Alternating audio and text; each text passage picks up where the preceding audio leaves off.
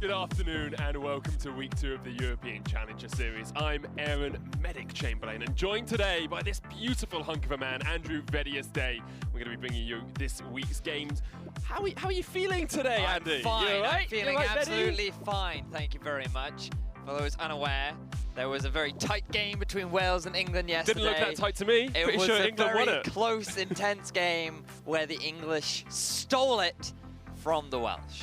But nevertheless, I'm in a great mood because we have good games today to make up for what was an abysmal performance yesterday. I think it was pretty good performance, in all honesty, and I'm looking to see that mirrored today. Let's have a look quickly at last week's games, how the teams are standing in that league table. Now, Vedius, run me through this quickly. So, right now we have a top half, bottom half with Fnatic Academy, Misfits Academy and Schalke 04, all sitting with 3 points after their dominant 2-0 week. Meanwhile, Millenium at Paris Saint-Germain and Team Kinguin are all sitting at the bottom of the table thanks to their 0 wins. You know who else has 0 wins? Wales! Actually, they won their first week match, so I can't really say that too much. But they lost to England, and that is the important thing that I'm sure won't come up too much today. Let's have a look at the matches that are going to be played today, though. Some very strong games here. You talked about the intense matchup. Kinguin versus Misfits Academy to start us off, then Fnatic versus Millenium. And to round out the day, we have the rivalry a lot of people have been waiting for as Schalke 04 take on Paris Saint-Germain. There has been a lot of banter on social media. Some of it even made it onto Reddit. I like the competitive nature from both organizations. I think we're in for an exciting game. We definitely are. I'm sure we will need to see how that one works out later on. It's a bread-related pun for you, just to start us off today.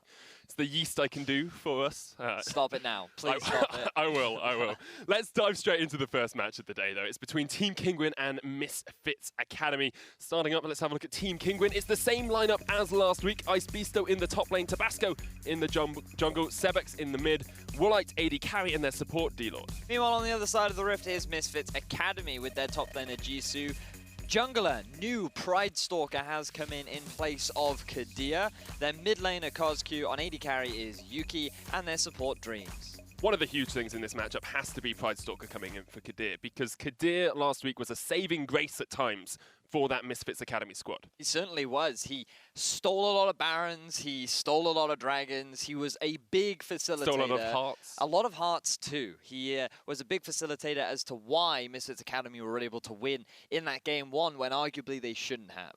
And the fact that the team has lost him could very well hurt them coming into a new week with a brand new jungler. Definitely. Kinguin on the other side of the coin did not have the best of first weeks. You know, Schalke had a perfect game against them in the first game of the split. They didn't look strong. There seems to be miscommunication all across the board. There certainly was. I have to look at how Schalke played and how Kinguin played. And when you look at Schalke, they were definitely convincing. They looked very strong. They seemed to punish the very subtle mistakes from Team Kinguin. But at the same time, Kinguin, while making subtle mistakes, also made very large mistakes, especially when you look at the jungler coming out from the side of Team Kinguin. Tabasco making some very questionable decisions, throwing away a lot of early game leads to Schalke, enable them to have such a strong performance. So here's hoping they can rectify some of these issues moving into week 2. Well, issues can start in that draft phase, and we are into Champion Select. Kinguin on the blue side will be looking for that first pick. We've seen, you know, sort of the same meta continuing throughout LCS. A few odd picks, a few odd bans here and there. You know, we saw Urgot banned yesterday. Do you expect to see anything unusual in this draft? I wonder whether or not teams in the Challenger Series will adapt a similar style to what we've been seeing internationally, where a few of the top 3 bans from Red Side have actually been allowed through. So maybe the Camille, maybe the Rengar has snuck its way through. But it largely depends on whether or not the team has an answer for it and how well they have prepared. Something both of these junglers were known for in the Challenger Series qualifications was that Nocturne pick. Pride Stalker especially, who played for Team Larsen Reborn, brought it out in the first match that they played that series and had great success with that in the Shen combination. It could be, if we see a lot of junglers getting banned, that they do fall back onto that Nocturne. Well, what I find fascinating is the fact that Misfits have actually changed up their playstyle, taking away the Ivern and then Kinguin being forced to ban away the Rengar. They do not want to leave it up. Their priorities are likely to get Woolite on a strong AD carry like Varus, which would enable someone in the form of Pride Stalker to get what was effectively his favorite champion. This guy made it onto the front page of Reddit for being one of the youngest players to ever make it to Challenger, being a Rengar one-trick. Well, Rengar is incredibly strong at the moment as well. The Malzahar ban does come out to round it out for Misfits, and it's an immediate Camille lock in here for Team Kinguin? I am very surprised that Misfits Academy would allow Camille to get through the draft. Ice Beast is a player that we praised a lot coming into the original Challenger Series because of how dominant he appeared to be during the Challenger Series qualifiers, making incredible plays and outplays in a 1 versus 1 on champions like Maokai and his fantastic teamwork. Now he's being given the Camille, and we get to see what he can do when he's put onto one of these more carry-centric champions.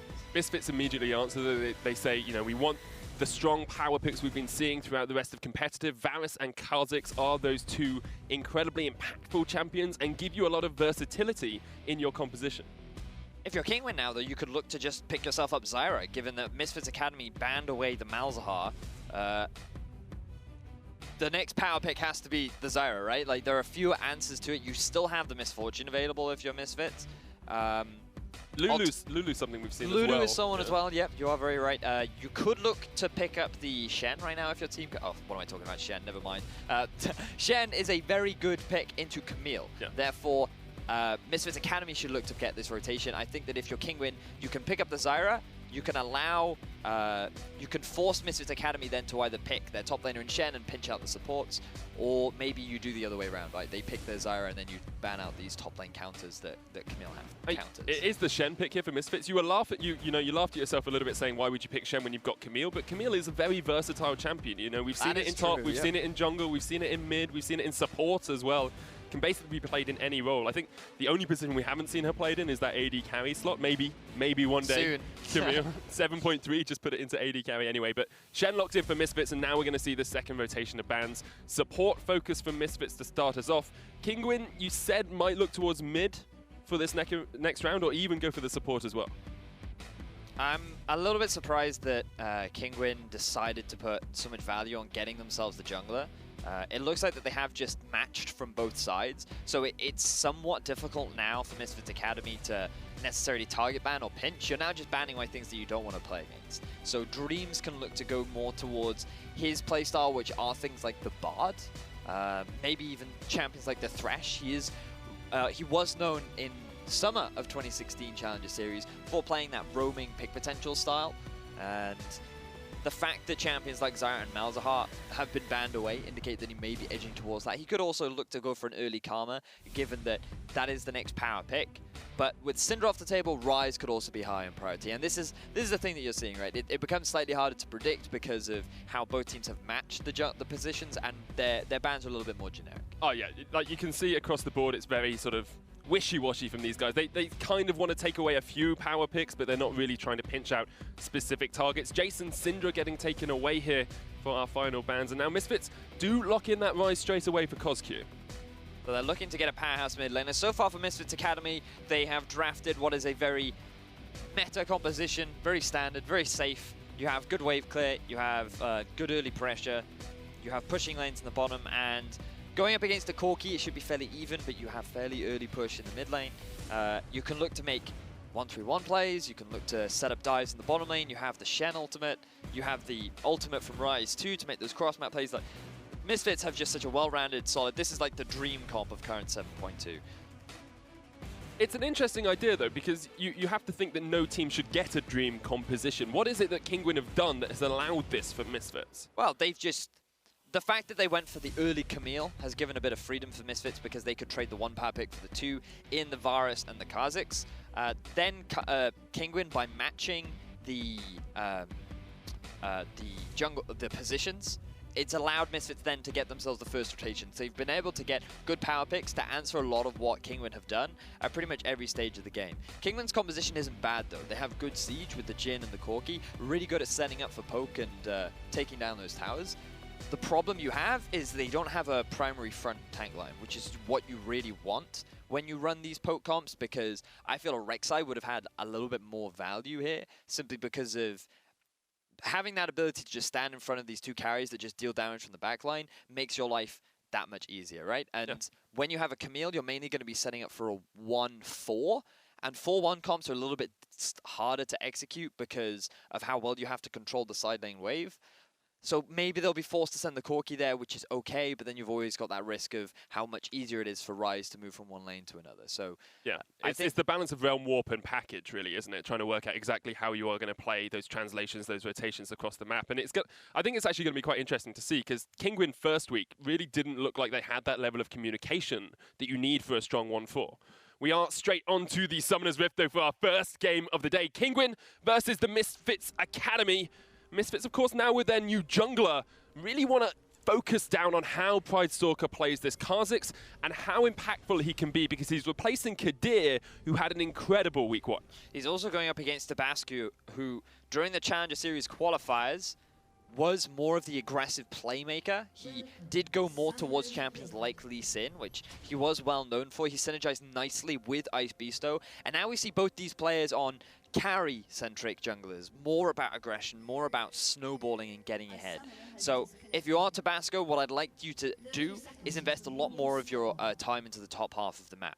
This could obviously put Wallite and Delord at a bit of a deficit, especially when you look at the wave clear they have from the Varus, who's naturally very good at pushing, and the pick potential and bush control that Dreams does have with the Thresh.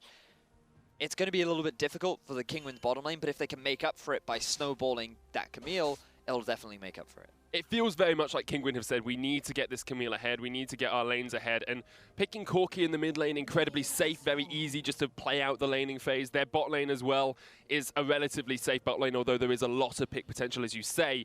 A lot of Tabasco's focus has to be up towards that top side of the map, trying to work out exactly how he can get Ice Beasto snowballing into a Shen matchup. Well, the fact that he started off top side will be interesting. Level 2 gank? Level 2 with a blue buff? Gamble. Yeah, it's a massive gamble, but it does seem very odd, as you say, for him to start here, because his rotation through his jungle naturally takes him down towards the bottom lane. Well, this is why we'll track Tabasco's path as he makes his way through the jungle. He may very well look for an early gank bot. I'd be very surprised if he chose to gank mid lane, given that it's a Corki Rise matchup. He may be able to burn a flash, which means that it makes it harder for KOZQ to push out the wave and look for roams, as Delord being a bit aggressive in the bottom lane. Yeah, already getting good harass down onto Dreams, though, and this is what you need to do. Thresh, because he's so low mobility when he tries to land that hook, he isolates himself. You can catch him out, and you can continue to try and harass him down. And a lot of it also comes from Delord being able to get early bush priority. So the fact that he could move up, Dreams had already used his Flay early on. That's a pretty long cooldown that Delord then just abused with his passive. Remember that the passive did get buffed ever so slightly on patch 7.2, so Delord making good use of that. Now I wanted to talk a little bit about Tabasco and his early jungle clear.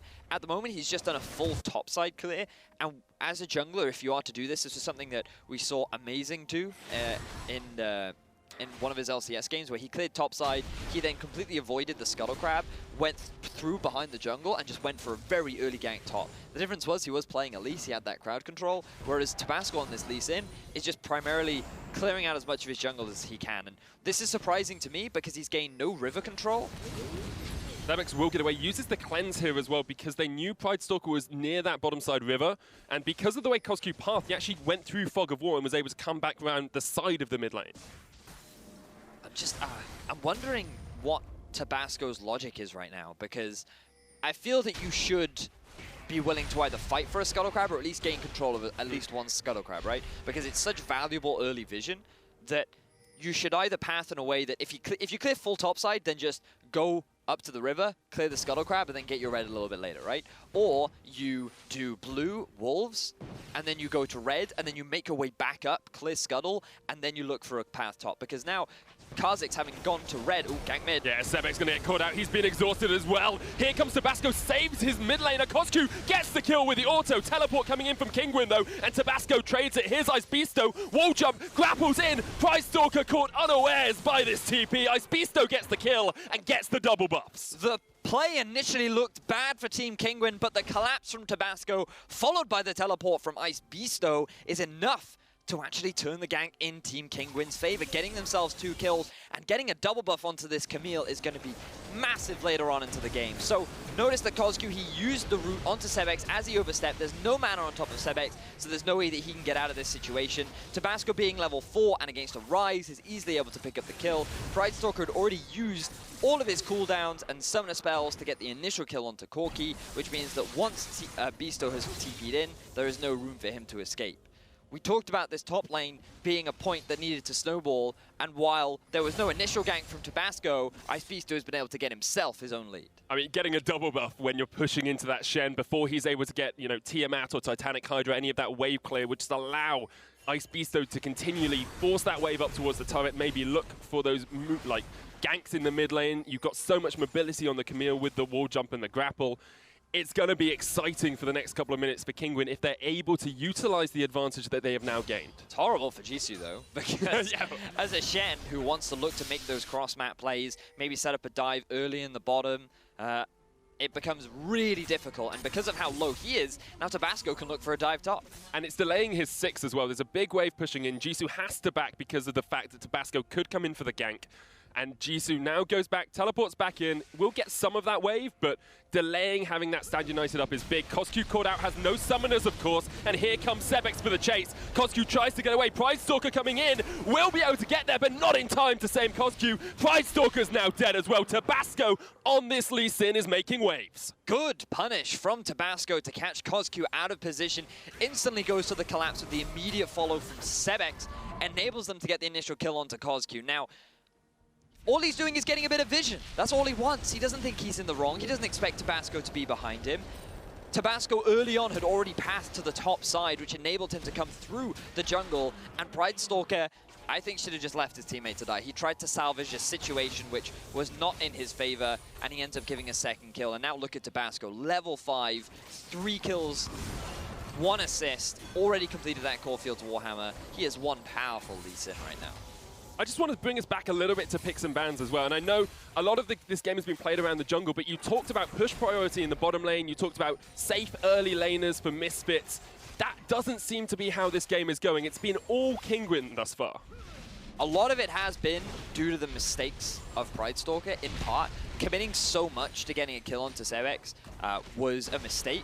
Simply because if you get his flash and you realize that the jungler is mid, at that point you just have to concede and be like, okay, we didn't get the kill, but we've got all of his summoners, we can look to make a play later on into the game. At the very least, we have push priority mid, and we can now move into the enemy jungle, because Sebex cannot go past that safety line of his turret, right? Instead, they hard commit to the kill. They don't respect the potential collapse from Kinguin, and that's where you really have to praise Bisto for his quick response, because a lot of top laners won't immediately think, I'm going to TP into the mid lane at level 4, right? And the fact that he was able to do that demonstrates that this is more of what we see from Team Kinguin during the Challenger Series qualifiers. Definitely. The communication seems to be there. They understand when they want to make plays and how they want to do it, and it's almost an instinctual level. That TP came in as soon as the gank started, as soon as they knew they might need a bit of assistance. And having the Camille, who is so mobile as well early game, really helps them out with that. It really does. Now the question is, what can Team Kinguin do with this lead? Because they have a big advantage accruing in the top lane, given that Icebeasto does have his Tiamat already fully completed. Tabasco is now level 6. He's completed his jungle item entirely, and this is where you need to keep the pressure on. You need to look to maybe set up a TP play bot. The teleport is now available for Icebeasto. Maybe they can look to make a play around Dragon. A lot of summoners have returned for the side of Misfits, but just because of that, that shouldn't stop you from trying to force these plays.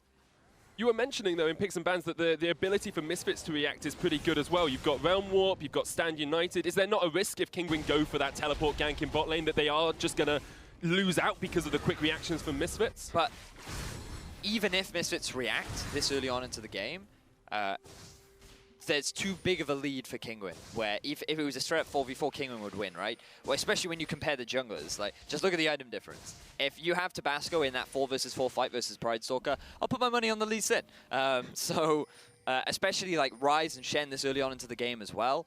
This is the prime opportunity for Kinguin to force things, and it's nice to see them moving with their bottom lane, or with the Delord and Sebex to push their vision line up. They have good control over where Pride Stalker is and playing around that. And look at Coscu now. He's completely forced away from the wave because he is so paranoid of the possible dive coming out from Tabasco, and this is the sort of pressure that you want to be seeing from Kinguin. Great stuff by Kinguin. Misfits Academy are going for those slow scaling items as well. Looks like it's going to be a Rod of Ages for Coscu alongside that tier. We've got a tier finished on Yuki as well. Bot lane hasn't been the focus in this game, but still it means that Misfits are delaying their power. Coscu steps forward, doesn't quite get caught by Tabasco, but Spidey sense is there for KOSQ. That's all that saved him. That could have very nearly gone wrong for KOSQ. Fortunately for him, he was able to sidestep the Q. Could also argue that Tabasco missed it, but we'll just give the praise to KOSQ. It was a good step. Like you can't know that's going to happen. You've cleared the bush. You know there's nothing there. You can't expect him to sidestep like that. But maybe you should do. Maybe that's the difference between winning and losing games at this level: the ability to read your opponent. Maybe. I wouldn't know. Just hypothesizing anyway. Just hypothesizing. Well, now I'm looking at...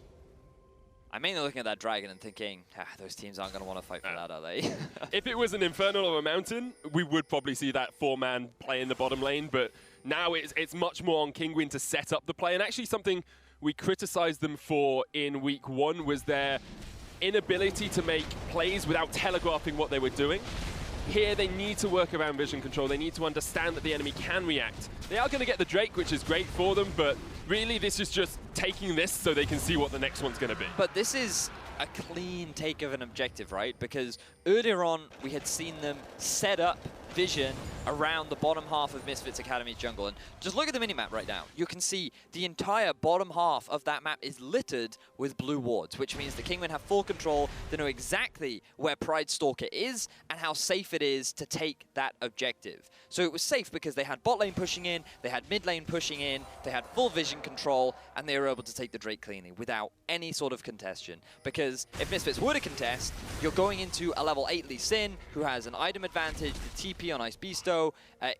It would have been so easy for Kinguin to respond. And this is the difference from week 1 to 2, because in week 1, when we looked at Kinguin, their ability to set up for these objectives wasn't good, and they ended up getting punished for it.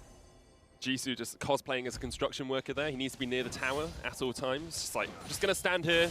It's fine. We'll let the lane push into me. And this, as much as we say, you know, Camille's incredibly strong. She can push the lane. She can pressure this Shen. If Jisoo just sits under his tower, is there actually much that Kinguin can do? Well, they're slowly getting chip damage onto the tower, right? So as long as you have constant push priority, what that means is that the minion wave is always going to hit the tower, okay? So that might not seem like much, but over time, especially with cannon minion waves, that damage just stacks up. And you can see that the tower, now at about 50%, just means that Tabasco can look to make a roam top. You can even rotate your bottom up to the top lane. It becomes so much easier to take that tower if you're always the one that's pushing. And the fact that Ice Beast still might not be killing the Shen doesn't really matter because of the pressure that you gain. You were talking about vision control a second ago, and it feels to me like Kinguin have really stepped up their game this week, because once again, they gain vision control around red side jungle, and with Rift Herald up, that's always a possibility when you've got someone like a Camille as a split push role. They set up vision here, maybe they steal away the red, maybe they just set up a couple of ganks, but it's smart, it's cognizant play here by Kinguin. It's not just trying to make the play, it's understanding what you need to set it up. Certainly is. So, praise to Team Kinguin. And that's not to say that Misfits Academy are playing badly. Right now, the big issue is the early deficit that they were forced into, right? It's Pride Stalker. Tabasco is reading Pride Stalker like a book. Takes him down once again, 5-1 in favor of Kinguin, and all 5 of those kills have had Tabasco involved. Now we see the map movement up to the top lane as Ice Beast still getting a little bit too greedy. But this is all they need to do is pressure. Like, Jisoo can't defend against 4 people. Great rotation by Kinguin, understanding they haven't got any push priority in that bot lane. They can't do anything into the Varus. Let's go top and take that tower down. Clean take. And now they can just send their bottom lane back down. They just need to then keep the pressure up. You can have Ice Beasto pressure in the top lane, make it harder for the Shen to teleport out, because if he does, Ice Beasto then has a direct line onto your tier 2 in the mid lane. They also have the option of rotating mid, you can see, as KOSQ gets hooked up. Curtains are open. KOSQ takes 1 shot, dodges out the second 2. Once again, it doesn't really matter how many land. Of course, you want them all there, but it's forcing KOSQ back, and the chip damage is slowly wearing away at that mid lane tower. Misfits do come up. They're trying to react. Ice Beasto wants to kill, though. Flash away by Dreams. He is safe for the moment, but I'm pretty sure Misfits Academy don't feel safe anywhere on this map. Maybe in their base. Maybe at Fountain at the moment perhaps. they feel safe. And Jisoo's feeling pretty safe right now because he knows that Ice Beasto is nowhere near his lane. He has hit that level 11 mark, which means he'll get 2 points in his ultimate. So he has a little bit of extra ability to come and save the team, should they need.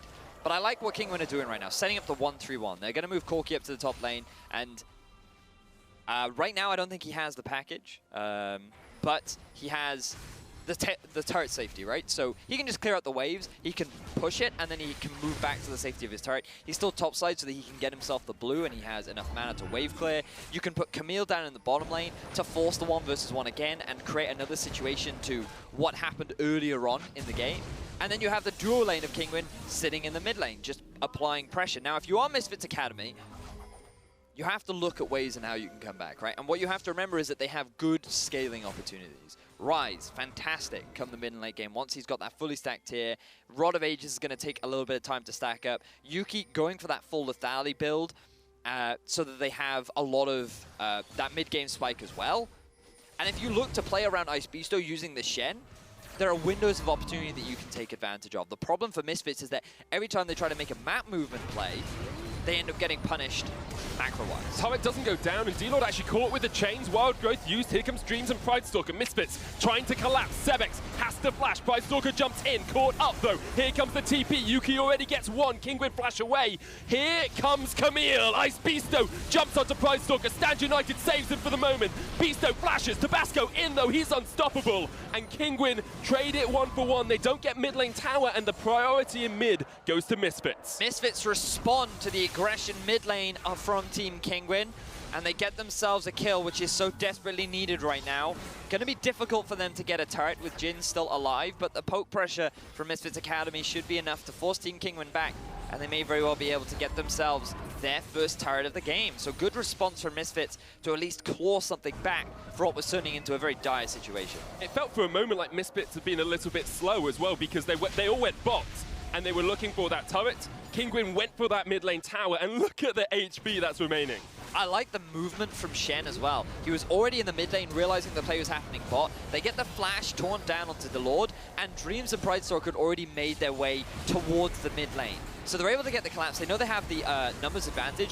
I feel like the teleport was very late from Ice Beasto. I think his rationale was, hey, they're going to disengage, so we don't really need to commit. And a full 5v5, you can see Ice Beasto's effectiveness falls off just a little bit, but because of how strong Tabasco is, he's at least able to claim something back in the overall exchange. So the tower's very low. Kinguin very easily able to pick it up.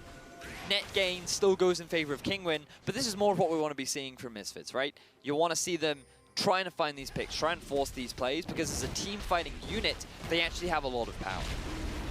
They do. We focused a lot on jungle earlier on. Pridestalker really hasn't had the impact that we saw Kadir have in week 1. It has been superb play by Tabasco, though. I think you can't take anything away from this Lee. Even in that fight, able to pick off a member, make it an even trade between the two teams. So I feel this is more Tabasco playing incredibly well, rather than Pridestalker being a weak link on the team.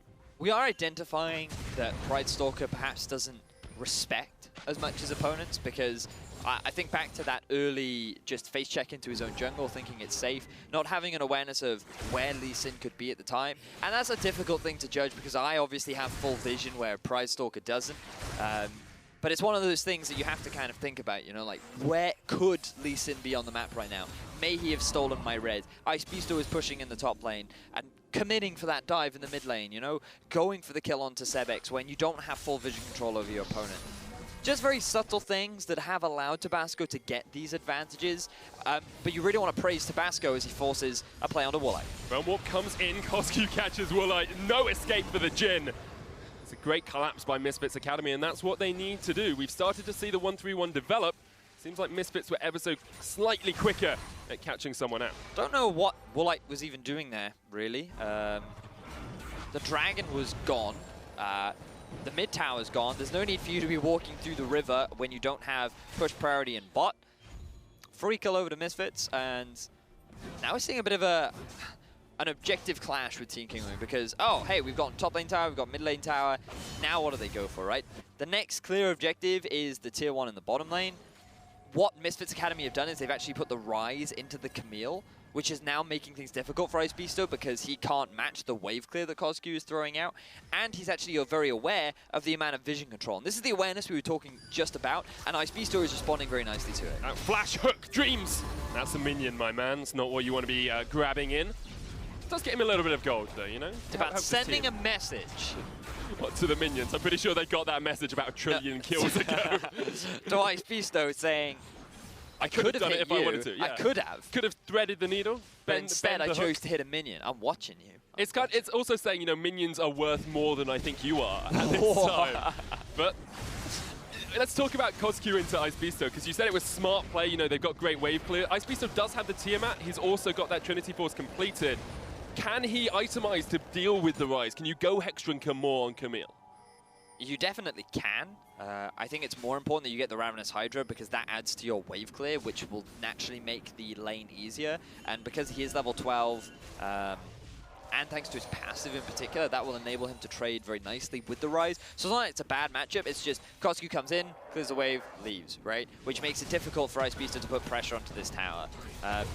But Kinguin are now doing the right thing. They've sent Camille back to the top lane, and they've moved their bottom lane to the bottom half of the map to pressure in on Jisoo, who doesn't have the wave clear. So it's all about trying to send your wave clear into the non-wave clear so that it makes it easier to set up for these towers. But now Misfits looking for a collapse.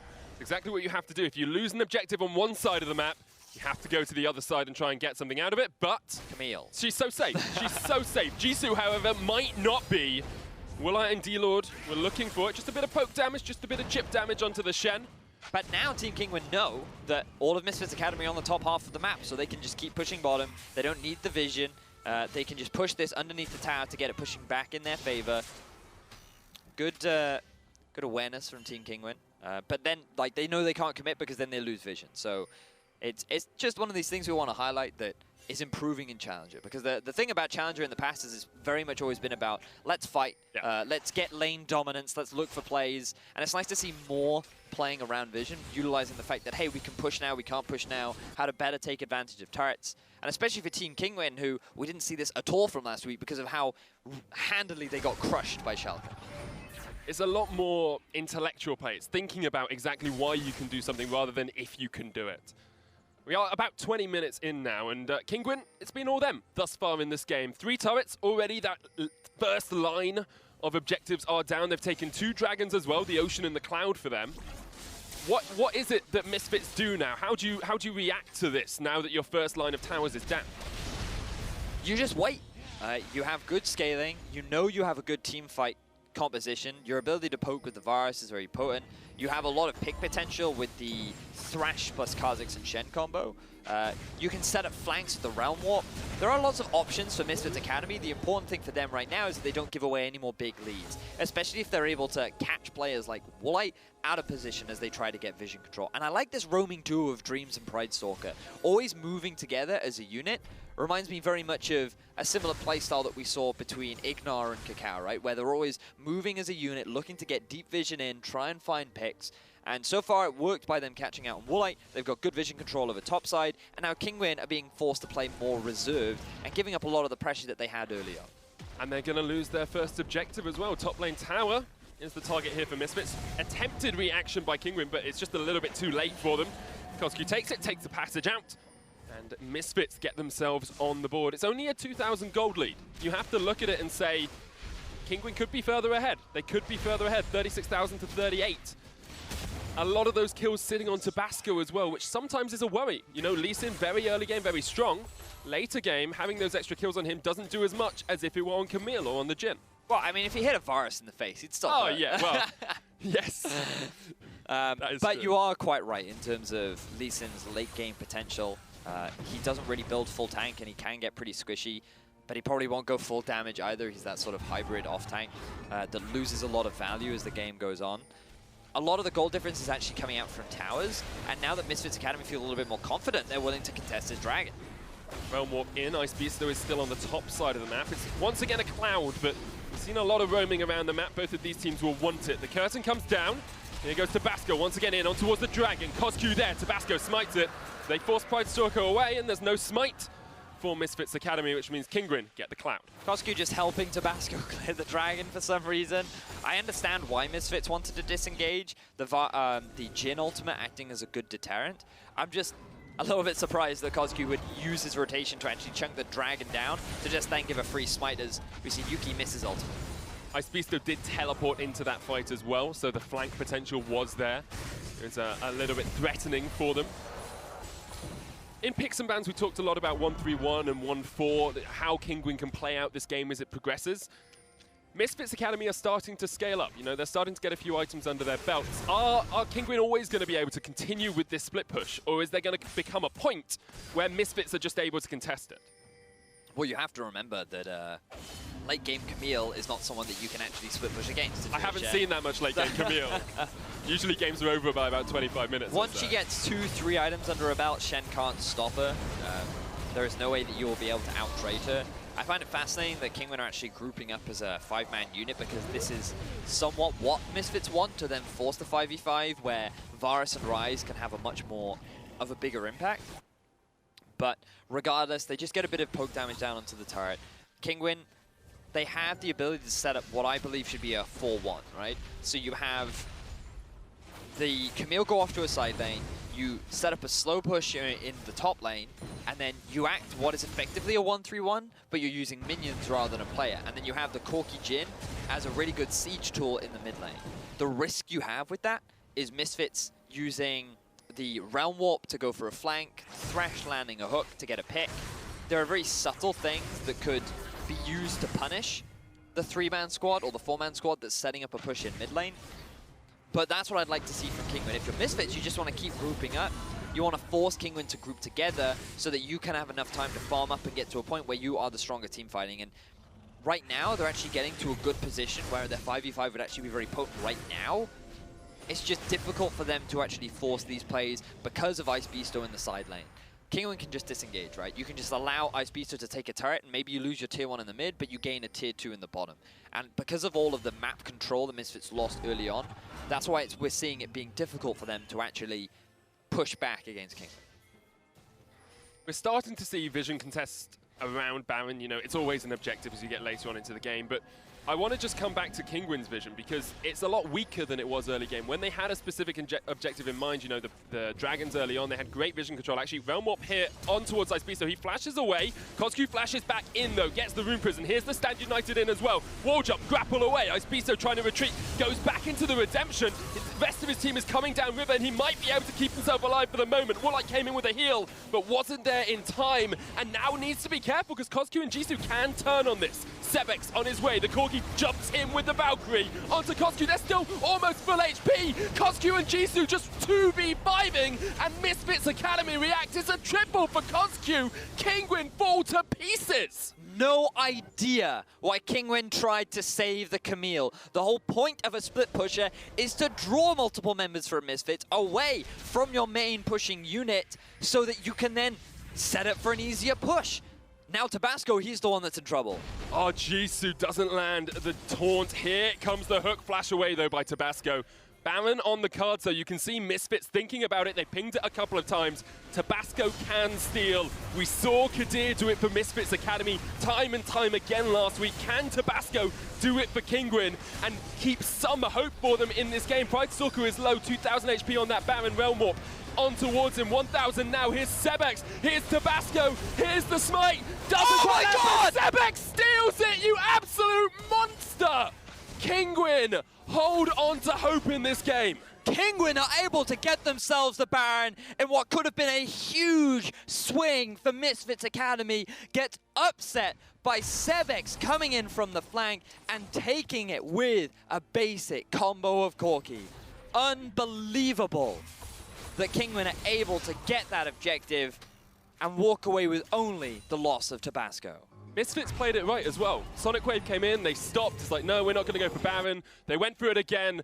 Let's just have a look at exactly how this went down. Misfits Academy don't necessarily do very much wrong here. They're just trying to zone away Tabasco. Look, his Q is now down, right? They realize that there's still the possibility for him to come in. Realm Warp is used to zone him away. But when he blast cones in, they just burst him down, turn their attention onto the Baron. But then because it got down to 200 HP from the fairly early smite from Pride Stalker, Sebex is able to pick up the kill. I feel like that the reason for the early smite from Pride Stalker is he thought Tabasco's going to come in smite, I'll smite after he uses his smite, that'll be enough to get the kill. There's no way that Sebex can then steal it. But on 200 HP, when Sebex just throws out his Phosphorus Bomb, his machine gun, just uses his combo, with the Sheen proc as well, that's more than enough damage to steal the Baron. He literally just walked in and walked out. Misfits Academy and Baron steals just seem to be synonymous at the moment. It happens every game. Here comes the curtain call, looking for Yuki. Pride Stalker, the new intended recipient of some of those bullets, but Baron buff minions mean Kinguin can just push in. The Realm Warp comes down, but in the end of the day, KGN would have been putting himself in the midst of all of Kinguin. Ice Beasto splitting in the bot lane, and Jisoo is not reacting to this. He's saying, I want to just get turrets, I want to get objectives, I'll stay on the other side of the map. This is fine for Team Kinguin. They know they have the Baron. They know they're going to win out on this with Camille in the bot lane as well. Who's going to answer? I feel that Jisoo needs to come back to base pretty soon because, sure, you might get a tier 2, but you could lose a lot more. He has got Stand United, but Baron minions do even more chip damage than those normal minions, and of course, those cannons can just stand outside of range of those towers. Hook onto Tabasco, Flay comes down as well, turret down in the top lane, but Dreams now jumped on by Ice Beasto. It's another kill for Kinguin, still the split push continues. Jisoo did use Stand United there, but the inhibitor tower falls. Redemption here as well to heal Kinguin back up. A couple of grievous wounds there means the healing isn't quite as strong. Jisoo continues to push in that top lane. He's going for the inhibitor tower, and actually Kinguin do not get the inhibitor, and Jisoo might get this tower. Now the 3-man defense from Misfits Academy could actually be enough. Oh, Ice Beasto stopped on his retreat. I think Jisoo can just get this. He's stopped because Woolite's gone back. Ice Beasto killed by Pridestalker, who continues going for the chase. There's no Realm Warp for KGN, which means they cannot go any deeper. Jisoo's just like, mate, who gives a monkeys about towers? I'm just Shen. Woolite there has got the Edge of Night, that shield protecting him from the taunt. Ocean Drake down as well from Misfits. This game has felt very messy in the last couple of minutes. Now, I was critical of Jisoo, but he had a lot more faith in his team than I did with their ability to actually defend the inhibitor and push back Kinguin as KGN flashes. Flashes straight onto Woolite. The taunt doesn't land though, and Woolite escapes. He opens up the curtain. He wants an encore. He's looking just to clear out the wave. Jisoo kicked back off towards the side. He's dead. Misfits lose one. They don't take the tower. And once again, Kinguin can look to push down this middle lane. Greedy for Misfits to go for the dive. They should have respected the possibility of Kinguin getting the turnaround, especially when there's no big minion wave for Misfits to rely on, and an incoming minion wave from Team Kinguin, and the fact that Kinguin actually still had a lot of their summoner spells available. This could very well cost them an inhibitor, and while I was praising them for their ability to actually defend and fight back, they're now just going to throw all that away. Now back out of base with those home guards. They'll be here pretty quickly. And there's always the threat of a hook. There's always the threat that Dreams can catch someone out. Kinguin with 4 members will continue to siege on towards the inhibitor, and they will eventually take it down. 30 minutes in now, and the gold is still only 4,000 between these two teams. Equal on kills as well. So we can look back at the dive. Look, there's no minion wave. It gets cleared out for just the traps from Jin, which means the Misfits Academy are sitting there tanking up the turret, making it difficult for them to actually follow up on Jisoo's engage. It's hard to get the collapse onto Woolite because he's back towards his tier 2. The rest of Team Kinguin respond, especially with a Lulu. I feel like the whole dive was just very greedy, irresponsible of Misfits Academy to go for it. They could have just chipped him down, slowly worked their way on it. They'd already forced a flash out of Woolite. That would have been more than enough. And then they could have looked to take that objective. So Misfits Academy, a couple question marks. But it's a tough one, right? Because they were put behind early. They've been struggling to come back. They've done a good job of stalling out. Haven't really forced too many plays. Been forcing Kinguin to group up a lot, actually, which is very much more of what their composition wanted. And then they go for this Baron play, which the play itself wasn't wrong. Just at the very last second, just a little bit too preemptive. Perhaps the nerves just got to Pridestalker right at the end.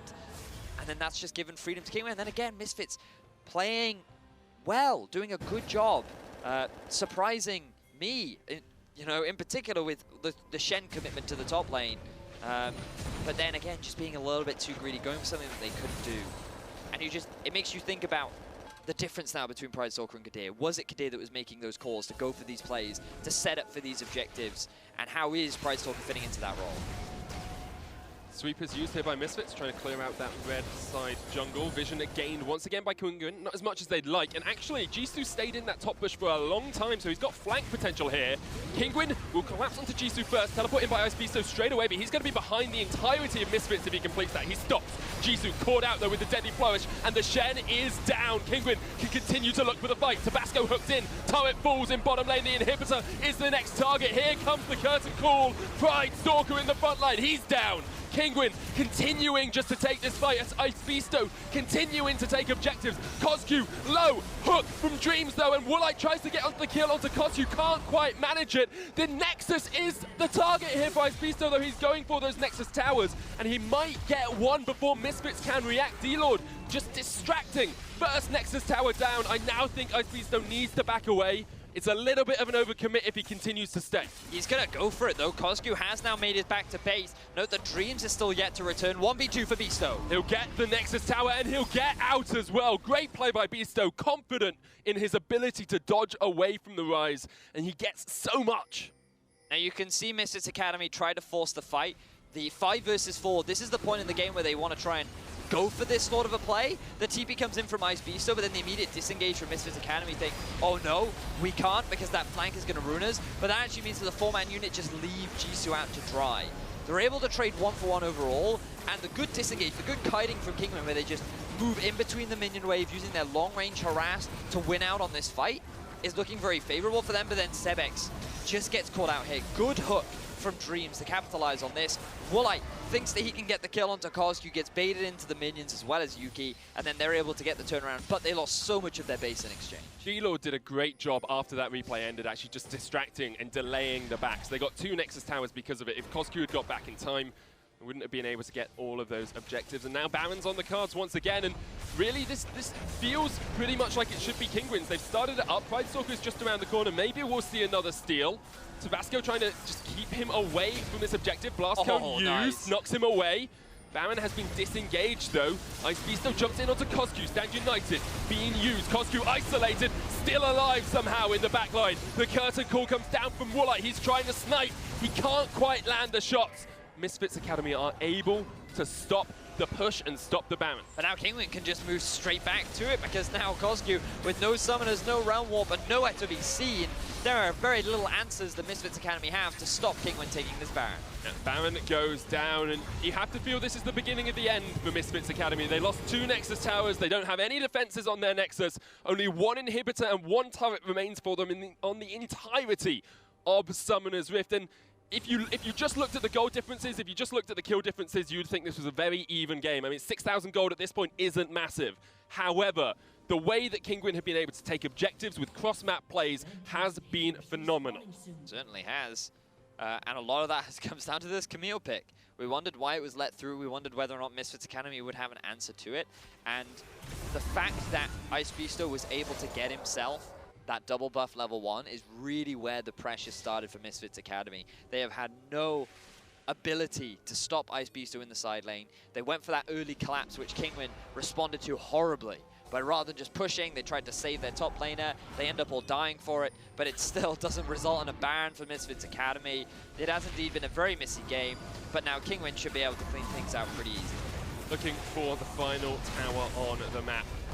Should be able to take this one pretty easily, as you say. Hook just doesn't quite connect. They do take the tower. Ice Beasto still in the bottom lane. Jisoo there as well. Kinguin will back away for the moment. Disengage. They're happy just to wait this one out. Mid lane inhibitor has respawned though, so perhaps very minute signs of hope. Ice Beasto jumps in onto Jisoo. He's incredibly tanky though on that Shen, and doesn't want the trade for the time being. I feel that if you're Ice Beasto, you should actually move mid. Okay, this also works. You don't have a minion wave if you're Kinguin in the top lane, so just make the rotation to mid lane. You don't need a minion wave because there's only an inhibitor there, so you can just slowly work your way onto it. But you can't take advantage of the Baron empowered minions that help you so much in being able to take away these towers. So it's going to be a little bit slow. I feel that you could send Corki up there maybe to just keep the push going. Kinguin, just ever so slight criticism with their ability to close out. Here comes the ult. Person call comes down. Kozku looking for the flank play onto Woolite. The ult hasn't really done a huge amount, but catches Pride Stalker with the last shot, and now they can continue to look for the inhibitor. Hook, Tabasco isn't the target you want. Ice Beasto's gone onto Jisoo as well. He's taken him down to half HP. It's only the Nexus here for Misfits Academy, the last remaining structure. Kozku tries to get the kill off towards the side. Dreams caught out with a deadly fire. Pride Stalker trying to do something, trying to salvage something, but there's nothing he can do as Kinguin take the Nexus. Good game from Kinguin overall. Impressive performance, I feel. I think it's fair to say that their early game was much better. Their ability to play around vision, their ability to set up for objectives was good. Nice to see an improvement from Tabasco from week 1 to week 2, where we were Massive like, improvement. who is this Tabasco in week 1? But then when he gets his hands on the Lee Sin, he seems a lot more comfortable. Definitely helps that Camille got a double buff at level 1, enabled a lot of the early snowballing from Team Kinguin. Want to give some props to Misfits Academy, because I felt that there were a lot of things that they did right, and they actually punished Kinguin very rightly so for the way in which they responded to the plays from Misfits Academy. But they just weren't quite able to close things out. Their setup around the Baron, just a preemptive smite from Pride Stalker, the way in which they tried to respond to a lot of these situations were just unfortunate because of how far behind they were. But you can't take anything away from Team Kinguin. The fact that they were able to get the Baron steal, the fact they were able to get 2 Barons in total, and the way they just played the overall game, good stuff. Very good stuff from them all around. Objective play was strong. I think the question for me now comes down to, if you don't give a double buff to Camille at level 4, if you don't give them Camille, do they play that cleanly next game? Is it all because they were ahead and you have better shot calls when you're ahead, you feel a lot more confident in your plays, or is it because they actually have worked out how to play as a unit and how to play as a team? That's it. Exactly right, because when we look back at last week, this was not the Team Kinguin that we saw. This could have just been a good game or a bad game from Misfits Academy. Either way, they're going to have another opportunity to prove themselves, as Misfits Academy will now look to recollect, because their perfect record of the 2-0 from week 1 has now been blemished, and Team Kinguin looking to make their way up onto the scoreboard. So I'm excited to see what both teams bring out in game 2. Misfits Academy have a history of being quite a late game team. Like, I think they've had the 2 longest games in week 1, and then this game was relatively long as well. Is there a weakness for them there? Are they playing too many of these scaling comps? They very well do. I mean, from what we've seen so far, Pride Stalker not the best at setting up those early objectives, so maybe put him on something more scaling and punish the fact that Tabasco taking not the most aggressive early jungle paths. Well, coming up, we have game 2 between Team Kinguin and Misfits Academy. Don't go anywhere. This big Coscu caught out, has no summoners, of course, and here comes Sebex for the chase. Coscu tries to get away. Pride Stalker coming in, will be able to get there, but not in time to save Coscu. Pride Stalker's now dead as well. Tabasco on this Lee Sin is making way. Here comes Camille. Ice Beasto jumps onto Pride Stalker. Stand United saves him for the moment. Beasto flashes. Tabasco in, though. He's unstoppable. And Kinguin trade it 1-for-1. Nice. Beasto is responding very nicely to it. Flash hook, Dreams. That's a minion, my man. The Corgi jumps in with the Valkyrie onto Coscu. They're still almost full HP. Coscu and Jisoo just 2v5ing, and Misfits Academy react. It's a triple for Coscu. Here's Tabasco. Here's the smite. Oh my God! Sebex steals it, you absolute monster! For Misfits Academy, the last remaining structure. Coscu tries to get the kill off towards the side. Dreams caught out with a deadly fire. Pride Stalker trying to do something, trying to salvage something, but there's nothing he can do as Kinguin take the Nexus.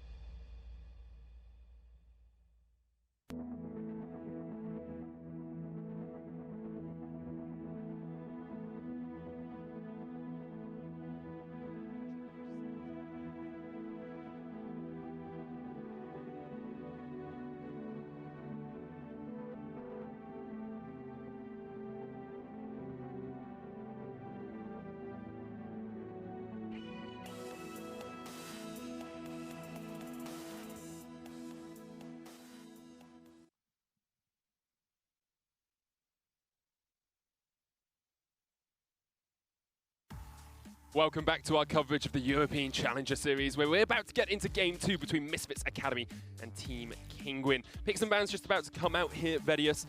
Kinguin looked so much stronger that game. You have to look at Tabasco, you have to say he carried the early game, really strong ganks, caught out Pridestalker a few times. Pridestalker looked weak, in all honesty.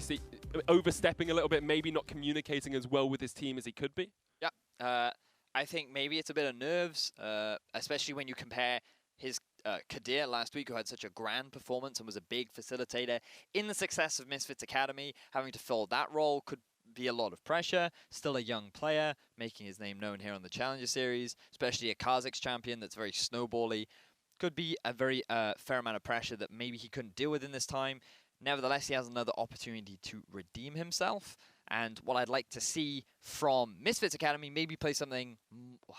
We say more scaling, but they have been playing generally scaling stuff anyway. Just ban Camille or pick it yourself. Don't allow that champion to be available this time around. Well, they're on blue side this time, so if they did let it be up, they could take it as that first pick. It's the sort of trading idea that we tend to see. You pick Camille, give away 2 strong picks like the Kazakhs Varus, and just see how you can do. So a lot of it does come down to draft, though. We said it in Game 1.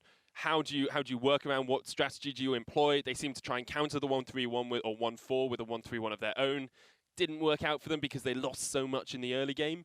Maybe they need to go back to like a couple of seasons ago in Challenger, where people would just play lane matchups and say, okay, we're just going to win the lane and then win the game. Well, it's a gamble, right? Yeah. Because when you look at Team Kinguin, they definitely seem to have reasonably strong laners from the way in which they're playing.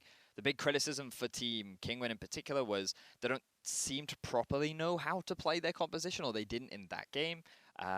They had a good lead, and they were good at playing around the early objectives, but then come the mid to late game, a lot of their leads and success actually came off of the mistakes of Misfits Academy. And it wasn't until Baron where they really started to force things. Like, they were even grouping up with the Camille when she'd already completed 2 items. So still a bit of reservations behind the strength of Team Kinguin, and I wonder whether or not Misfits will be able to punish these small mistakes. Because, I mean, they did punish Kinguin, then they just lost the Baron. Yeah, they punished them, and then they lost, like, all of their bot lane a lot of the time. So anyway, Misfits and Kinguin are into Game 2, and we are into Champion Select. Ivan, the first ban. Camille straight away from Kinguin. They are not having the adaptive princess. I don't actually know if she's a princess. She could be a princess. If inside she feels beautiful, she's a princess. You're a princess. But that's only because of how great you look in a dress. I do look amazing in a dress. I have heard. Maybe one day. Maybe one day. Malzahar, the next ban for Misfits, and the Rengar being taken away from Pridestalker. No real surprises here. Ivern is a pick that we've seen coming into popularity a lot more over the last couple of weeks. Yep. Boxer played it last week in Challenger. We saw a ton of it in LCS this week as well. Just a very strong utility jungler. Yeah, and also something that Tabasco brought out last week. Not great success on it, but that's not to say that he can't play the champion, right? Just because he had a bad week doesn't mean that it shouldn't be respected still. LeBlanc is actually available, given that Kinguin put more priority on banning Kozgu's Katarina away. Very similar to what we saw in Game 1. But you will allow Kozgu to pick up arguably an even stronger, more snowbally mid laner in the form of LeBlanc instead.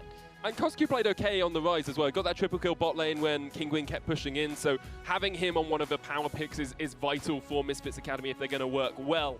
I think the problem for me with Misfits Academy in the first game was there was no one I looked at and said, yes, you know, you're winning your lane, you're dominating. Oh, I see. You're playing incredibly well. There was no standout performer until Kozgu was able to pick up a few kills from bad team fights. If you looked at Kinguin, you could say Tabasco. This is him dictating the play, he's setting the pace. Misfits felt very much like a team of, yeah, they're good players, but there's no standout performer. Well, I feel a large part of that was just because of the early game. We have to think back to Kozgu's Katarina last week, where he really was very impactful, very aggressive. But now that he will be on the LeBlanc, he should have an opportunity to repeat that kind of an performance, right? But now looking back at the draft, if you're Misfits, you could look to pick up your jungler and Varus. You kind of have to get Varus now because Jhin has already been picked up. Kinguin can then look to rotate a Zyra, so they actually have an incredibly potent bottom lane, and then they can actually pinch the rest of the supports to force streams onto something that wouldn't be great into a Zyra. I think that you should ban away the Tahm Kench really, because I feel like that's definitely a dream champion. But Misfits not getting Varus now would just really condemn them to death in the bottom lane. It's one of those things, if it wasn't 10 bans, it's fine, leave it until later on, but because it can be banned out in that next rotation, it makes it a lot more vital to select. And Kinguin actually going for the Kassadin here. Now, we saw a Kassadin into Katarina from Schalke against Kinguin later on. I haven't seen the LeBlanc Kassadin matchup that often, mostly because LeBlanc tends to be banned. Kassadin actually has always been considered a counter to LeBlanc. Not necessarily during the laning phase, but as the game progresses, largely because of how well he outscales, because of the magic shield that he gets so he can match her in a side lane. His itemization naturally does a lot to hinder LeBlanc, because he is a big fan of Abyssal Rod of Ages, which is magic resistance plus stacking health, which hurt burst mages. So he's always been pretty good. And right now, he has a weaker early game, much weaker because of how much stronger LeBlanc's wave clear is compared to old LeBlanc. But if he's able to get through that, and you punish some of the aggressive tendencies that LeBlanc has, like we saw in last week's Schalke game, then it allows the Kassadin to get through laning phase, where he then just flat out outscales LeBlanc. LeBlanc can get that push priority in mid lane and the roam priority as well. We talked about it in the start of the first game, lots of vision. Vision is incredibly important in that bot lane river, especially if you can get Scuttle Crab early. Pridestalker went down towards that bottom side. If you can get Jisoo pushing up that lane, pushing the Kassadin in, making him farm under turret, maybe Jisoo can get those roams off and start to impact bot lane and top lane as well. It's very reliant on that early snowball, right? Moving back towards the final rotation for Misfits, they're looking to pick up their support. Karma would be pretty safe if you're Dreams. But I feel that Dreams is more of a Bard maybe player, or a Tarek maybe would come out now. The Bard seems like it's strong into the Jhin because you can lock him down in the backline with the Tempered Fate whenever he opens Curtain Call. But Kassadin and Lee Sin, very high mobility, would be able to dodge around it a little bit. So there's always that risk. It's going to be Thresh here for Dreams. So going back to that pick once again. Yeah, not a fan. I think the pick potential is not great into Lulu. We saw last game what can happen, also during the laning phase.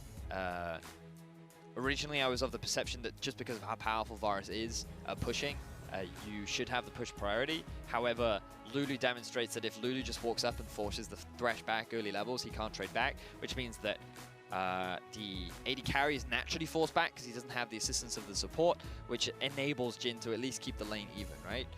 You don't really want to overpush that lane because you're Jhin. So it's a pretty even lane, mainly, like in terms of nothing really happens. No one really has natural push priority.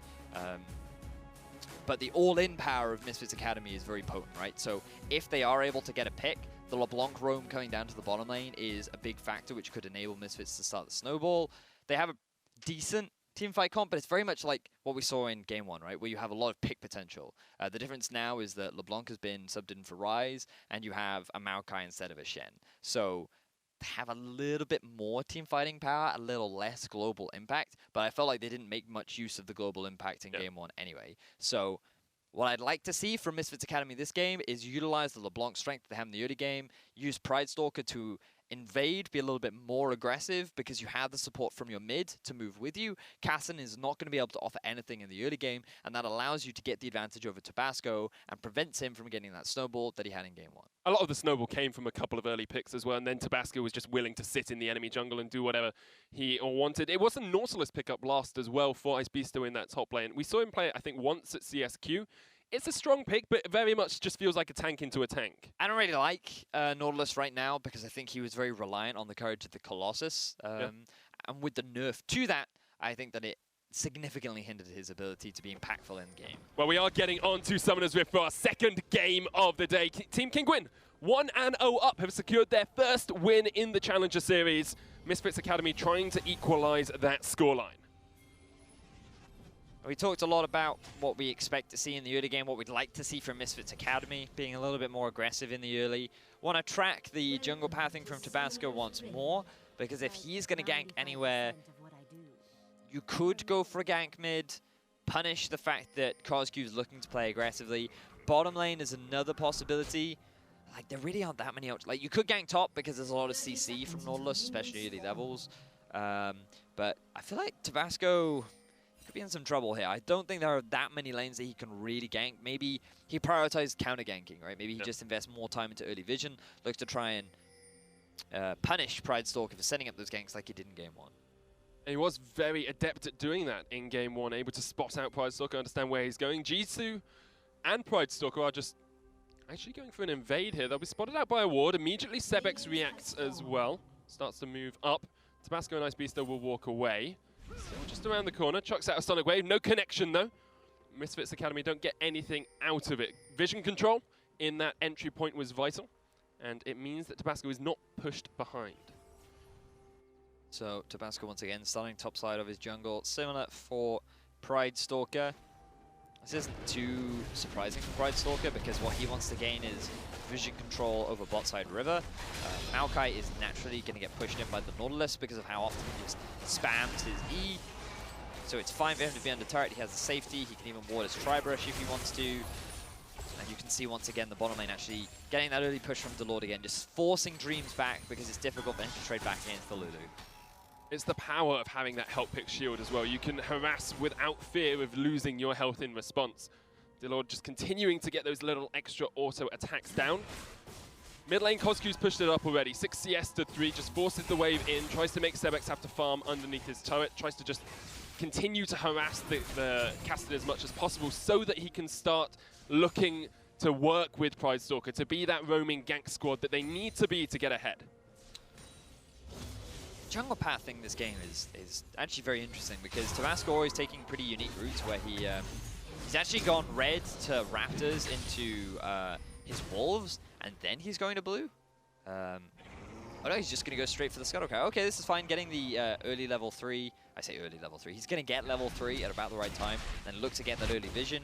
Whereas Pride Stalker this time actually putting more value on clearing top side, the full top side of his jungle, and then moving towards the red. So both junglers actually taking the same jungle path on blue side. I'd like to now see Pride Stalker move up and get vision control over top river. And I think a part of that is because of the pushing power that Kinguin's bottom lane have right now. It means that there is easier support in the event that Tabasco gets collapsed on. But I think that when you have a LeBlanc, you should be the one being the aggressor, trying to get that early vision. Either way, I think it's quite nice to see variation in jungle pathing rather than just buff, camp, buff, and then look to get vision. That's paying off. But how much does it actually give you, the variation? Because you say it's nice not to much see. right now, not much, right? But it could very well result in a lot because for example, you can see the ward that's been put down by Ice Beasto in the top half of the Misfits jungle. This tells you, because the Gromp is gone, that Pride Stalker is in the bottom half of his jungle. So now you can see that Warlight and Delord have actually given away a lot of the pressure they had early on because they are afraid of the possible gank from Pride Stalker. So where you clear out and where you actually spot out what's been cleared gives you a lot of information about the positioning of the jungler. Now you have kind of lost that knowledge because initially it was valuable, but now he's gone back to base, he will have bought, and so people just kind of have to go around playing, oh, we know nothing about the junglers again. A ward will spot out that other ward across towards the side, so they know that Tabasco is around there. You can see it because your ward is being denied. Hasn't actually cleared it out, which is something we do see some of the time. You know, leave it up, it's not doing any harm anyway. And now Pride Stalker's going to go for a little bit of an aggressive invade here. He's not sure where Tabasco is, but does have push priority in mid, although Coscu backed at the same time. Yeah. So if Pride Stalker had been caught out, Coscu would have had to be very quick on that trigger finger to stop himself from going back to base. It's that very reason why I think that play was risky. And this is why we were talking a little bit about these small mistakes from Pride Stalker. Perhaps a bit of lack of awareness, maybe a little bit more of a solo queue mentality rather than a competitive play. Jisoo taking a lot of damage. Taking a huge amount of damage. He's just dead. Jisoo, that was unintended, I'm sure, from him. He just took Corrupting Potion, he took minion damage, he took Riptide, and he took the fall as he's the first member to go down. Props to Tabasco, though, for actually smiting the minion, so that he was able to land the Q and get himself the kill. But nothing but criticism for Jisoo, as I have no idea why he decided to tank an entire minion wave. I guess he didn't want it to hit the turret so he could try and freeze it, but now he's being forced to use his teleport, giving away first blood to Tabasco once again.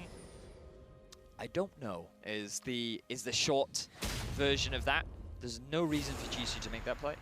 Pride Stalker was on that side of the map, so maybe his thought was if Ice Beasto is... There's no reason to lose that much HP to a minion wave, right? Like, what do you gain from it? If you want to just clear the wave and TP back, then you can do that. I don't know.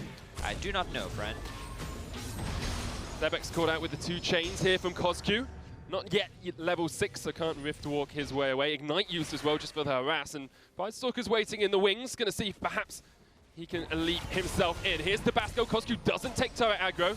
Catches out Tabasco with the ethereal chains, but Sebek safe underneath his tower for the moment. Woolite hooked in though. Yuki going for the kill. Dreams. Great play. Exhaust down though. And now Yuki goes in with the dark passes. Chase onto Woolite. Flash away. Flash in by Dreams. The shield. The help picks. The kill onto Yuki. They turn it on its head. Dreams now getting chased away as well. Kinguin getting the rub of the green here. They'll be able to take out Dreams. The help picks. Damage is huge. And D-Lord and Woolite make the big play. Kinguin getting themselves an advantage in the 2 versus 2 in the bottom lane. Misfits Academy tried to force the all-in, and they end up getting punished for it. It could have been a very favorable trade, but where things really went wrong is when Yuki and Dreams both flashed into that big minion wave that was just sitting and waiting for them to be out of position. They took so much additional damage that they didn't need to take. Woolite with a good snipe with the Deadly Flourish to Tabasco now. That's just intelligent. Like, that's just intelligent play to think, I'm not going to face check this. I can Sonic Wave it. It'll be back up in a second anyway. I've got energy to burn. Here comes the depth charge onto Jisoo as he tries to burn. Sorry, Ice Beasto tries to burn through Jisoo. No flash for either of them, though, which means Ice Beasto cannot go for the full chase. Jisoo will escape to live another day. I don't know why Jisoo's playing so aggressively. I feel like there's no need for it, but let's look back at this. So, good hook from Dreams. Woolite overstepping there to just make that play really easy. You can see at this point, you just be happy that you forced the summoners out. The flash has gone for Woolite, and this is where you stop. You've now overcommitted. Look at all the minion waves that are still hitting onto Yuki as he's overextended. He flashes away because he realizes that DeLord is still full HP and can just keep pounding on you without you having enough damage to clean things up. And I feel like you should have just been happy with that. You take the Lantern, you force the flash out from Woolite, then as a 2-man unit, you turn your attention to the support, you force him back, you clear out the wave. Hey, Misfits Academy, they get a big advantage in the bottom lane. Instead, they give away 2 kills to a Jhin and a Lulu. Both are now hit level 6. Tabasco can look for a roam bot because there's no summoner spells on Misfits Academy. And just all across the board for Misfits, mistakes after mistakes after mistakes. Stalker realizes that bot lane priority is probably there, so he's going to come down towards this 2v2, turning it into a 3v3 as Tabasco waits just around the corner, but won't quite get anything yet. The Infernal Drake's been obviously on Summoner's Rift for a while now. No one's really decided to try and take that dragon down. Tabasco will ward this up. Stalker's just around the corner though, and here comes the damage. Taste their fear, getting huge swipes away. Wild Growth used. D-Lord saves his jungler. Stalker is sitting just behind the Tri-Brush, so that even if Tabasco throws the ward in, he wouldn't get spotted by the vision. Realizes that Tabasco wants to go for a gank bot, and so Stalker just jumps on him, forces the flash, nearly gets the kill, but Tabasco just barely able to get away with his life, and then with the support from DeLord, more than enough to enable him to escape. So flash from both junglers. No real advantages gained, but it will allow Coscu to play a little bit more aggressively because he now has the positioning of both junglers. However, he's behind in CS. He hasn't been able to roam around the map as much as he'd like to. Hasn't had the impact on this LeBlanc that we expected him to have. You said early game, Kassadin gets pushed in, LeBlanc can do something. He hasn't done much. Nope. He was playing pretty aggressively early on, but it's fine for Kha'Zix to farm under turret. Any Kha'Zix player should know that under the turret is where they spend the first 6 levels of the game. Now that he's completed his rock thing of health and mana. Catalyst of Aeons. I'm just the color dude.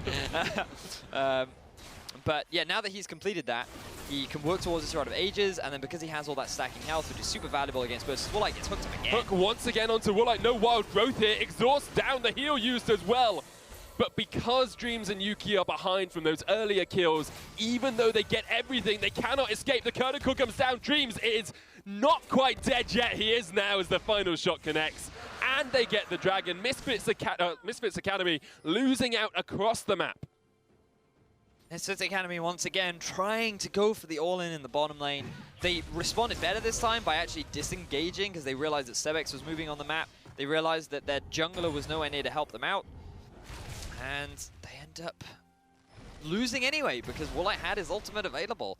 Now we see more trading up in the top lane. This is surprisingly action-packed than what you'd really expect from two tanks. The thing is, though, every time Jisoo goes in, Icebeasto immediately retreats. He's not even trying to take the trades because he sees Pridestalker and Cosq leaving their lanes, or he expects them to be coming. So he's just like, yeah, it's fine. I'm just going to go back to tower. I don't need to kill you. Everywhere else is winning. I'm happy enough just to walk away and mean that I'm wasting the time of your mid laner and your jungler. You seen Cosq leave mid yet? Because he keeps trying to get up, and then he sees Icebeasto going back. It's like, well, I can't kill him now. He's back under his tower. That makes me wonder. I feel like, I suppose he has to go top because his bot lane has fallen to pieces ever so slightly. Ever so slightly, it's fallen to pieces. There's a completed Yumu's on Woolite and no completed item yet on Yuki. There's a 15 CS advantage, huge gold advantages across the board.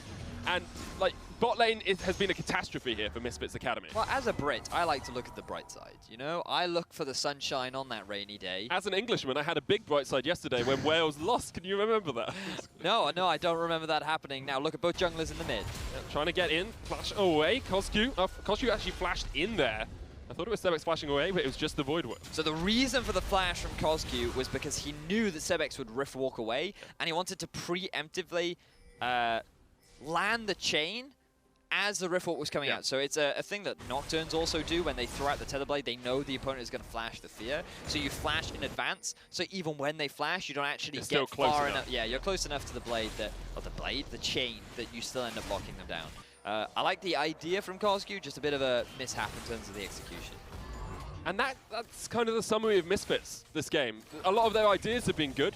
They've been thinking about what they want to do, but the execution has been poor. They've overstepped, especially in bot lane. Woolite and D-Lord taking a huge advantage now. And I actually want to come back to that as well, because Woolite, before we saw Kinguin play, we said Woolite is one of the experienced players on this team, probably the most experienced player on this team. He needs to be that driving force. He needs to be that leader. And last week we saw a few signs of life from Woolite and D-Lord. They were the only lane that really looked competent against Schalke. Here, the first game didn't really have to show up. This game, they have showed up no end. It does certainly help that Misfits Academy have made such aggressive moves that have been punished, and now we get to see Kinguin utilize the roaming Kha'Zix as he looks to make a dive down bottom. Tabasco there as well. Kassadin waiting in the bush, but there's a ward there. Just spots him out. Pridestalker and Cosq once again. They're there. They're not doing anything. It feels to me very much, as I said, like Misfits know what they want to do. They just can't quite work out exactly how to do it. They had to move to the bottom lane because they were responding to the roam from Kinguin. A little unfortunate for Cosq, given how... the thing is, he's not even that far behind, right? He just had to snowball.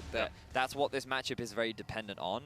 And he couldn't get quite enough of a lead during the laning phase to actually net any real gain. You can see that he's still hyper-aggressive against Sebex. He still wins out on the extended 1 versus 1, but Sebex is not dying. He has TP. He's just farming away.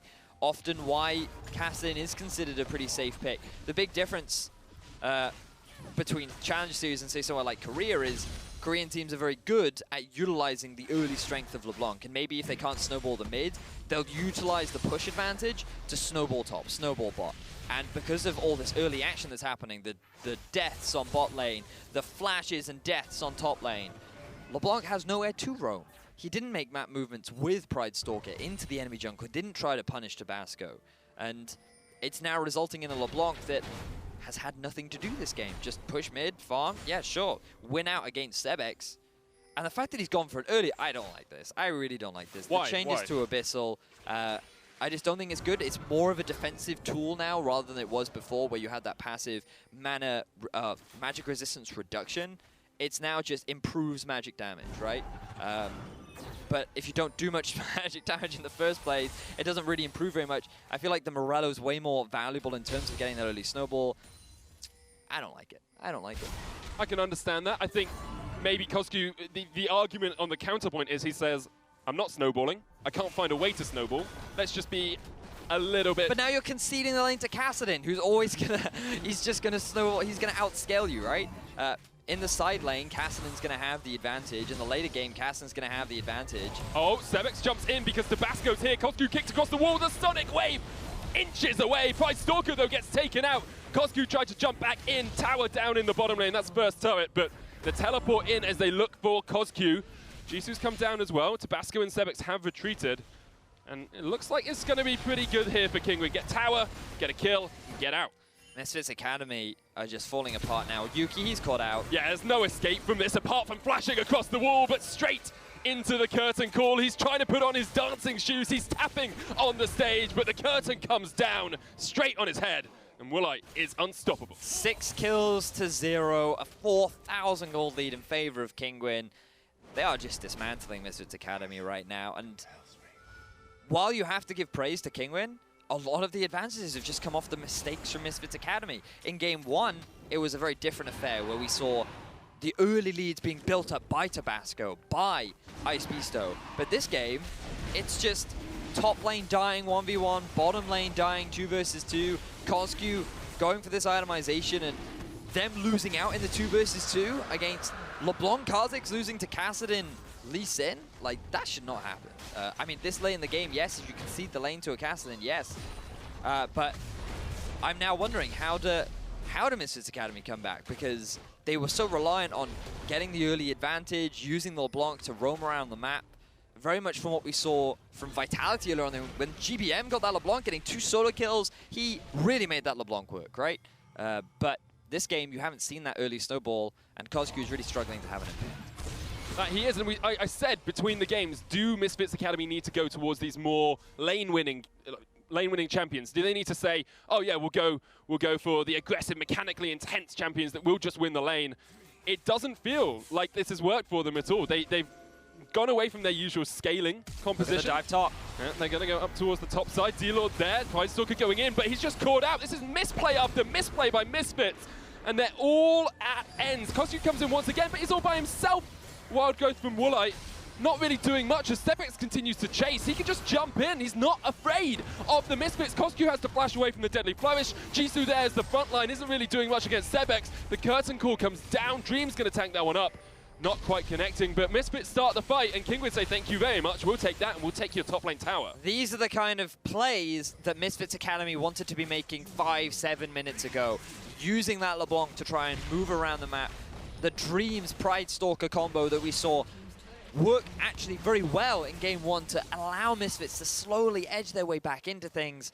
But it's just too little too late. Kassadin is too strong. His ability to move around the map is so potent that it's quick to punish the small misplays from Misfits Academy. And now Kinguin, with 2 Infernal Rakes under their belt, a 2-tower advantage, they are putting immense pressure down onto Misfits. Almost exactly a week ago, Kinguin were at the wrong side of a devastating loss to Schalke. It was the first game of the EU Challenger Series split, and they got perfect game. They are now on course to perfect game Misfits Academy, who looked incredibly strong week 1 at points. It's a different academy. Coscu caught out with a depth charge. We'll get onto Dreams as well. Ice Beasto continuing with the chase. Stepex in. Woolite gets the kill. Coscu taken out as well. There's just nothing Misfits Academy can do, and it's 8-0 to Kinguin, and they continue to take these towers. Coscu and Dreams just a little bit too overextended in the mid lane. They'd burn all of their summoner spells up in the top lane play. The flank from Ice Beasto just threw down the ultimate, and it was an easy collapse from the side of Kinguin. They're going for more, but they'll be happy with just the tower. Just taking the tower is all they need at the moment. 6,000 gold ahead. And let's have another look at this flank from Ice Beasto. He was just killing the Scuttle Crab, right? There was no vision from the side of Misfits Academy. Coscu plays a little bit aggressively, just pushing the wave in. Bear in mind, they had no summoner spells. It's just easy cleanup. There's so much mobility on the side of Kinguin. Wow, it added mobility when you flash in, I suppose, from Woolite. But it's just another kill to add to your scoreboard. Pad out that KDA, and now with the Edge of Night and Ghostblade completed, my word, Woolite is so fed right now. Dominant performance by him in the bottom lane. Great play by D-Lord as well. I think we've talked a lot about Woolite. D-Lord continually harassing early game, getting those wild growths down at the perfect time, actually stopping Tabasco from dying in that 1v1. And his whimsies. You need to focus on who he's whimsying and when he's doing it, because he negates so much damage by whimsying Yuki, stopping those autos, stopping those arrows. Coscu jumps in, whimsy immediately. You can't get the burst down. He is playing incredibly well. And that ties into how difficult it will now become, or even more difficult for Misfits to come back into the game, right? Because the clear window is get picks, right? So Woolite right now, he has no flash, he's moving around the map. You set up base vision control around your entrances, and you look for small opportunities where you can get these picks, right? But if you have a Lulu roaming around the map too, every time you go for the pick, then Pix is there to save the day, right? So Team Kinguin, they have a lot of answers to this LeBlanc pick. They were very calculated by letting it through. They knew how they wanted to play it, and so far they have done a great job. And it's that next level of thinking. It's saying, look, we can let LeBlanc go through. We're more scared of other picks. Let's let LeBlanc through and let's work out how we deal with it, rather than just saying we can't, say how can we? And that's exactly what Kinguin have done. It would be very easy for them after that week 1 performance to say, look, we can't. We're not going to be able to take games off these high-level teams. But they've stepped up. They've shown their stuff. Kozku jumps in onto Sebex once again. Chains on a minion. Sebex going to try and trade back in. And Kozku's just not landing what he needs to land to take down this Kassadin. Would just like to bear in mind that even though it looks like Sebex is being forced back, if he wanted to, he would win out on that trade. The reason why he's not using any of his abilities to trade back is because he doesn't have enough vision over the topside jungle to risk using his gap closes that aggressively.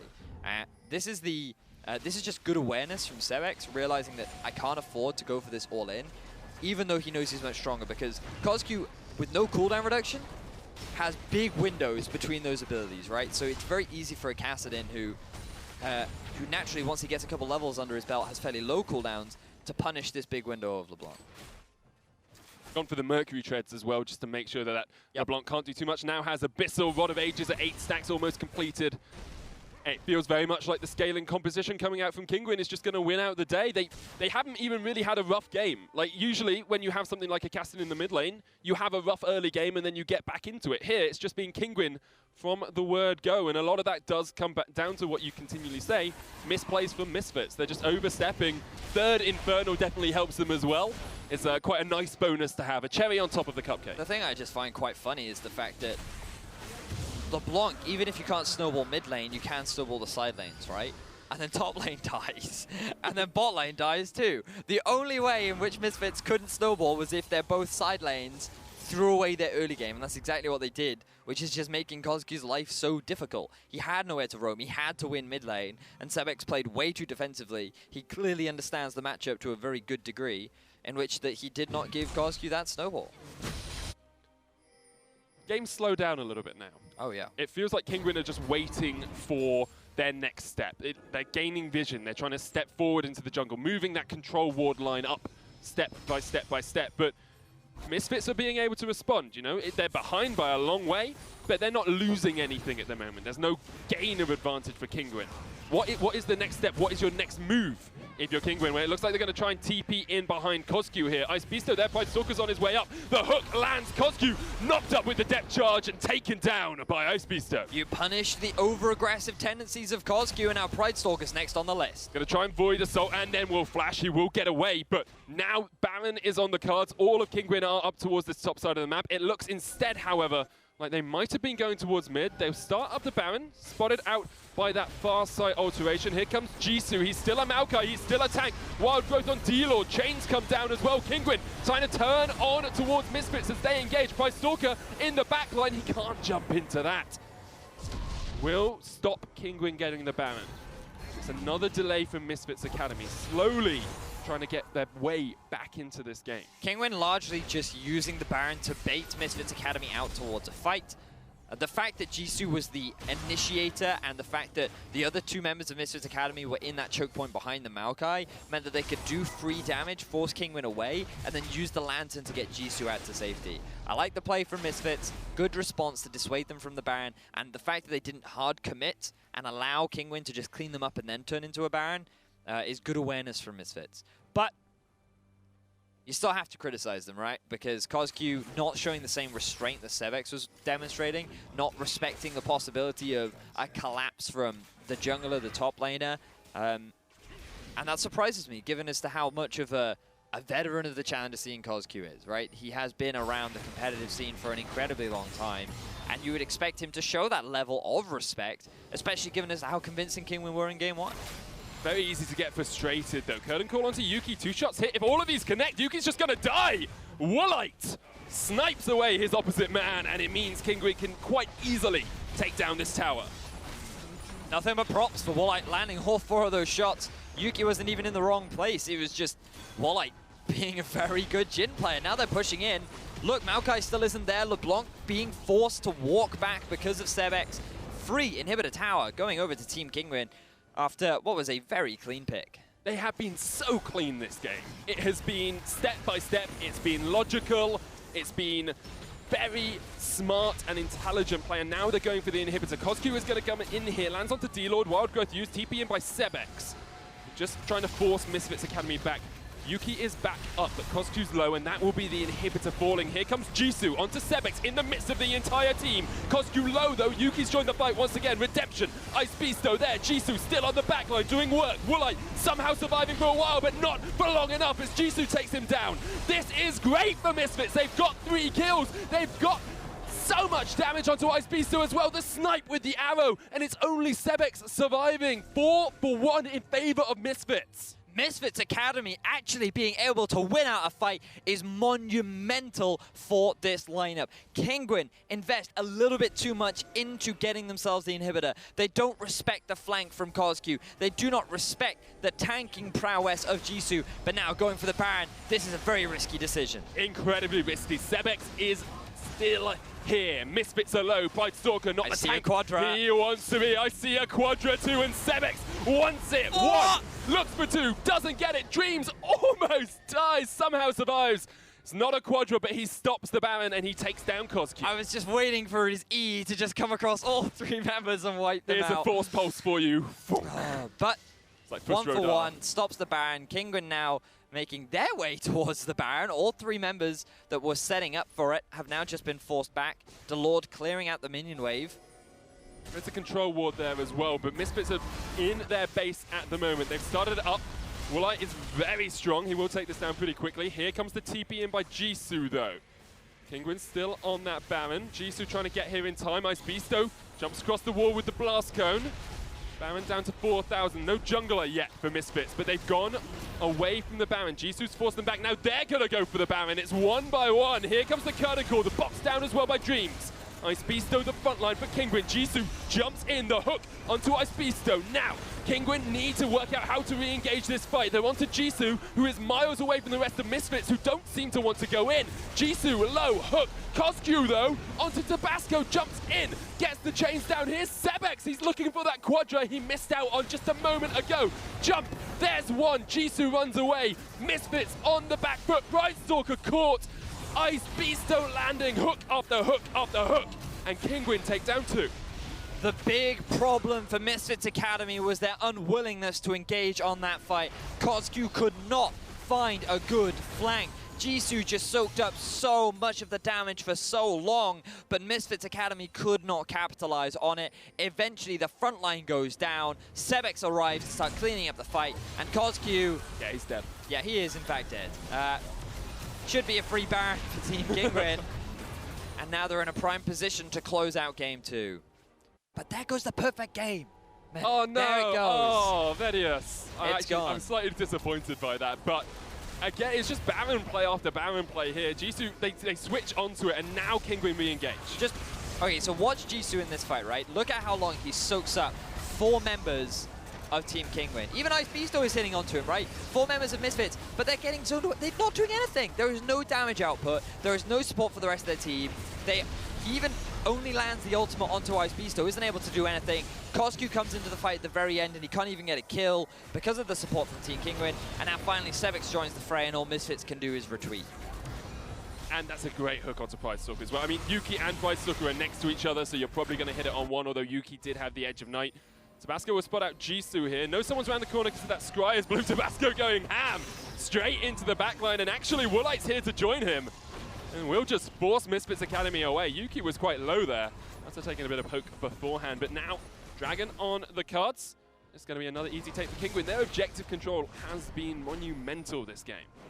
The big thing we have to say at this point is that Kinguin still leave a lot of question marks for me, because a lot of their leads have come from the misplays from Misfits Academy. Even when it comes to these Baron plays, a lot of them have come up for a result of Misfits trying to force things like the Baron, right? Or Misfits giving away so many kills in really bad positions that Kinguin can just turn around, as now we see Sebex. Now he can hard commit. Yeah, he can hard commit straight onto Koskyu. The rest of his team down in that bottom lane means that it's very easy for him to know he's safe. Once again, Woolite opens up those curtains, gets a couple of snipes onto Dreams, one onto Yuki as well. There's the last one. Yuki down below half HP as Ice Beasto dives the tower. Dreams dead. Woolite crit him for 1,300 damage. It's huge. Jisoo now the target. Misfits all in arrears, can do nothing but get the hell out of here. Back towards their fountain. Woolite's on a rampage. He has been devastating this game, and the Nexus towers are being destroyed. This will be Kinguin taking it 2-0 over Misfits Academy. Very clean game from Kinguin overall. They made that one mistake in the mid lane, but other than that, they got themselves a very good early lead. They punished it very nicely. They knew they had a scaling composition that would have much larger of an impact as the game progressed. We were yet to see them actually set up a proper 1-3-1. They did at the very end there, which is what they should have done maybe a little bit earlier. But nevertheless, don't want to take anything away from them. The big question marks for me is, how well will they do against some of the other strong teams? Because for me, I was thinking Misfits Academy actually seemed like one of the stronger teams. Misfits Academy do seem like one of the top 3 contenders from what we saw in week 1. But then there were a couple of question marks. They lost Kadir in the jungler, who was a big playmaker and part of the team. And so far from what we're seeing is that perhaps that loss was bigger than initially anticipated. You have to remember it's synergy as well. It's understanding what your mid laner wants to do, when your top laner wants to go in, where you need to be, reading the enemy jungler.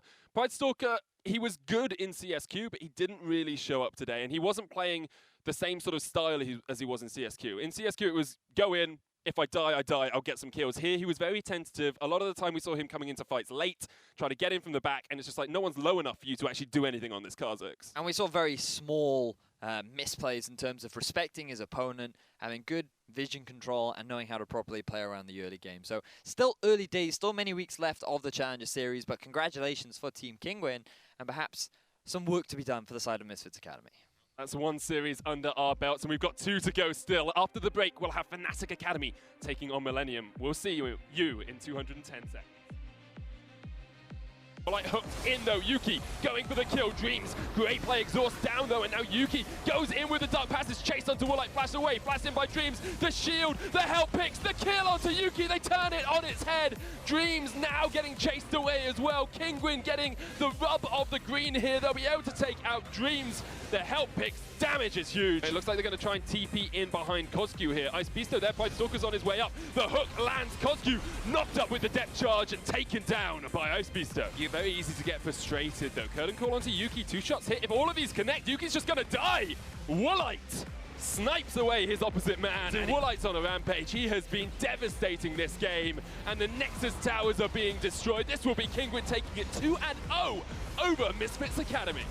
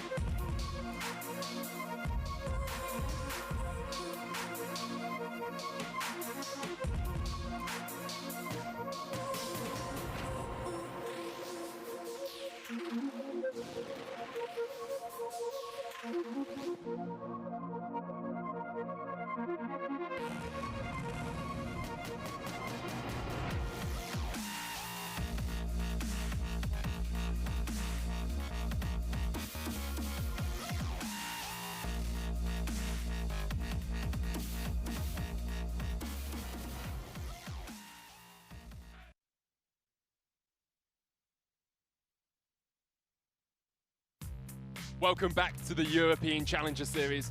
I'm joined by another man that knows the pains of defeat. It's James Stress O'Leary. So Wales lost. How are you feeling today? Yeah, they lost. There's nothing worse than a bad winner.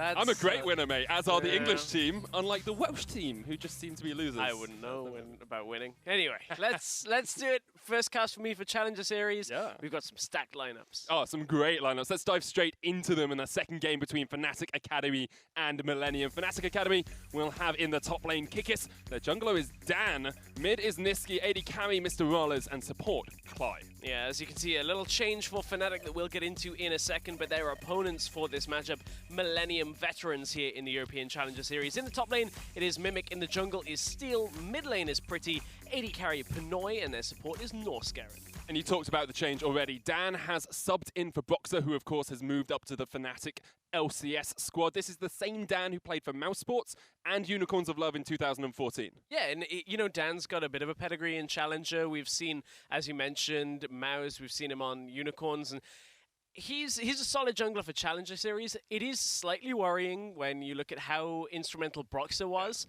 in now both Fnatic Academy and Fnatic's LCS lineup, but I don't think this is going to affect them all that much because the experience of the other players, Kikis, Mr. Rales, I think that's what's really going to shine through still for Fnatic. Kikis was a god in week one as well. Played the Maokai, was unkilled, played Echo AP in the second game and was sniping people left and right.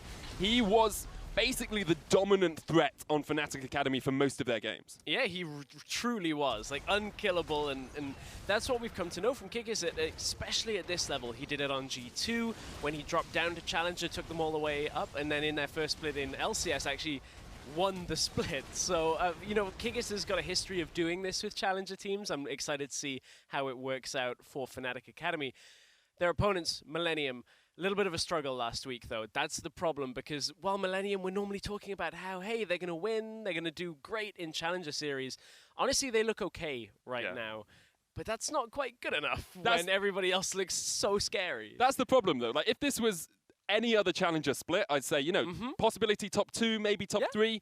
You've got Fnatic Academy, who looked amazing. You've got PSG. You've got Schalke. You now have Team Kinguin, who look on form as well. There are so many strong teams that Millenium really need to show their stuff this week, because as soon as you go 0-4, you're really looking at the bad end of the table. Yeah, you really are. There's only one league in. There's only one team in this league that wants to be 0-4, and that's Nullfear. And we'll be seeing Schalke versus PSG later. But for Millenium, their focus here has to be on, as you said, regathering. I don't think Fnatic Academy are the team that you're going to do that against, unfortunately, because they look great against PSG last week. They did, but a lot of it did come down to Boxer. It's what you said earlier. Dan is a strong jungler, but you have to develop synergy with your mid laner, you have to develop synergy with your top laner, you have to work around vision control. There's a lot of moving cogs to being jungle. It's not just being mechanically good, it's understanding how to play with your team as well. Right, and I'm wondering now how Dan is going to fit into this meta specifically, because we've seen a lot of teamfight-focused junglers come out from him. He was even playing Sejuani, so as we get through this draft, I'm now wondering where Dan is going to be left for the jungle role. Well, Fnatic Academy already taking the Jace off the cards. Camille ban here from Millenium. It's the first time we've seen Jace in the first rotation of bans this week. Usually he's been left for the second rotation. Yeah, normally it's left a little later on in the draft, obviously prioritizing that away from either Mimic or Pretty when you can flex it around. You always have that option available.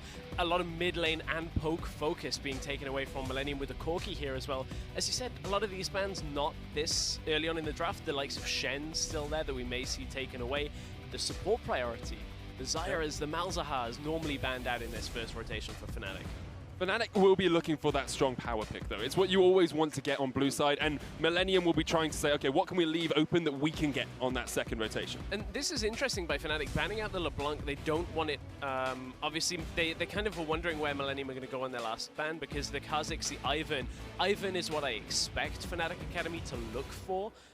With Dan's playstyle, it fits more towards what he likes to do, so wouldn't be surprised to see Millenium ban it out. And the Kazakhs, I don't feel as confident for Dan on. Right, is the Syndra ban actually coming out here? So trying to lock Niski down, obviously a very good Syndra player, known for it, played it a lot in CSQ as well. His rise was deadly last week, though. that play where they take them into the bottom lane was pretty scary. So for Millenium, Ivan available, Kazakhs if they want it. AD carry, they're going to have to prioritize Jhin in this first phase of the draft, but we'll see where Millenium actually go with their first 2 picks. Probably is going to be that Ivan pick. I think taking it away from Dan is one step, and secondly, giving Steel someone he can really support his team on is quite important. Kazakh's still up, but Ivan's pretty good into that later on as well, because you get so much utility for your team, and it is the Jhin pick you were talking about. It is, and for Fnatic Academy now, you look at the matchups into Ivan. Graves is one we've seen, and it's not the one we're seeing here. Dan is not really teamfight focused on this one. He wants to try and carry. He has played Lee Sin in the past. He played a lot in the UK scene when I was casting it a couple of years ago, and his Lee Sin is known as being strong. It's not Broxah level, but it's still pretty darn good. Yeah, and we'll get to see it. There's the rise we were talking about earlier as well for Niski. A really strong performance last week for Niski's rise, and automatically the response comes out from Millenium, so no focus on support in the first phase at all. No, not at all. And it does mean that we could see a few support bans here. I'm surprised to see the Echo ban, in all honesty, from Millenium. I know Kick has played it really well last week, and it does isolate the Jhin quite a lot on the back line.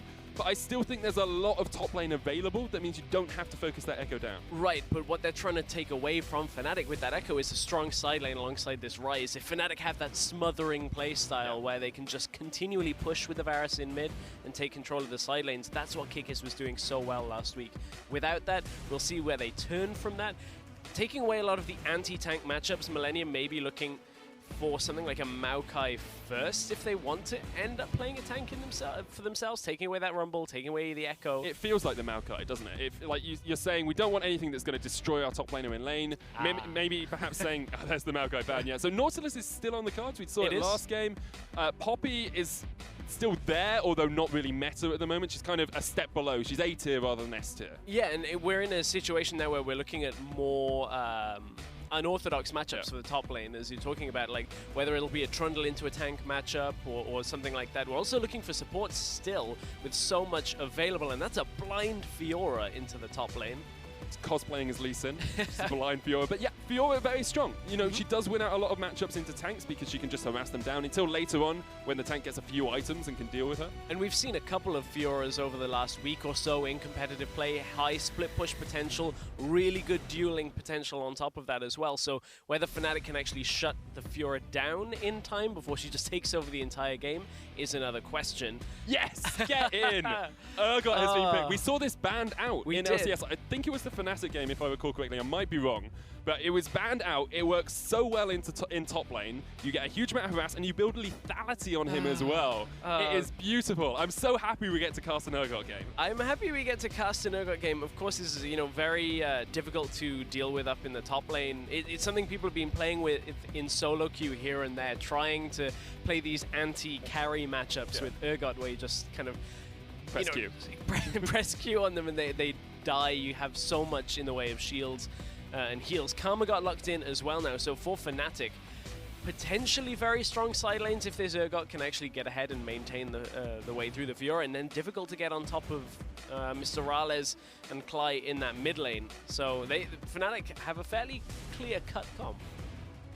It feels like you've got a good 1-3-1. If you put the Rise into another lane, you can 4-in-1 as well if the Urgot does get ahead. But if you don't get ahead, are you just trying to slowly scale up into the late game because you've got Rise and Varus?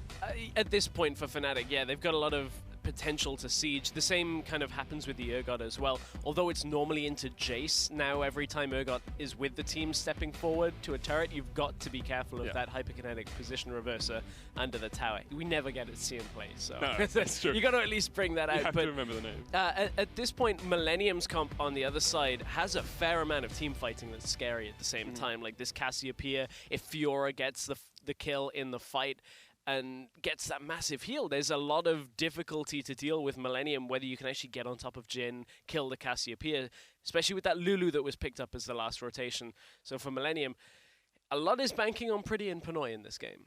Okay, so you think it's going to be mostly sort of focused around that bot lane, trying to get Pinoy ahead? We saw him play Misfortune last week and did very well on it, but even though he was ahead, he wasn't really able to have the impact he would have liked to help them beat out Misfits. Yeah, it's really interesting when we saw that Misfortune come out.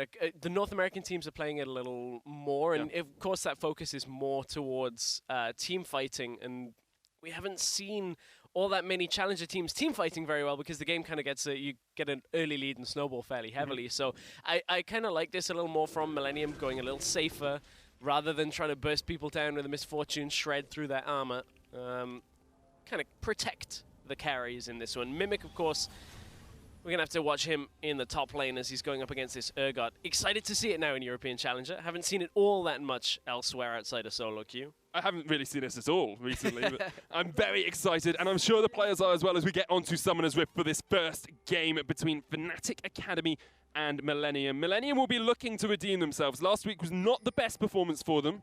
Had a few dodgy calls around the mid-game where they started to lose out Barons and Elder Drakes to Misfits. They had signs of life in game one, though. They looked strong until they started losing objectives. So it's going to be interesting to see how well Dan actually synergizes with his team and whether he can have the impact that Broxah had last week. Yeah, and I love that. It started well until they started losing objectives. It was good until it was bad. You're always winning until you lose, okay? I'm channeling my inner Scarver. Oh, yeah, with the old GGU from NALCS. That was good times with that Scarra quote. And honestly, when you look at what Fnatic Academy did last week very well around objectives, that was what inevitably brought them back in that game against PSG. We discussed it a little bit earlier, how they were taking tower trades, dragon trades, despite losing in kills the entire game, and then turn it around later on, get double inhibs down and win the game. So for Fnatic Academy, we know they're strong at the objective game too. So this should be an interesting one, starting off. A lot of poke damage already from Fnatic Academy. This is, if you're in a scrim here, this feels just like lane over. It's like, okay, well, we've just lost the lane. We're both half health, and they've got so much poke that they can just continually harass us with. Now, you talked about Pinoy needing to step up for his team and play well. This is the kind of start you really don't want if you're trying to snowball a lane. Yeah, it makes it very difficult to actually, continue to walk forward in the lane at this point. Obviously, one of the strengths of Lulu is the ability to trade with picks. Now you don't really want to do that. And the problem is, this Varus, this Karma, is just going to push so heavily that Pinoy and Norscaran kind of have to concede a fair amount of this laning power. As you can see, Pinoy has that shield, a little bit of mistiming out of Pinoy and Norscaran there. The harass had come down already, and now, after the shield is gone, Fnatic Academy choose the time to trade. Millenium lose out again. And because Fnatic Academy have the push advantage in the lane as well, they don't need to use the inner flame to try and push the lane up. They can use it purely for harass. Kick is taking damage from Mimic in the top lane, but trades back into it. Look, pain coming down from this Urgot. Mimic's like, no, please, please stop. And this is no items Urgot as well. It's got a Doran's Blade. Yeah, that's all you need. Full build. Full build. Dan coming for the gank. Pretty caught up. Cleanses. Flashes away as well. Both summoners burnt on that Cassio now. Prime for a repeat gank. Yeah, exactly. You're going to look for any kind of dive opportunities. We'll look at the vision control coming in behind the mid laners as this game continues. So Kikis on this Urgot, fairly slow, has flash available. Of course, the damage done to Mimic has been healed up. Here comes Steel up the top side. And puts the bush down, trying to get the root call as well. Kikis flashes away. Steel continues just to harass it. Kikis has no place to go. Mimic gets first blood. Well worked up in the top lane. Steel just making sure he had that, empowerment on his auto attack, the extra range, in no danger from Kikis or anything there. So Kikis flashed away and gets punished for his early push start. He thought about going for a cull, swapped it back out for Doran's Blade, swapped it back out again. We'll see what Doran's he ends up going. Decided. And he TPs back into the lane as well. Let's just have a look at this. Yeah, so Kikis was heading forward in the lane, and that's what catches him out because he's too far away, and Seal just has enough time. Mimic dashes through, hits the mark, gets the kill. And honestly, that's one of the worst things that could possibly happen right now because Kikis, this is meant to be a bit of a contain lane where eventually you'll end up kind of beating the Fiora. Once you get that lethality, the Ghost Blade comes out, you end up with Black Cleaver, you name it. Oh, exhaust onto Pinoy. Has to flash away. Mr. Rales might flash for the chase. Heal has been used as well. Decides against it for the time being. Patience there for Mr. Rales. Says, I don't need to go for it. And you can see how just crushing this bot lane already is in favor of Fnatic. Rallis hasn't used a health potion yet. Pinoy has none left. This harass has been so difficult. Now Pinoy doesn't have any summoners either. So difficult now for Millenium to turn this back around. I wouldn't be surprised in another couple of minutes if we see the swap that a couple of teams in the LCS have done where they put their bot lane up to top side for Millenium's favor. Mimic's not yet in the point where he can just harass Kikis down. He's burning through Kikis' mana quite quickly, and now Dan's coming up towards the top side as well. He knows he wants to get this Urgot ahead. Nisqy will spot out Steel. Dan trying to work out exactly where he wants to go. He's dodging in and out of that tri-bush. Now it looks like he's decided eventually to go for top, but once again, holds fire. Holds on to it for now. Dan still wants to go. Here he comes. Goes. Mimic there, caught out. Dan tries to get the damage down, but Mimic still has flash.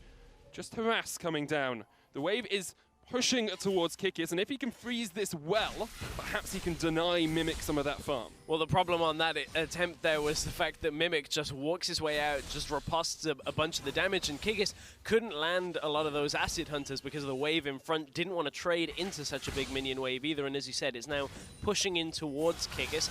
Mimic chooses to trade here, and these are good trades from Mimic in the early game because Mimic has had that the potion that is just ticking away, whereas Kikis now is having to rely on any lifesteal, his masteries, all of this kind of thing to heal him back up, which is far less reliable and a lot slower. So Dan coming up for a Pete gank. This would be great if they burnt the flash a couple of minutes ago. Yeah. Now Mimic's just hit 6.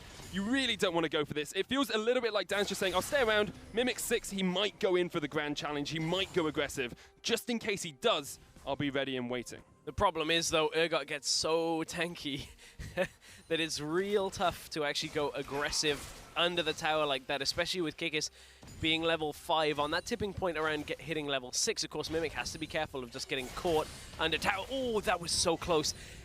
With Kikis hitting 6 and Mimic dashing forward, that has to be a very quick riposte. Yep. You have to preemptively riposte and try and parry away.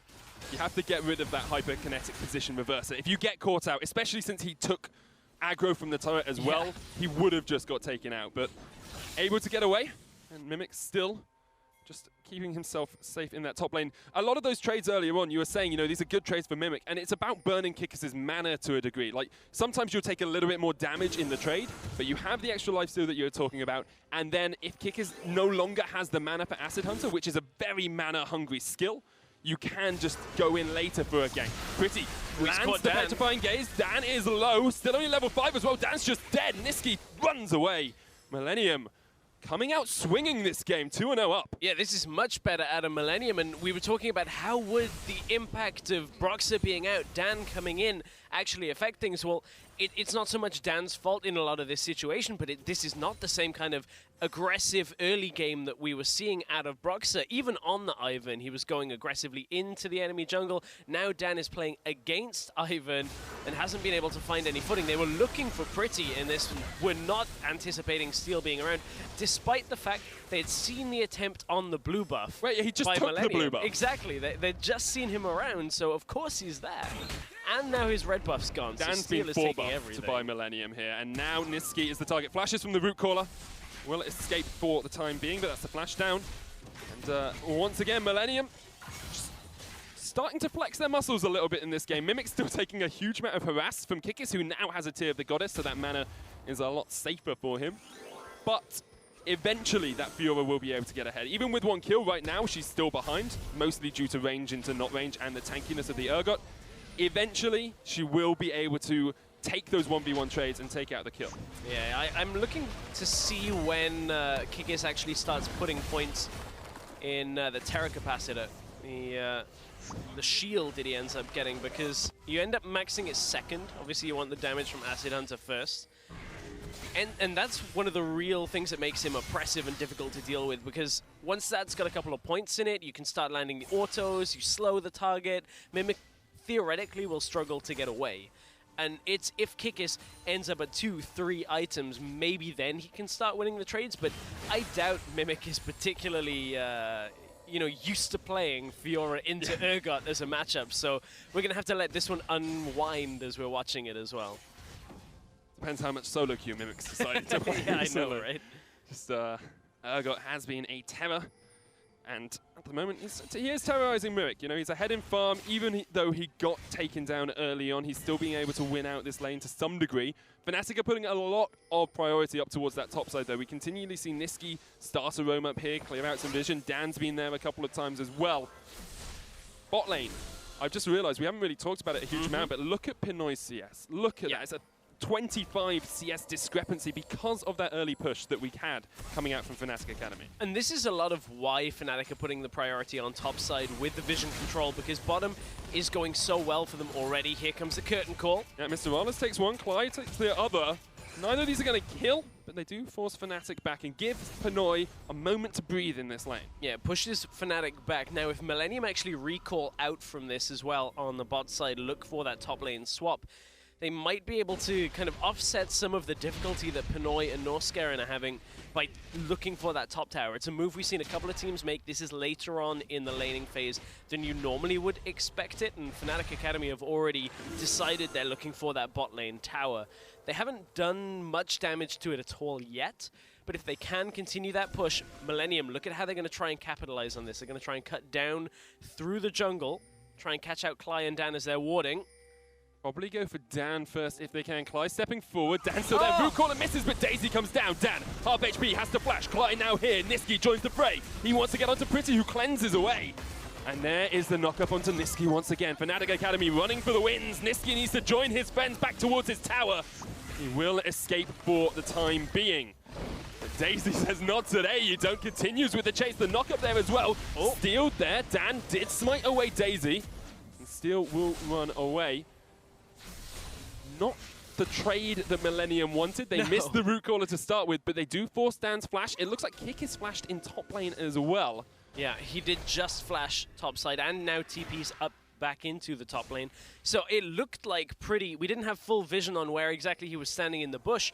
It looked like he missed the petrifying gaze for the most part. He got the damage but didn't get the stun. Exactly. It looked like what should have been a very easy setup of, they're face checking into us. We're Cassiopeia. They have no knowledge that we're there. Should have been a double kill, fairly straightforward, but both Steel and Pretty with a little bit of a mistake on the positioning. I'm sure if we end up seeing that again, we can take another look with a different kind of slant on the but you can focus. see, like, Fnatic Academy were walking forward, stepping back. They were very tentative about approaching the bush. So sometimes it is hard to get those connections, and it looks like you've misplayed, whereas actually it's just the enemy being slightly unpredictable. The problem is, though, it's Millenium set that up. They had a pink ward as well. That shouldn't go that wrong when realistically Fnatic Academy basically play into their own hands. But down in this bottom lane, we've settled our bot lane duos against each other, but junglers are around. You can see both Dan and Steel are in the area.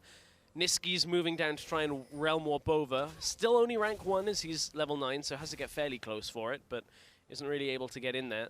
Cly is just like, can I go towards he that knows. bush? He knows. Yeah. Cly knows. He knows at someone's this point. there. Like, can I step forward?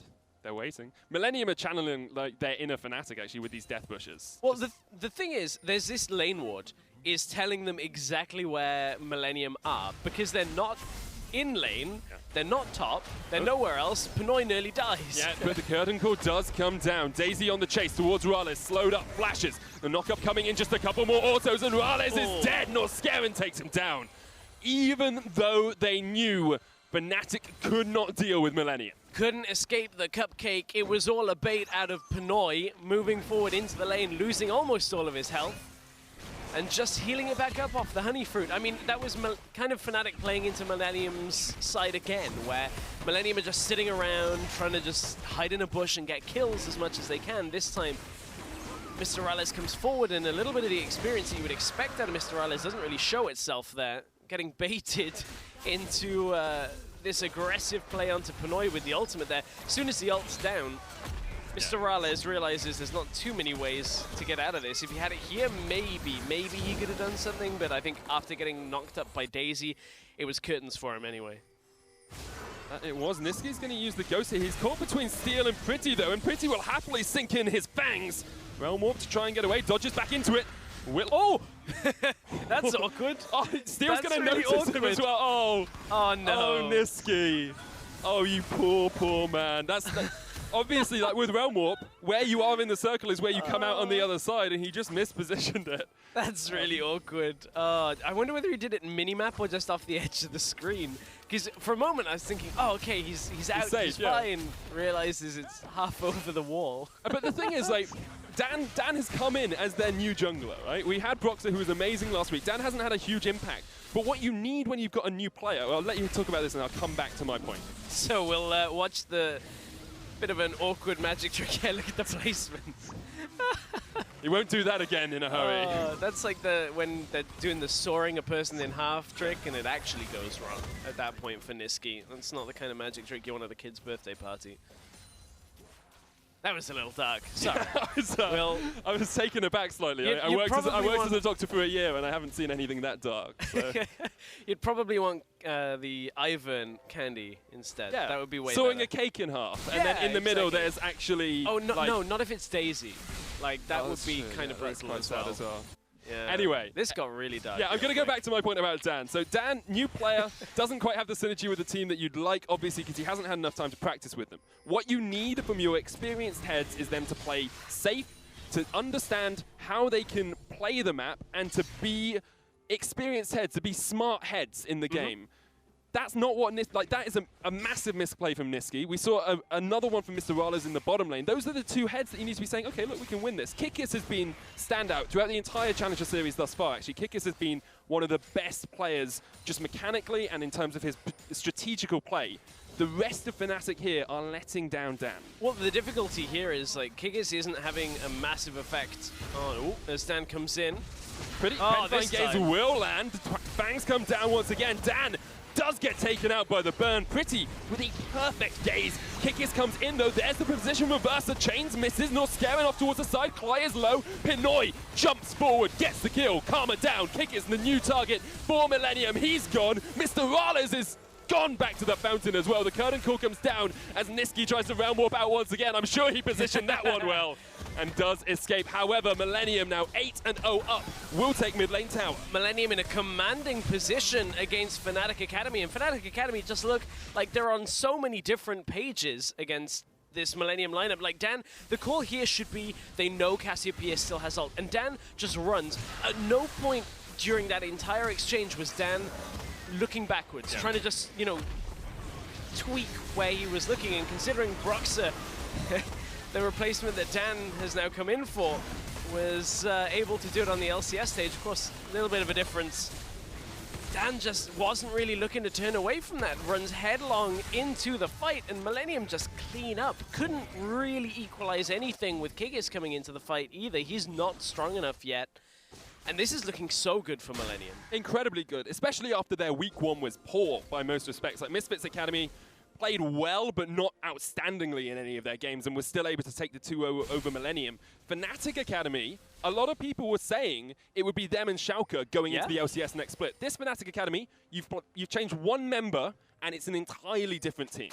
Yeah, and honestly, it's because it doesn't seem like they're communicating, and their setup here doesn't quite lend itself to easy team play. Kikis isn't playing something like a Maokai where he just team fights, protects everybody, and it's simple.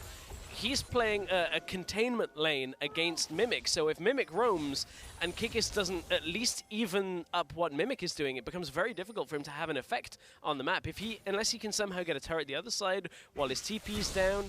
Of course, Kikis' TP is going to be up faster than Mimic's. You can see the difference in cooldowns right now, only by a little bit, but it will have an effect.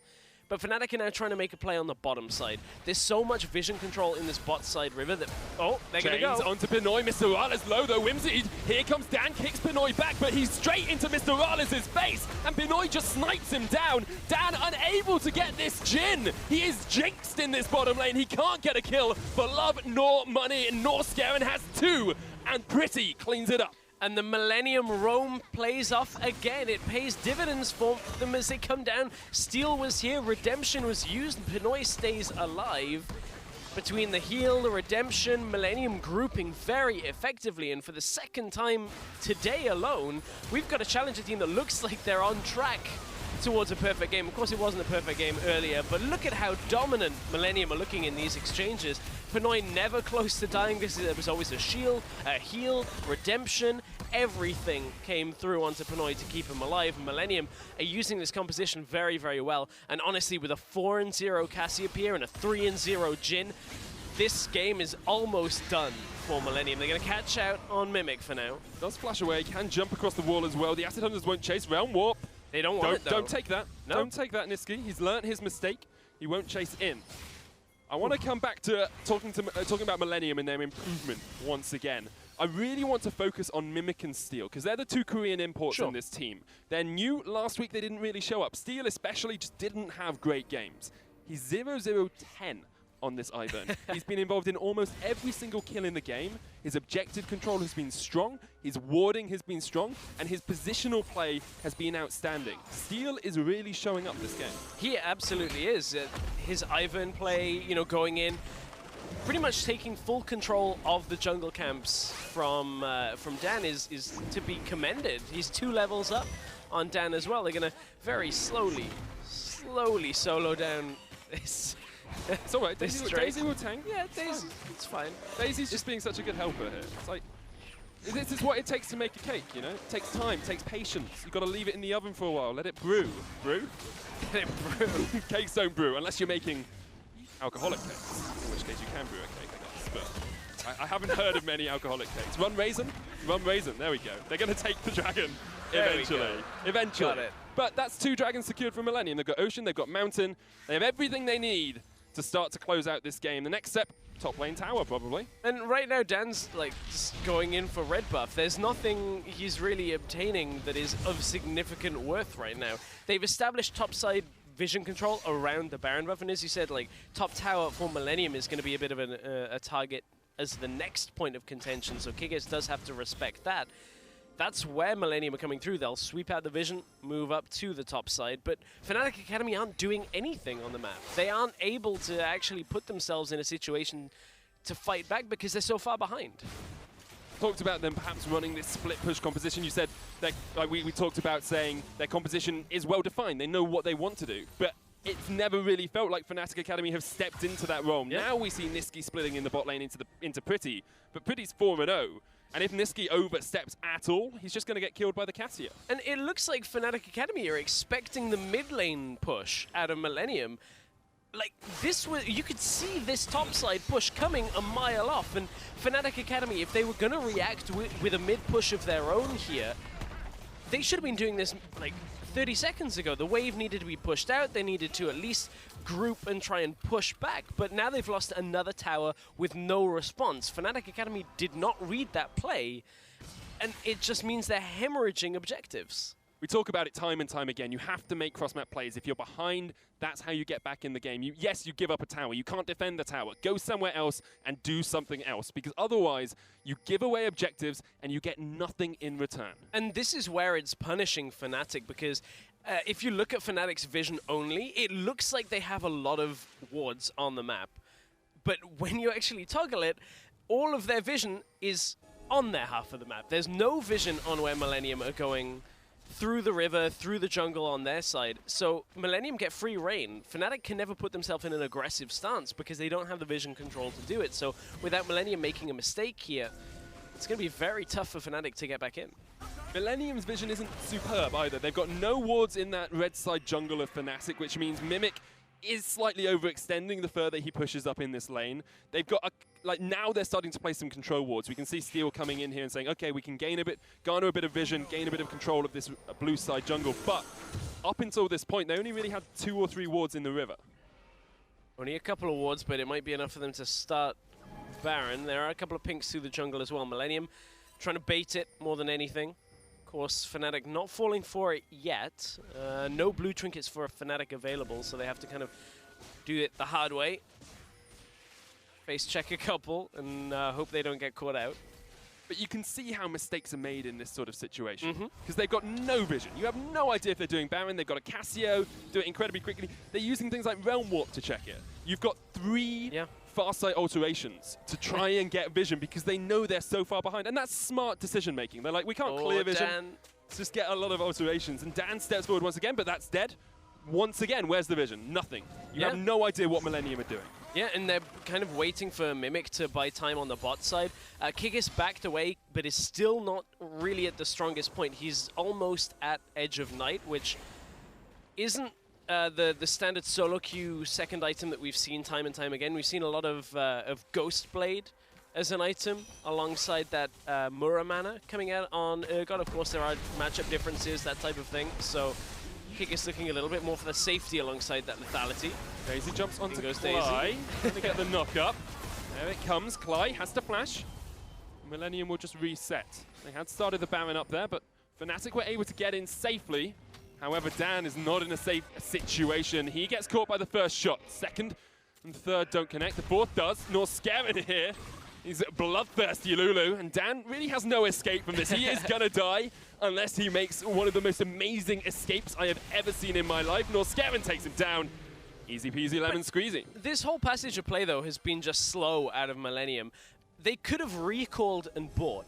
If you look at the amount of gold on them, Pretty has nearly 2,000 gold. At this point, Mimic roughly has 2,000 gold as well. Now they're going to try the Baron as well. Okay, it's about 1,500. Dan's dead. Dan's dead, so this is a pretty easy Baron for them to go for. It's an easy Baron now that Dan has died, but Millenium have been stood around Baron for the last 2 minutes. And they could have gone back, bought, got wards, got extra vision control, and just pushed Fnatic back in. Now they can do it, because they got the Baron buff, makes it much easier. But that's the next step. Yeah. So first week Millenium, we saw a very weak team, didn't seem to be coordinated, didn't seem to really know what their strategy was. This week, we see Millenium strong early game, knew exactly how they wanted to play, weak in the mid to late. Perhaps objective calling could be a little bit crisper, a little bit sharper. Next week, maybe we see Millenium doing everything right. Or maybe we see them collapsing. It seems like teams either go one way or the other way at the moment. Lots of 2-0s, lots of teams being great one week, not so good the next week. So you never know what you're going to get. This is Challenger Series. But it's meant to be Europe. It's meant to be that we have ties, right? That's meant to be. I'm actually not wearing a tie today. I chose one today just so that I could, you know, live just and bask in the glory of best of twos rather than best of threes. But honestly, there's no glory for Fnatic right now. They are so heavily down. If Millenium perfect game Fnatic Academy just 1 week after Millenium lost to Misfits Academy, who kind of had their own turnaround as well. It honestly makes it very difficult to read the strength of all the teams, theoretically, apart from Schalke. Yeah, but the thing is, we've still got Schalke PSG to go, and PSG lost to Fnatic Academy, and I think they're the team I most expected to really perform this week. So they're the team I most expect to do well. Curtain Call does come down. Kick is getting chased here by Mimic as well with a grand challenge. A couple of vitals procced. Hyperkinetic position reverser does knock him back. Kick is low. Mimic still tanking the tower. Tries to get the healing flash. Escapes Mimic with the outplay. And now mid lane inhibitor tower is going to go down as well. Millenium just continue to push their advantage. Yeah, and it's absolutely their prerogative now. Mimic just gets the outplay. Bot side 3-0 to Kikis 0-3. Inhibs going down. They can swing bot side if they want to now with this Baron buff very easily. And Pretty's doing the same thing top. He's pushing in for another tower. This is catastrophic out of Fnatic Academy. This team has completely fallen apart over the last week. They just look battered and bruised right now. Millenium dive in once again. They take the turret. Dan low has to jump away. 13 kills to naught.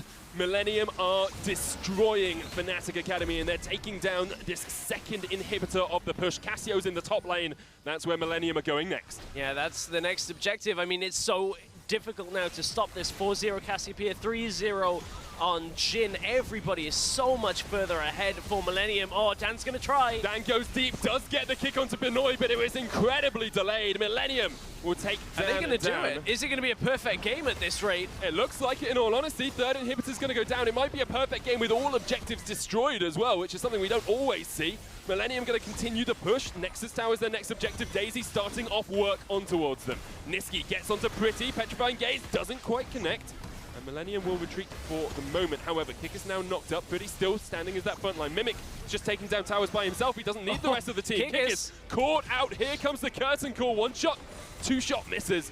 Not quite going to connect, but the Nexus Tower will fall. Millenium just need the Nexus. They're going to purge their game. They've done it. Fnatic Academy. Wow. Fnatic Academy just got perfect gamed. Millenium just dealt that out to them. That was an impressive performance from Millenium. All I can say is, before that game started, we were talking about Millenium, and I said, you know, average team. Usually, top 1, top 2, maybe in CS. This time, probably at the bottom of the table. What was that? It's just like they just come in it. It's like, oh yeah, Fnatic Academy challenging for LCS, just get destroyed. Yeah, and we heard from Reckless a week ago that Fnatic Academy with Broxa, okay, was stronger than Fnatic LCS team, and now they're in a situation where over the last week they've gone completely the other way. Like Fnatic Academy in this game, maybe it's partly to do with the draft, but more to do with Millenium actually just really crisp plays out of Millenium, just kind of sweep them aside. There's a couple of things in the draft you could say maybe could be changed. Urgot top didn't really work out, although you can see the logic behind it. The Lee Sin didn't really have any early game impact, perhaps because Dan just hasn't got that level of communication with the team yet. So there's a few things you can look at and say, let's change this for next game. But Fnatic Academy, yet to lose, now have lost. They need to work out how to get back into this, because it's quite easy to get frustrated after losing a game and not change for the next game. Yeah, it is. And I honestly hope Fnatic Academy draft an easier, more simple matchup in the top side, because they just didn't use Kikis at all. Like, Fnatic basically minimized their own key player in this by putting him on an Urgot into a Fiora, which ended up being not a great matchup, didn't have an influential impact on the game, and I don't think we're going to see that happen again in the next game. I think as well with Kikis, he doesn't need to be on a playmaker to do well. He dominated on Maokai. Like, you can just put him on someone who works well with the team, and that will work for you. You don't need to be picking these outlandish picks. No, you really don't. As you said, I would quite like to see the Maokai as one option. The Echo was banned away. Fnatic banned the Maokai because they didn't want Millenium to pick it up themselves. But honestly, like, there was so much focus on top lane that they pick a weird matchup and it doesn't work out. But honestly, the communication issues were one of the biggest issues that Fnatic Academy had. Dan going in aggressively when the rest of the team's going back out. They clearly haven't had enough time to practice together against a team like Millenium, and it punished them in this game. Well, Millenium showing up well. We're going to take a quick break while Fnatic Academy and Millenium ready up for picks and bans for Game 2. This kid's going to use the Ghost here. He's caught between Steel and Pretty, though, and Pretty will happily sink in his fangs. Realmorph to try and get away, dodges back into it. Oh! That's awkward. Oh, Steel's going to really notice him as well. Oh no. Oh, Niski. Oh, you poor man. Dan comes in. Pretty this gaze will land. Fangs come down once again. Dan does get taken out by the burn. Pretty with a perfect gaze. Kikis comes in though. There's the position reverser. Chains misses. Not scaring off towards the side. Fly is low. Pinoy jumps forward. Gets the kill. Karma down. Kikis the new target for Millenium. He's gone. Mr. Rales is gone back to the fountain as well. On to Pinoy. Mr. Rales low though. Whimsy. Here comes Dan. Kicks Pinoy back, but he's straight into Mr. Rales' face. And Pinoy just snipes him down. Dan unable to get this Jhin. He is jinxed in this bottom lane. He can't get a kill for love nor money. Nor Scarin has two. And Pretty cleans it up. Out here comes the curtain call. One shot, two shot misses. Not quite going to connect, but the Nexus tower will fall. Millenium just need the Nexus. They're going to perfect game. Fnatic Academy.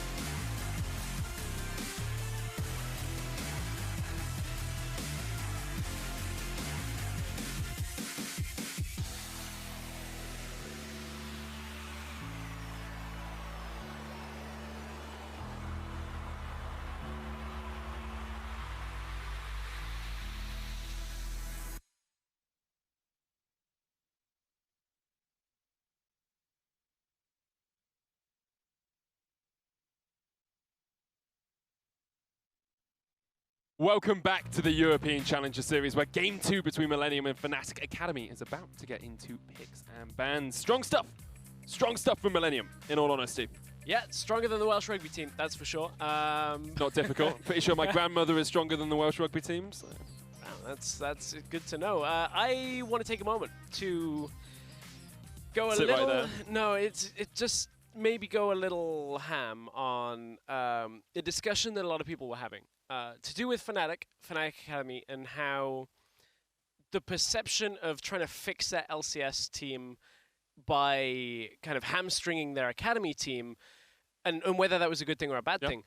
I personally was on the stance that said, I don't think it's going to have that big of an effect. I was thinking that Kikis, Rales would be enough to hold this team. But after that Game 1 performance, I have to agree with everybody that was saying, hey, you're taking a team that is doing very well, that looks like they are made to be in the LCS, and you're taking them apart, and I agree. Like, that was a pretty shocking performance out of Fnatic Academy. It was. I don't think you can put it all on Dan's shoulders, though. I'm not. That's I know you're not, and you weren't doing that, but I think it Fair. can be perceived when you say that people will say, oh, he's blaming Dan. It's not. That wasn't Dan's fault. Right. It was the team as a whole just didn't seem to be anywhere near as coordinated as they were last week. And there's a few, there were a few areas where Dan could have improved, and I think his early game just doesn't stand up to Brox's. But I agree. It's like a team effort. You could see their communication wasn't quite right. It just didn't sit well the entire game. It just didn't seem to mesh together like they did in week 1. We are into picks and bans once again. Jace and Zyra being banned out here by Millenium. Fnatic going down that standard route on the red side. Rengar and Camille. So with LeBlanc off again, we've seen a lot of blue side LeBlanc bans. Likely, well, in Game 1 we saw the Syndra ban come out here. Will it be Ivan banned away from Fnatic Academy right here? Yep, that makes sense. So Kha'Zix instantly shoots up in pick priority as the, at least this week's games, we've seen a lot of Graves, we've seen a bunch of Lee Sin and a lot of other junglers. So Kha'Zix you would expect to be first pick, and then Varus on this side would be a high priority out by Fnatic Academy. Alzahar still available as well if anyone does want to go down that route. Lulu, however, the thing is, it's so easy to say, oh yeah, this person's available, but then all of their counters are still up. It's the balancing act that we have to play every time we get into picks and bans, and Fnatic are thinking about that balancing act and weighing up what options they want to go for. Yeah, it's either do you take the Varus here, do you take the Jhin, which do you prefer? And obviously a lot of respect being given over to Pinoy's Jhin. It had a good setup in the last game. They struggled to kill Pinoy. They actually, I don't believe they did kill Pinoy because it was a perfect game. That's kind of how that works. A lot of shields came through, and so Lee Sin Kha'Zix is a little bit of a skill matchup. If Kha'Zix checks into Lee Sin in a brush and just blindly goes in, Lee can fairly easily kill him. But generally, Kha'Zix has good ability to get around the jungle early on and has more of an impact later on. I'm a little bit shocked by this pick, in all honesty. The Caitlyn instead of the Varus, which is the, like, Jhin Varus are the main AD carriers we're seeing at the moment. Going for a little bit more range. Pinoy has always been comfortable on Caitlyn, though. So what I would say about this Caitlyn is if they know they're not going for Varus, but haven't picked their AD carry yet, then Fnatic are likely to just ban away 2 AD carry bans and leave it kind of with Caitlyn being the second one that you would normally anticipate banning away, because Ashe has kind of fallen down.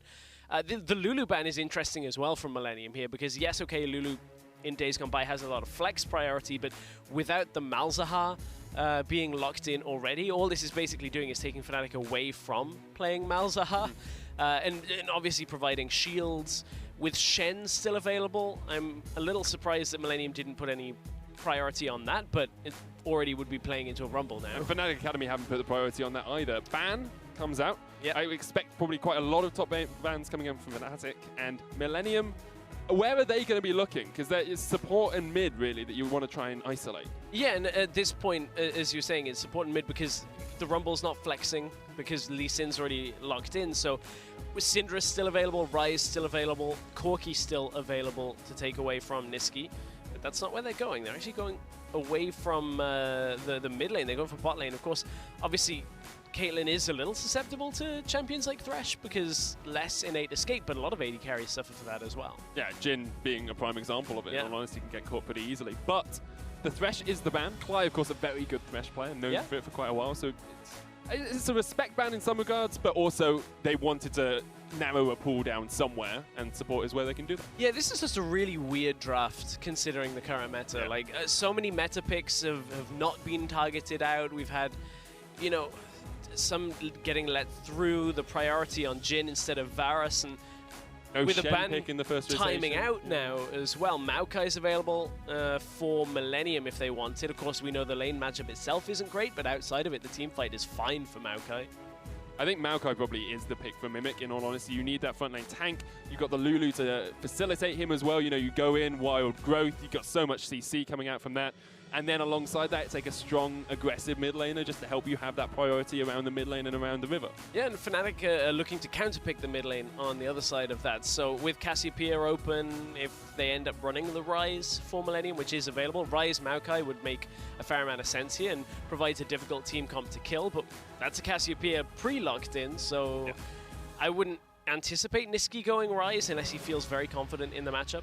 He has played a lot of Ryze, and Ryze is an okay matchup into Cassio. It's not a winning matchup, and Cassio's known as sort of one of the people who can actually deal with him when he tries to get into that split push role, but still, it's an okay matchup, and Niski has really enjoyed playing that Ryze. Also means that Pretty has to go for the cleanse in the mid lane, because otherwise he's going to get focused down. It's going to be Orianna instead.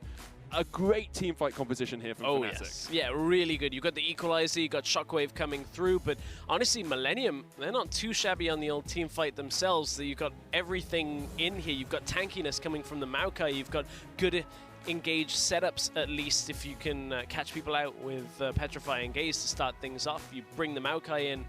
Kha'Zix should clean up with the Caitlyn as well. So honestly, if Millenium at least can get a kill or two onto Pretty and Pinoy, they should be fine in this matchup. Fnatic Academy, very deadly around objectives, though. Around those dragon fights, Baron fights. That's where we have to watch this team come alive. Their zone control is devastating. You've got Equalizer, you've got Orianna, you've got the Curtain Call, you've got Karma there to speed you around the fight as well. I'm interested to see how Dan does, because once again, he's had that Lee Sin pick for him quite early on in the draft phase, trying to make sure that he gets on something he's comfortable with. It didn't really work out for him last game. He didn't really have the impact he would have liked to in the early game. And we saw a lot more coming out from Steel, who was able to, you know, get around the map and actually impact the fight. Yeah, I was actually pretty disappointed with Dan's early game in the last game. So I hope that it looks better now. Of course, against the Kha'Zix, less just sit back and do nothing than the Ivern matchup that we saw in the last game. So looking forward to seeing how that ends up playing out for Dan, because he is a jungler that kind of has struggled in Challenger early on in the game, and if you can't fix that, Fnatic Academy seemed to be kind of without a paddle in the last game, ended up getting perfect gamed.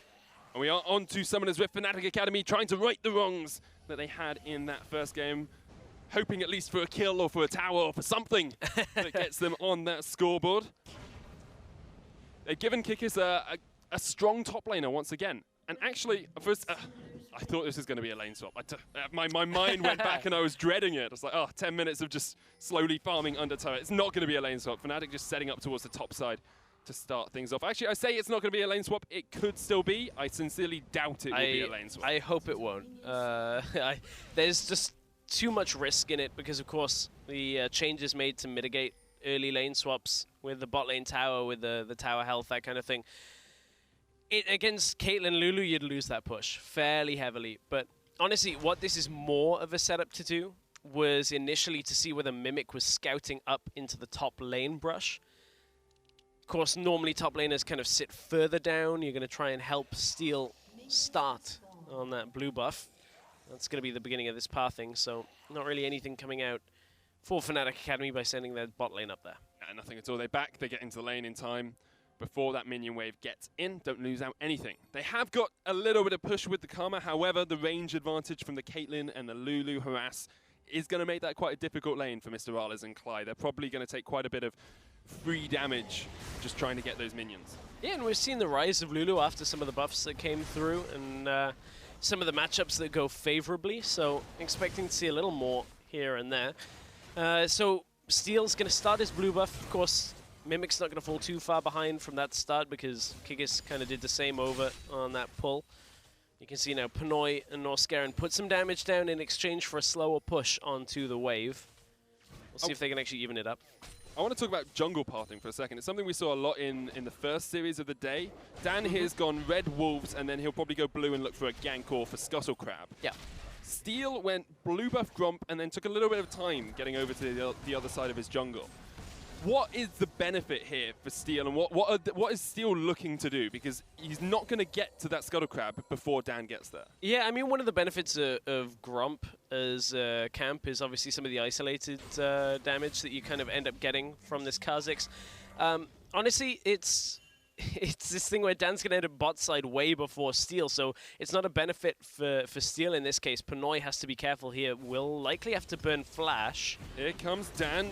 Norscaron burns his Flash. Heal used as well, but Dan straight in onto the Lulu. Mr. Rales low getting chased away, and Norscaron somehow survives. Steel was here in time to counter gank. Dan steps on a trap, and Steel takes him low. However, he will just flash away. Pinoy continues with the aggression, and no one dies. Lots of summoners burnt, but everyone's still alive. And again, you can see Dan stretching for these early game plays. I wonder whether he'll end up maintaining that now. Without a flash, it reduces a lot of his impact.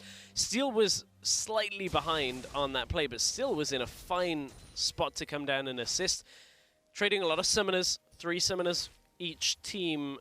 Of course, Rales was low early on in that fight, so had to back himself out.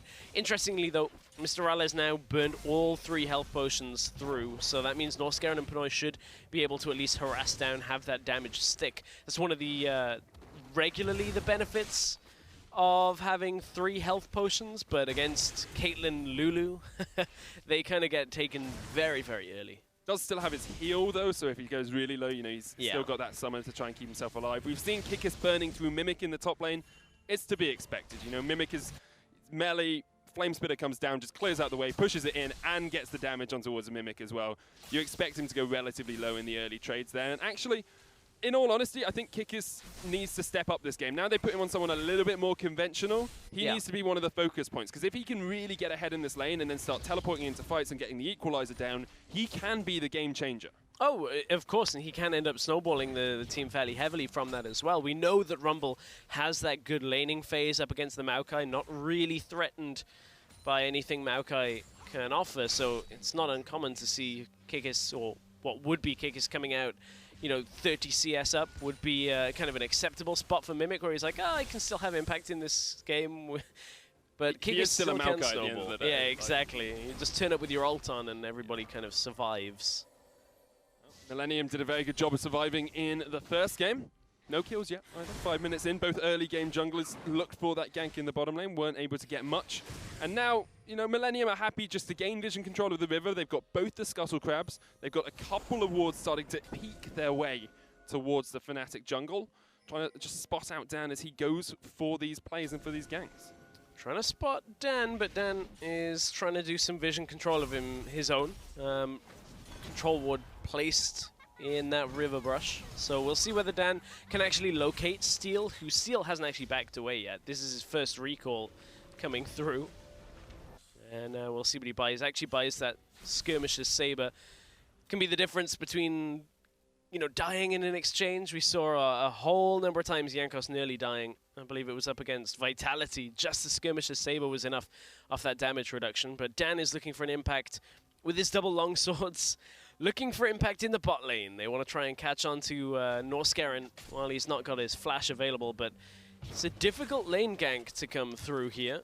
Pinoy is stepping forward. They don't have full vision on this. There's Pinoy. Ah, okay. There we go. That'll be fine. Just like Dan's trying to set stuff up. He hasn't quite managed to do it a couple of the times. As you say, we are seeing Skirmisher's Saber from Steel. We've seen a move away from having Tracker's Knife on all junglers, really, to more Skirmisher's Sabers. Mostly because Scryer's Bloom give you so much good vision anyway. Wards are cheap, control wards, you know, they're relatively cheap. It's pretty easy to get vision down without having to have those extra wards coming out from the Tracker's Knife. And on someone like a Kha'Zix, having Skirmisher's Saber is just that much more impactful. Millenium looked like they were setting up for a dive, but of course against the Orianna, Dan dodges the petrifying guess. It's pretty easy when you see them in the bush. Yep, they had the ward there. Millennium He's getting his eye in, that's fine. This time, well, that's like the third time that attempted play hasn't worked out so well for Millenium. But they keep doing it. If you're someone watching this, you have to say, look, Millenium, keep trying to set up these bushes. Just ward all your bushes and don't face check, and you'll be fine in the early game. If at first you don't succeed, try and try again. Maybe you'll end up with a perfect game. That's what happened for Millenium last time. It's kind of funny, they're just standing around in bushes waiting for Fnatic to come around.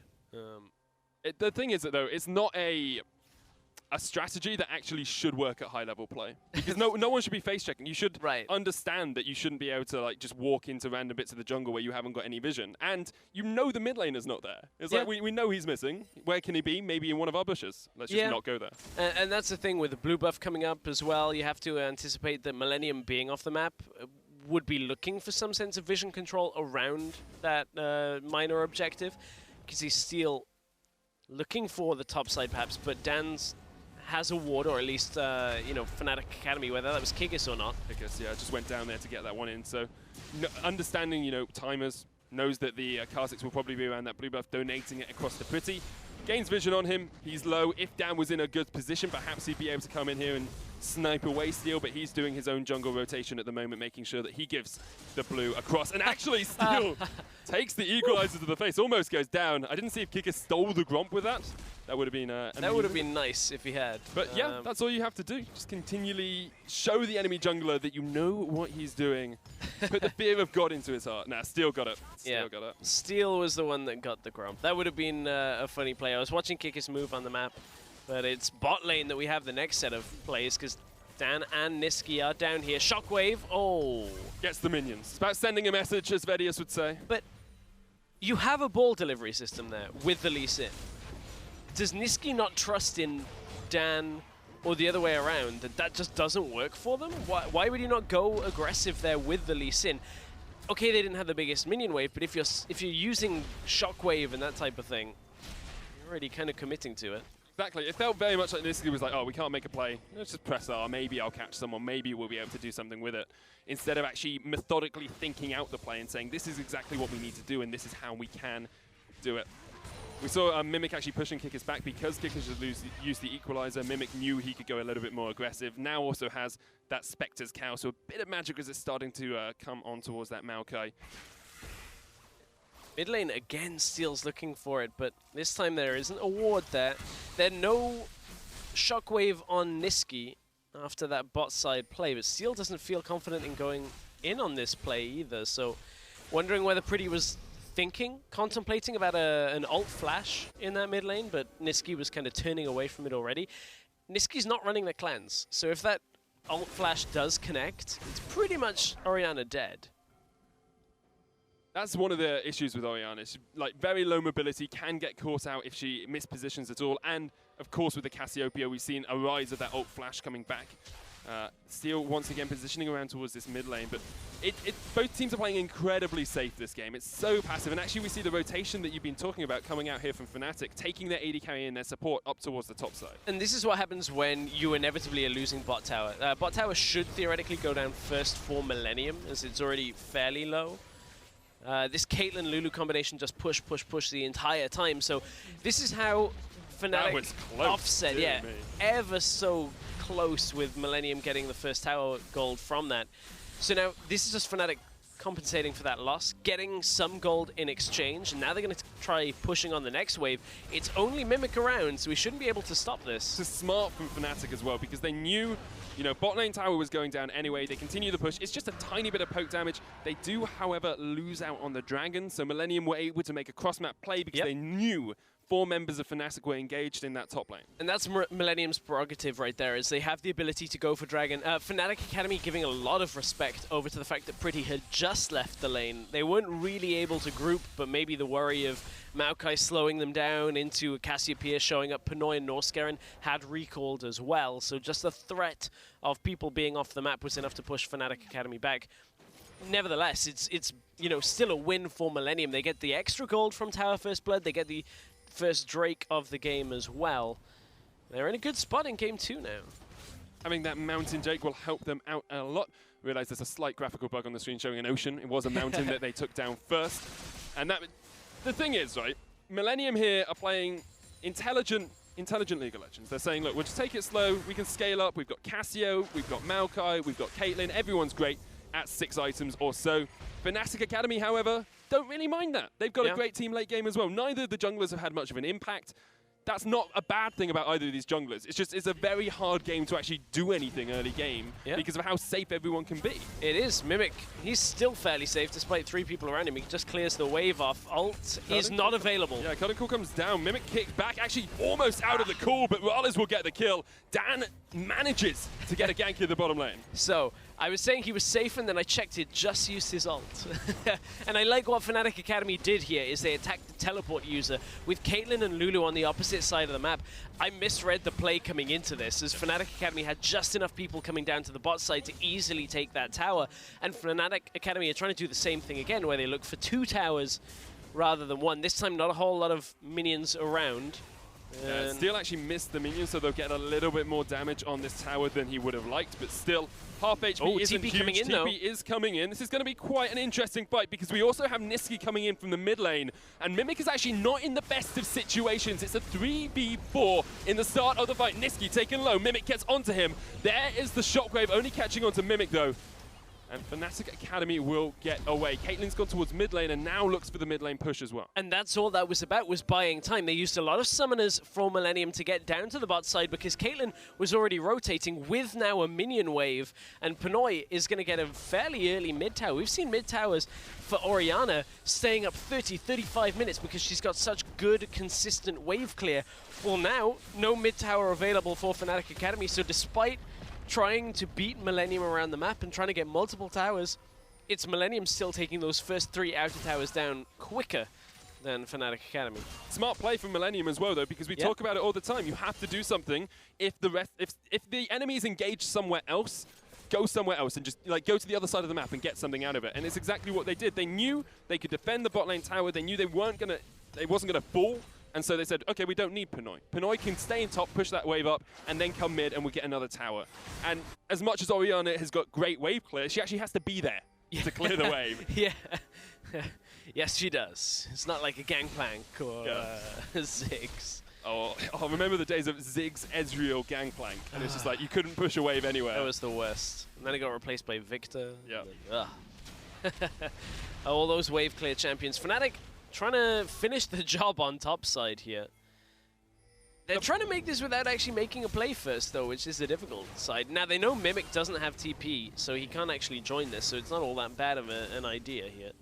Fnatic trying to play around their spikes as well. They've got a lot of strength mid-game, especially with the Leandros. Here's the equalizer. Curtain Call used as well. Pretty is the target. The heal comes down. Norskerin will step in front of it, but all of this is just trying to get that tower down. Steel off towards the side. Orianna's shockwave comes in. The tower falls. And Steel tries to engage, but just can't get there in time. Mimic wasn't near the fight. And actually, this is the first time we've seen Fnatic taking an objective and Millenium not get something out of it straight away. Yeah, it pretty much is exactly that for Millenium. They'll be frustrated they couldn't get Mimic over to the fight fast enough, but without teleport available, he had to just kind of run it all the way across the map. And as you said, Steel couldn't get anything on the fight started. Pretty didn't really find himself in a situation to ultimate, and Millenium just kind of left trailing on that play. We've got a fairly even game overall. Considering game 1 was a perfect game, big departure from that. A lot of tower trades. Yeah, towers, not kills. So it's still only 1-0 in favor of Fnatic, but gold incredibly even, as you say, only 200 the difference between these two teams. It's basically negligible. And that Mountain Drake, of course, for Millenium earlier on as well. Ocean is the next one coming up. Millenium trying to gain some vision around that, take the Scuttle, get the control wards down. They've done a relatively good job of maintaining vision. Actually, Fnatic very lacking on the ward front. No wards even in the river for them. Never mind past it, although there is one up towards the blue side of Millenium's jungle. Yeah, there are only a couple of wards, as you were alluding to. Looking at what Fnatic's next play is an interesting thing now, because they lost a lot of territory from losing that mid tower. Trying to regain that is going to be fairly tough. You can see Pretty up on the top side pushes out that wave. Fnatic can't really stop anything from happening up there right now. Pretty will pull back away. And they're looking for around mid here. You can see how difficult Caitlyn makes it. A couple of traps here and there just make it treacherous ground for Fnatic to step through. If they can look to set up a catch around this mid lane, it would take something from Millenium going kind of badly wrong to get caught out because Millenium have such good vision control. So Fnatic, they're going to be in another one of these situations where there's no real easy play for them to make. They do have an incredibly long-range engage, though. You've got Equalizer, you've got the Orianna Shockwave, which can come down, and you've got the Curtain Call. So you've got a long distance at which you can catch people out. But at the moment, it's feeling like Fnatic aren't quite willing to pull the trigger. Millenium, however, once again, just gaining vision control around that Dragon. They're happy enough for the game to stay at this steady state for the while.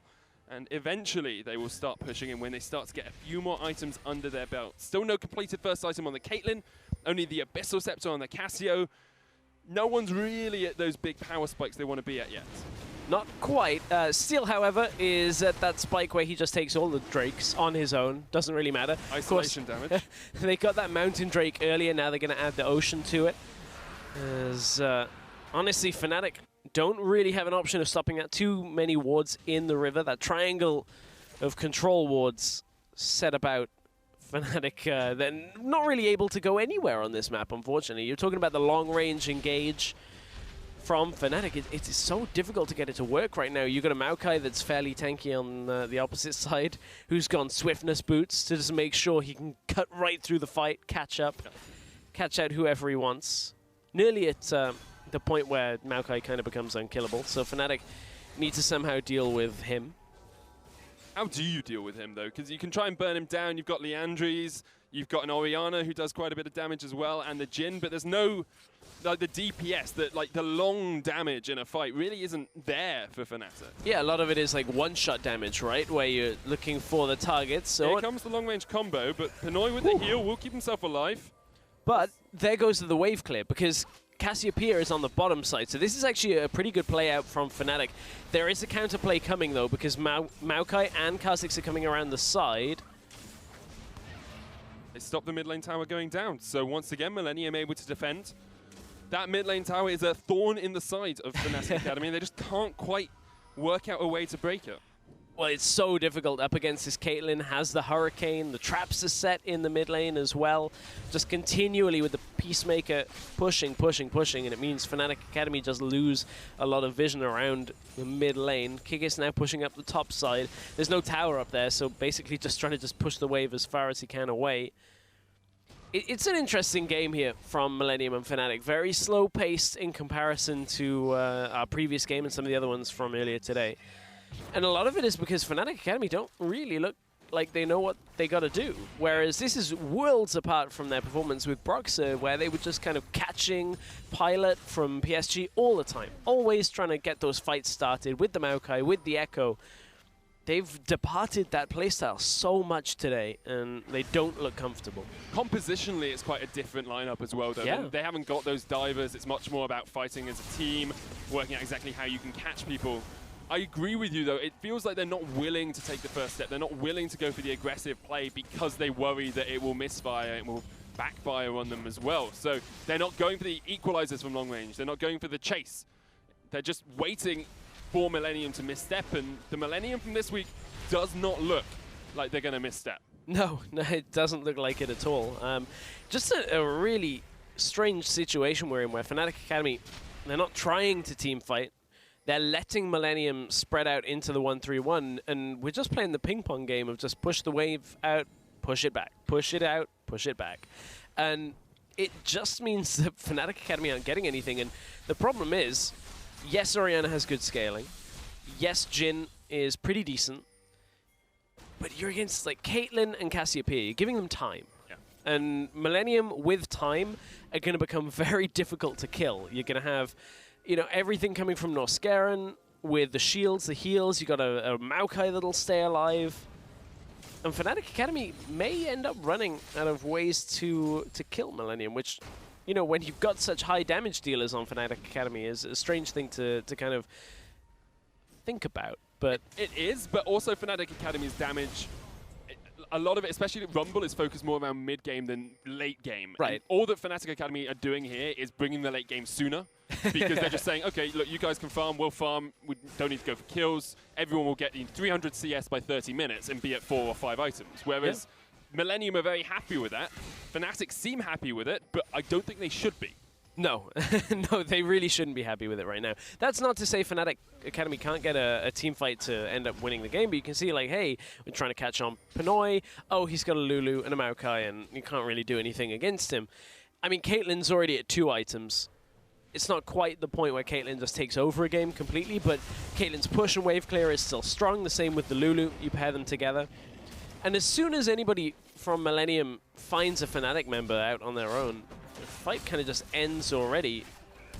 It's the same combo, it's the same heal, it's the same Pinoy walking away. Kickers is going to try and come in from the side, and actually does have to flash. Here comes PP Mimic. coming in as Mimic gets on towards Cly. That is a dead Karma. Millenium turn Fnatic's engage on them and get the kill. And it's so difficult. Like, Fnatic threw so much at that. The curtain call, the equalizer, you name it, they threw it at Millenium, and Millenium just kind of endured. Pinoy, okay, they had to burn a heal. That was about it. TP came through from Mimic, he flashed in onto Cly to make sure they picked up the kill, but it's fairly straightforward for Millenium there. There's no real chance of any of them dying, and that's very frustrating for Fnatic Academy. The thing is, at some point, Millenium do actually have to take towers to win the game. And they got 1 kill there. They didn't get anything off it. It was like, yeah, we get a bit of push advantage. We got a kill, grand. At some point, they need to start actually pushing their advantage. They're now 1,000 gold ahead, which is the largest gold lead I think we've had this entire game, apart from maybe when that first tower went down. But yeah, it's not much. And unless they start actually taking objectives, there is always that possibility that Fnatic just get a good team fight. They just get their combo off and they win. That is true. The one thing Millenium did manage to succeed with off that fight, though, is the vision control. You can see fresh wards now placed that Cly is trying to sweep out.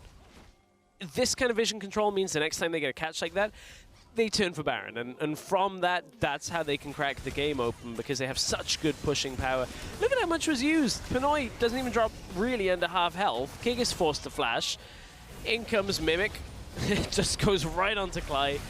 Doesn't matter who it is, they were killing them as soon as they got there. Like, there's no real way of Fnatic Academy getting anything better from that exchange.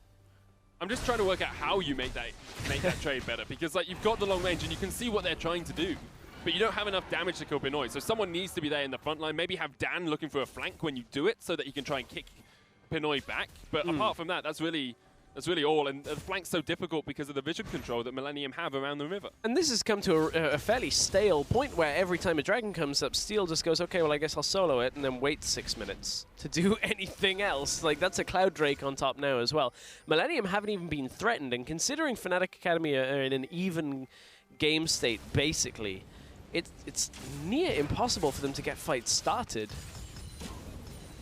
I think as well. They're going to try again. Yeah, Curtain Call comes in. Here comes the flank as well. Equalizer does come down, but Steel just jumps away, and Millenium is still alive.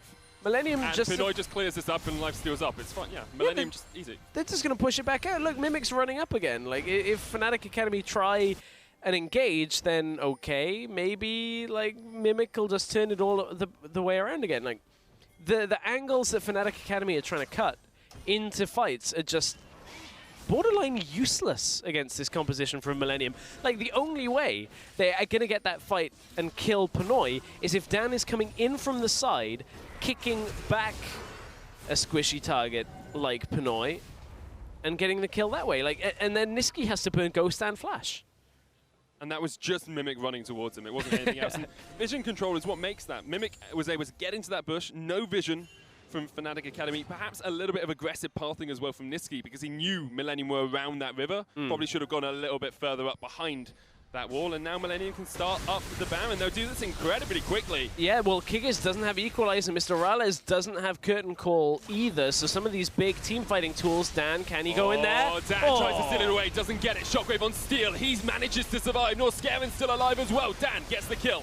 Now here comes Kickers and the rest of Fnatic Academy. Pretty with a good petrifying gaze, but he needs to escape. Pinoy is locked in the pit, but Fnatic just runs straight past him, trying to get onto Pretty. Pinoy will take down one, flashes over the wall, and this is the Millenium show. This is the Pinoy show. It's a triple for him. Cly, the next target. Can he get it? Headshot. Gets the quadra. He's going for the penta. Mr. Rales gets taken out, and Pinoy gets the penta.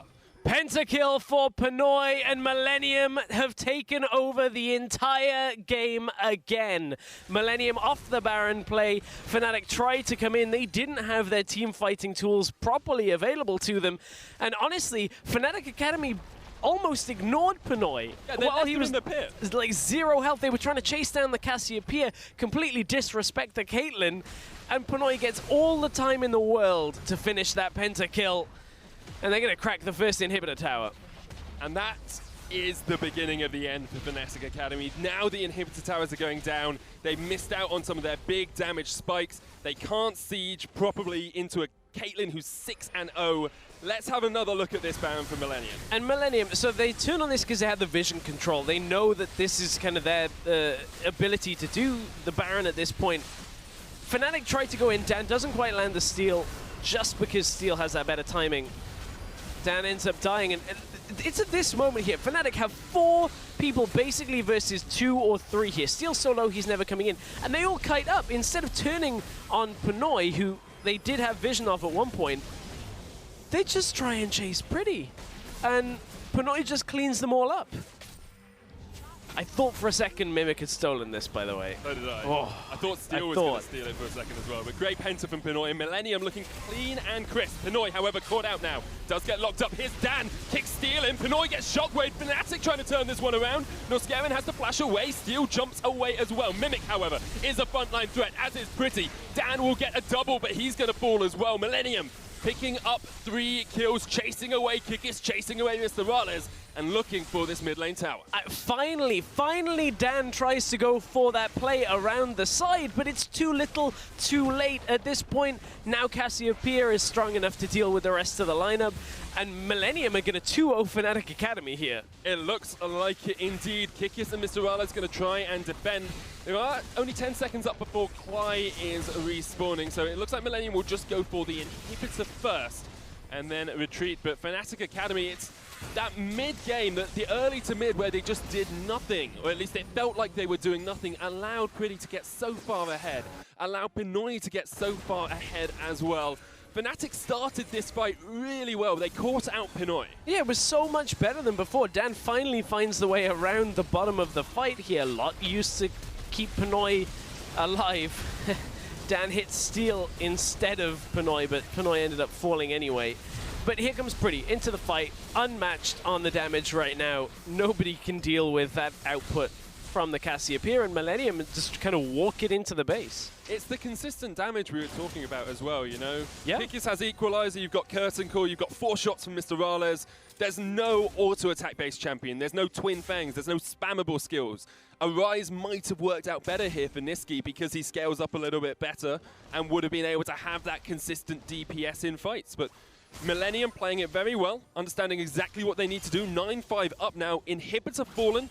They've got an open inhibitor in the top lane as well, and they are 7,000 gold ahead. Looking to close this out. This will be 2-2 for them on their overall record if they are able to win the game. And considering they're going to take it over Fnatic Academy, the team that we said looked like the contenders against Schalke to be in contention. We've been talking about how Fnatic Academy, we're basically already writing their names after 1 week on like, oh, well, they look like they're going to be in promo relegation at the end of this split. Not anymore of how they've played here. This is not the kind of performance you're expecting from Fnatic Academy, and Millenium show up massively in this. For as much as Fnatic Academy have struggled with, Millenium have made the plays to get themselves to this point. Yes, it's been slow. It's not been particularly fast play and crisp play, but honestly, Millenium have done a good enough job at punishing where Fnatic have gone wrong on things that they deserve the 2-0. Well, the curtain call comes down. Fnatic trying to stop this 2-0 from happening, but just harass onto Pinoy. He is down to, you know, minimal HP. Oh, wait, there's a redemption. He's back up above half and can just continue to push up the wave. He's setting up a triangle of cupcakes. Just in case Ivan, you know, Ivan's not in this game. We still got cupcakes for you. A lot smaller. We'll see if they're as deadly. Well, if you get caught out with them, that headshot is going to hurt a lot. This is the final inhibitor tower, and Millenium just slowly chipping away, so they don't even need to step forward, just wait. They can get it eventually. One more wave will be enough. Mimic still in the top lane, taking down the inhibitor slowly, and tower falls, and now Millenium step an ever so slight bit closer towards that nexus. Oh, it's the inhibitor in front of them is going down slowly. Third inhibitor of the game. Pretty steps forward, dodges out though. Fnatic Academy, there's no way for them to stop this happening. It's the slow demise of the game for them, and Millenium just patient in this game, understanding exactly what they needed to do. Pinoy caught out, the equalizer comes down, but it's not quite in the right position.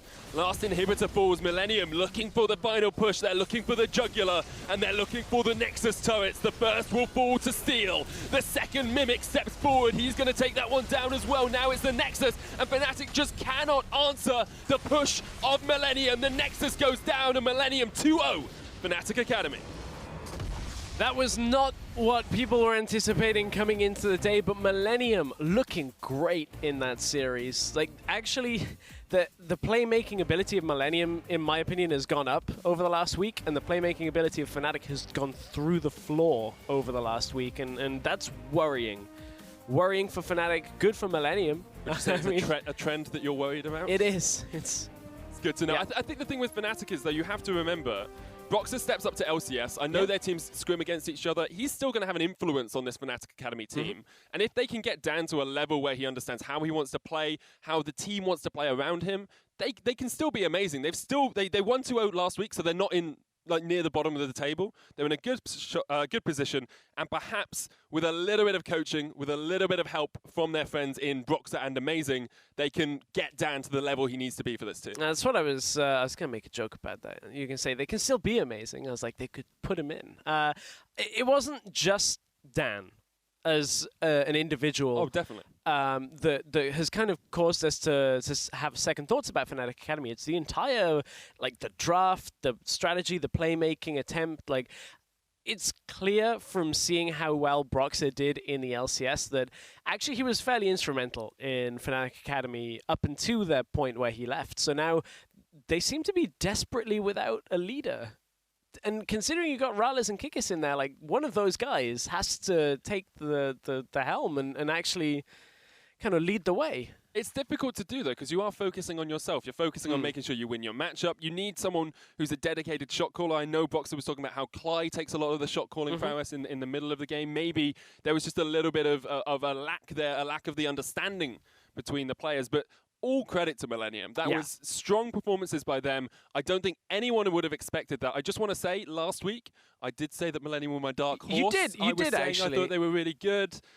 Thank you. Thank you, guys. Well, did you say it on broadcast? I believe I did. Okay. If not, I have the Rewind notes the somewhere. We'll find it somewhere. But yeah, I think like it's a great performance by Millenium. They did great. And everyone is now 2-2. You just have to see if PSG beat Schalke, everyone in Challenger Series will be 2-2. Well, the kickoff of the first ever clash between Paris Saint-Germain and Schalke 04 is just around the corner. Until then, we're going to take a short break while the players do their final stretches. It's the same combo, it's the same heal, it's the same Pinoy walking away. Kikis is going to try and come in from the side, and actually does have to flash. Here comes Mimic coming in as Mimic gets on towards Cly.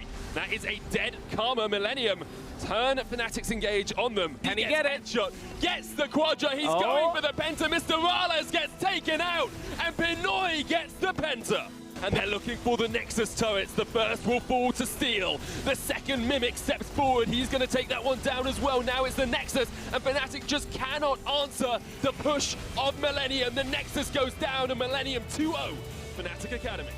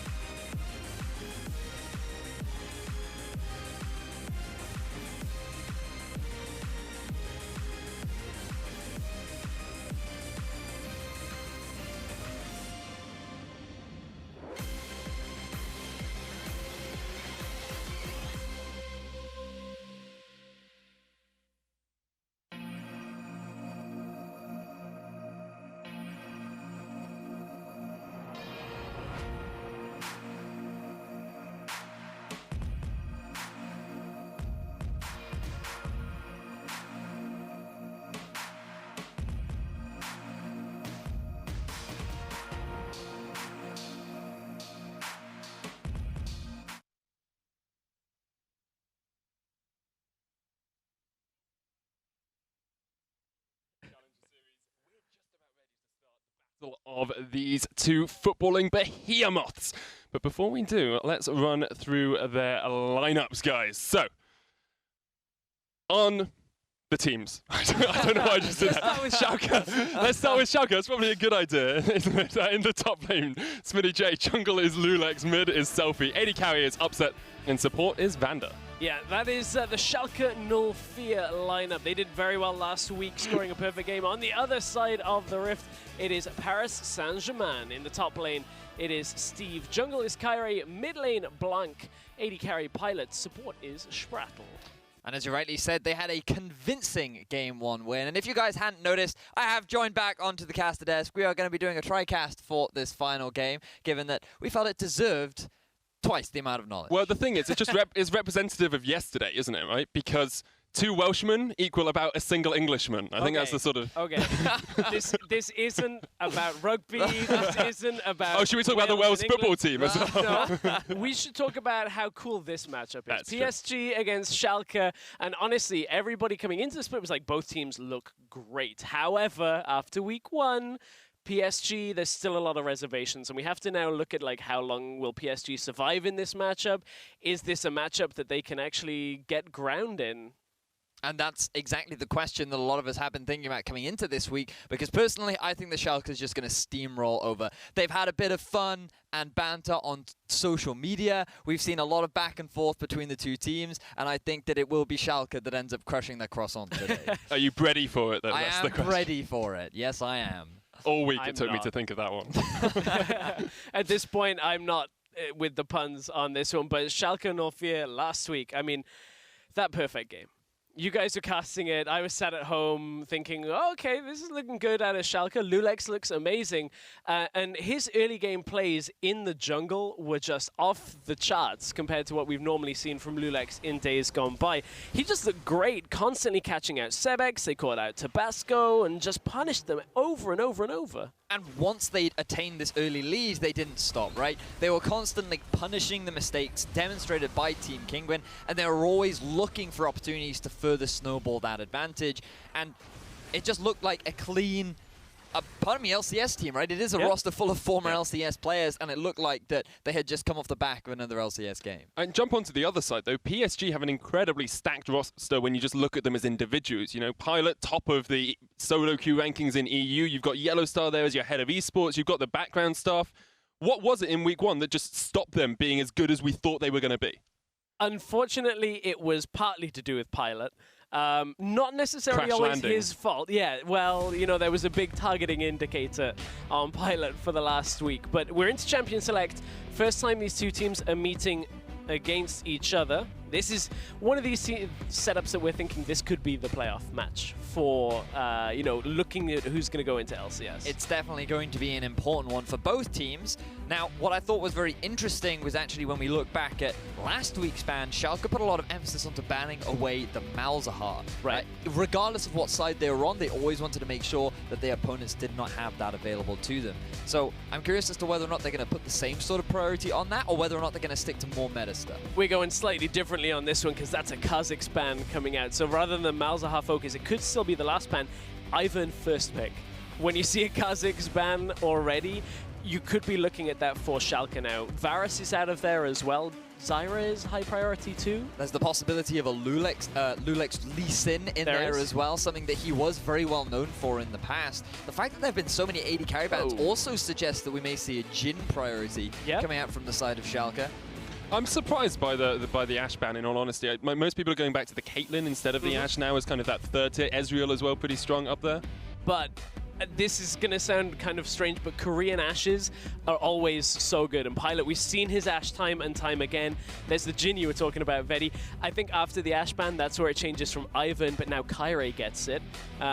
Lulex likely will go to something like the Graves or the Lee Sin that you were talking about, but on this rotation now, PSG are caught without an AD carry. We may even see Schalke ban away the Caitlyn, ban away Sivir in the second phase if PSG don't prioritize an AD carry here. I wonder if Pilot will move towards an Ezreal priority, something that over in the LCK they've actually had a lot of priority towards in general. Why there's so much value over Ezreal is just very interesting. It seems to be very region specific, but there's no need to lock it in right now, right? There's an element of risk, not getting it in this rotation because Schalke could further pinch the AD carry position.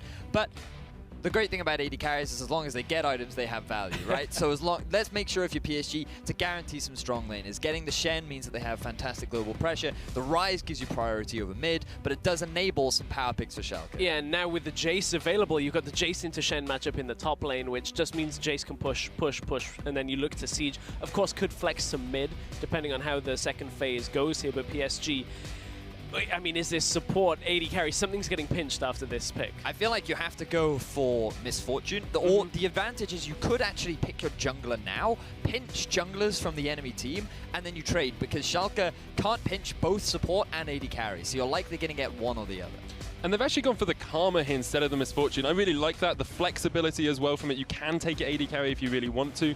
I'm really surprised by how this pick ban has actually gone, because we're usually pretty good, especially on this patch, of predicting pick and ban. But all it's taken is an Ashe ban to totally throw it for a loop. Well, I mean, it's still very standard, right? We're still seeing a lot of common picks that you would normally see. There's still a trend here, like, when you look at what synergizes well with the Karma, Sivir is still available if they want it. You mentioned the Ezreal if Pilot wants that too. There goes the Caitlyn, so clearly Schalke are saying, well, let's just put Pilot on something that we can catch him out on and then end up killing him. But good side lane so far out of PSG. Mid lane threatening pick of Katarina is now gone. No real other focus outside of that LeBlanc on mid lane. If you're PSG, you could look to ban away the Syndra to... damn, they got that just before I could. So the fact that they went for an early rotation on the Ryze... If you're Schalke, I think you might ban out Caitlyn this game. Well, to quickly go for Schalke, I think that either an Ezreal or a Sivir ban would be good here. Ooh. Okay, right, never mind. I give up. Wait, this is explainable though. When you look at it, Kha'Zix is gone, Rengar is gone, Camille as a flex jungle is gone. If Kyrie's been spamming the Warwick, he'll now default to something like an Elise. Or Lee Sin, we've seen both out of him, and of course they're looking at that jungle still available, but this just pinches some of the junglers that are just more prominent in the early game here, because if an early game jungler supplements a Ryze and a Sivir, suddenly PSG have this insanely good scaling comp that already gets ahead. I think the worry then comes, though, PSG have great scaling, but their early game, in all honesty, isn't the strongest. They've got relatively safe lanes, but the actual damage output from them is quite weak across the board early game. But you could compensate for that by going for an Elise, right? Start snowball in the mid lane. I wouldn't be surprised if Schalke went for a Corki right now. It would synergize nicely with the composition overall in terms of your poke. I like the Ivan pickup from Schalke because they realize that they don't actually have much of a tank. And while Ivan might not be the best tank, Daisy certainly is. You have an effective front line in the form of that ultimate. You provide good utility, and I think that their Siege and Poke would actually round things out nicely if they decided not to go for the Corki. They still can Siege and Poke though, because look at this threat. The Orianna, the Zyra, you've got Daisy's going to walk up to a tower, and suddenly you've got this defensive capability where you can push a little bit forward with the Jhin, with the Jace, and you've got all the time in the world. The difficulty is you're against Sivir, you're against Ryze, and if that gets locked in, you're against hard engage with the Shen Hecarim combination coming out. PSG are looking to do 90 minutes of sprinting across the pitch on this. Certainly are. I mean, Gotta go PSG fast. have drafted quite a potent teamfight composition come the late game. They've gotten themselves a pretty safe 1-3-1 as well, which I think is the biggest issue that I have with the Orianna pick. The problem with Orianna as a champion is you really can't effectively put her in a side lane, right? One of the common things that you have with mages is if you throw them with a TP, sure, they can join the fight, but they can't really set up an effective flank. So you have to go for a defensive summoner spell. In this case, likely to go for a cleanse. So it's very risky to move her into the side lane. So you're setting up for a 4-1, which means that you're relying a lot on Smitty J to have a successful laning phase, which could be a point that PSG look to punish. How does that laning phase really work? Because we don't see Jace that much, mostly because he gets banned out a lot. And you have got Spirit's Refuge from the Shen, which stops the auto attacks coming in. Does the Jace just continually push it in? For the most part, yeah. A lot of it is the trade gets denied with the Spirit's Refuge, but that doesn't stop Jace from just shock blasts and, you know, pushing the tower. His wave clear, right? It's extremely effective in the early game. Shen can't really match it. And it could very well be a swinging point in this game, which is super important for both these teams. Remember, there's already a bit of heated rivalry between both of these organizations. Very kind of them to donate this merchandise to just explain how hype this matchup actually is. It's incredibly hype. Like, people sometimes don't realize just how big these sort of football rivalries are, and we are into the game, onto the Summoner's Rift, onto the field of battle here between Schalke and PSG. The first time these two huge organizations have ever met on Summoner's Rift. First time on Summoner's Rift, well, when they met in the Europa League nearly a decade ago, back in 2008-2009, it was Schalke 04 coming out 3-1 in that matchup. So if Schalke can do the same thing again, it'll be a good basis. We of only play building best their way of into twos, the I'm LCS. afraid. I know, right? But maybe if they meet for a best of 5 later on in the split. Always a possibility. Let's just look at this actual composition and how you really think it's going to work out, guys. Because Vedius, you were talking about how you think PSG have great 1-3-1. You think Schalke are going to go more towards the 4-1. What is the intention for PSG to stop Schalke being able to just be as dominant as they were last week? Well, I think PSG have the advantage in that they have 2 pushing lanes in both the bottom and the mid, right? Orianna's early wave clear isn't the greatest, largely because it costs a lot of mana, and a mana pool isn't the largest. When you compare that to Ryze, who can literally just spam EQ, EQ, EQ, he's effectively a very effective pusher during the early game. Sivir Karma, no one really outpushes that. The wave clear is absolutely monumental, but what this allows is freedom for Kyrie. He doesn't have to invest his resources into mid or bot, because the waves will all be pushing, so he can invest more of his resources into the top to try and shut down the split push, where I think Schalke are really going to rely on their success. And he needs some of that freedom. Like, Hecarim is not an A-tier jungler. He is still a good jungler, don't get me wrong, but with the ghost nerfs as well, it's tougher for Hecarim to get into the lane. So I'm looking to Kyrie now on a pretty old school, if you want to put the air quotes in, jungler, to see how we can get this started. The one thing it does give great start to is team fights. Hecarim, Sivir, Karma, Shen on top of it.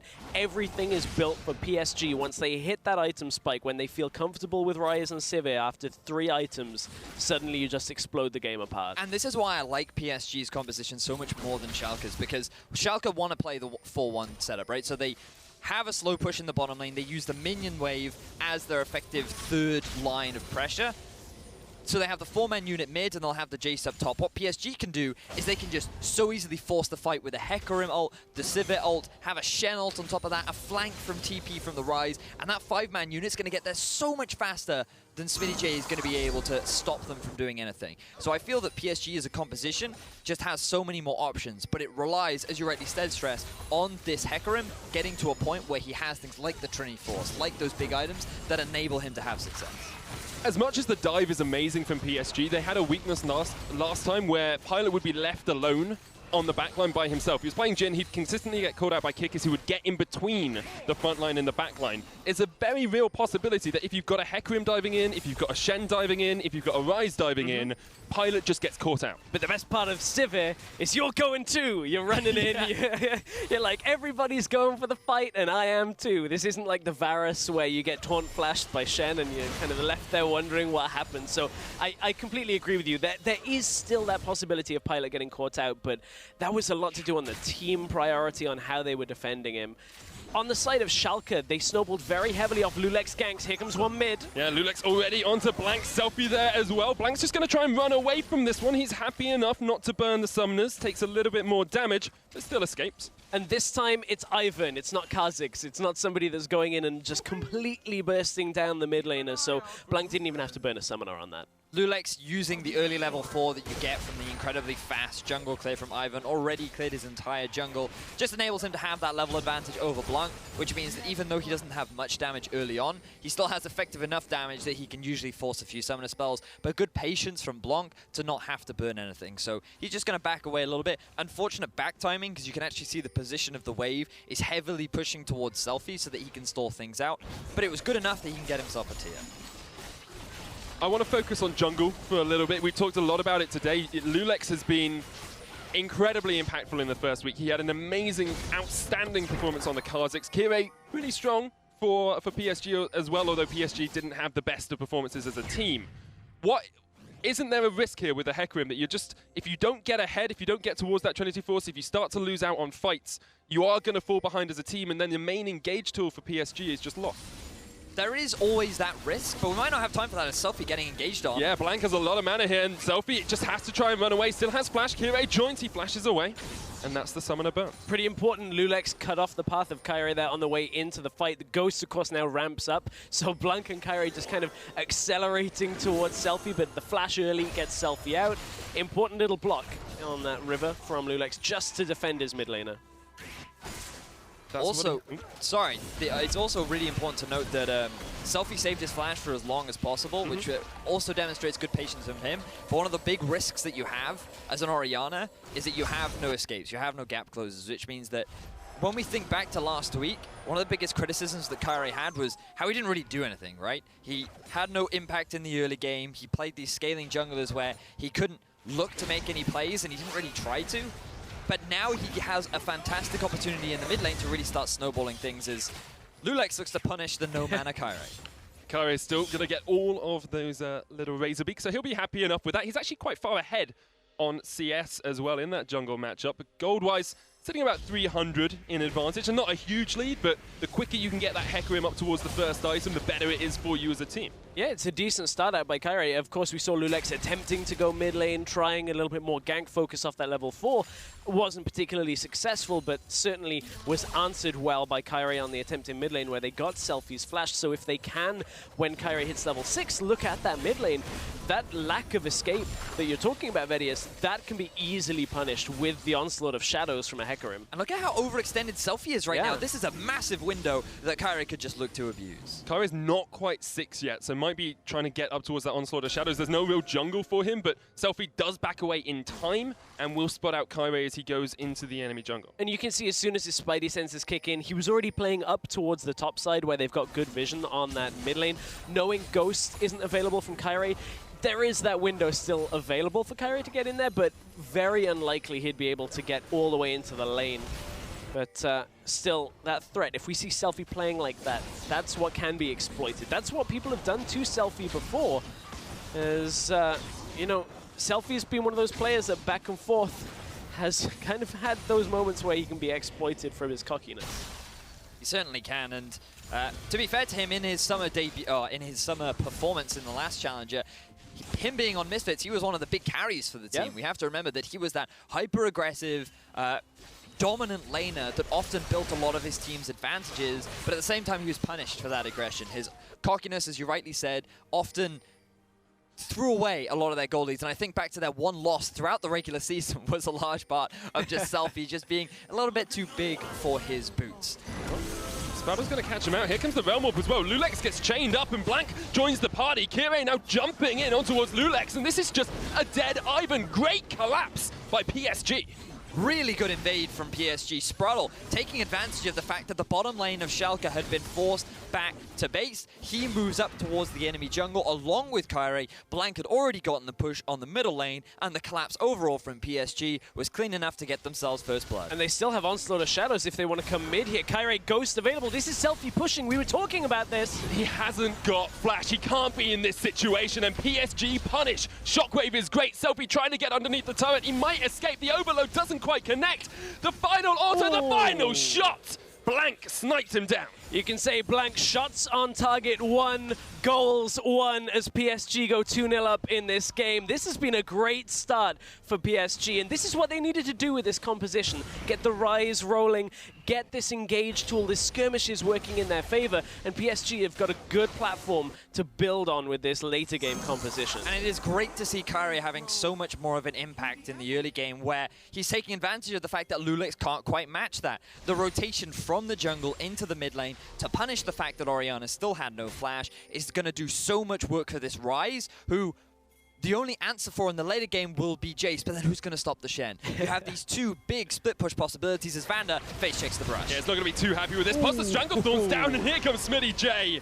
Schalke able to get themselves on the scoreboard. That was nasty. Kairi was coming up top to try and punish Smitty J from pushing. Well, why was he pushing? Oh, because the bot lane are roaming up. It's that play we've seen out of a couple of teams over the last week or so where, okay, we're losing bot lane.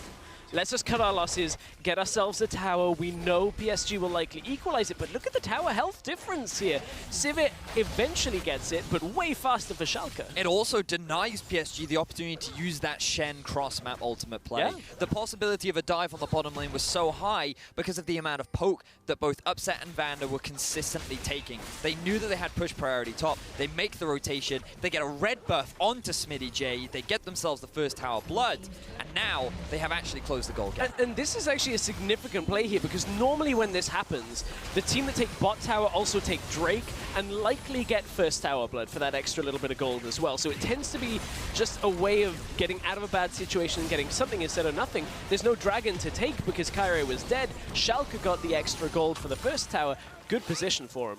Also, really intelligent use of the jungle by them as well. Schalke actually gave blue buff across towards Vander, knowing they were going to put a lot of people top lane, and they want the ability for that Zyra to spam out spells as they go for the turret push. So instead of giving it to the Ori, they give it across to Vander, and there are effectively 6 buffs on the map for Schalke at the moment, because they stole the enemy red, they had the blue, and they had their own red, and it's just buff city for Schalke 04.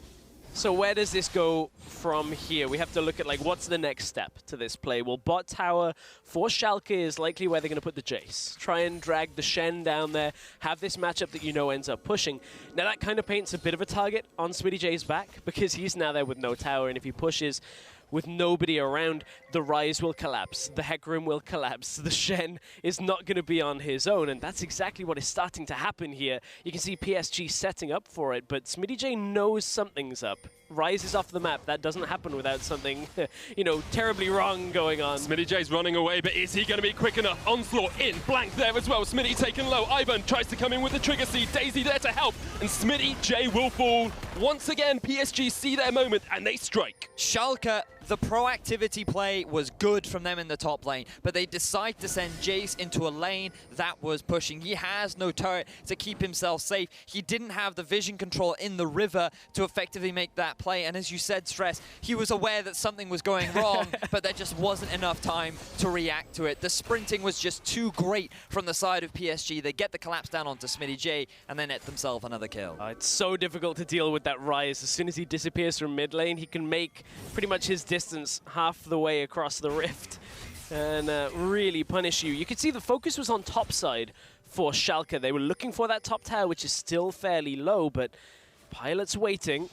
Vander is going to lock them up with the Grasping Boots. Strangled Thorns comes down as well. The TP in. Pilot, Stand United is going to join him. Steve off towards the back of the fight. Here comes smittyj. He finished the TP. I assumed he cancelled it. Onto Spattle. So much damage coming out. smittyj caught between a rock and a hard place. PSG collapse and get the kill. He teleports into an exhaust without a flash. 1v4.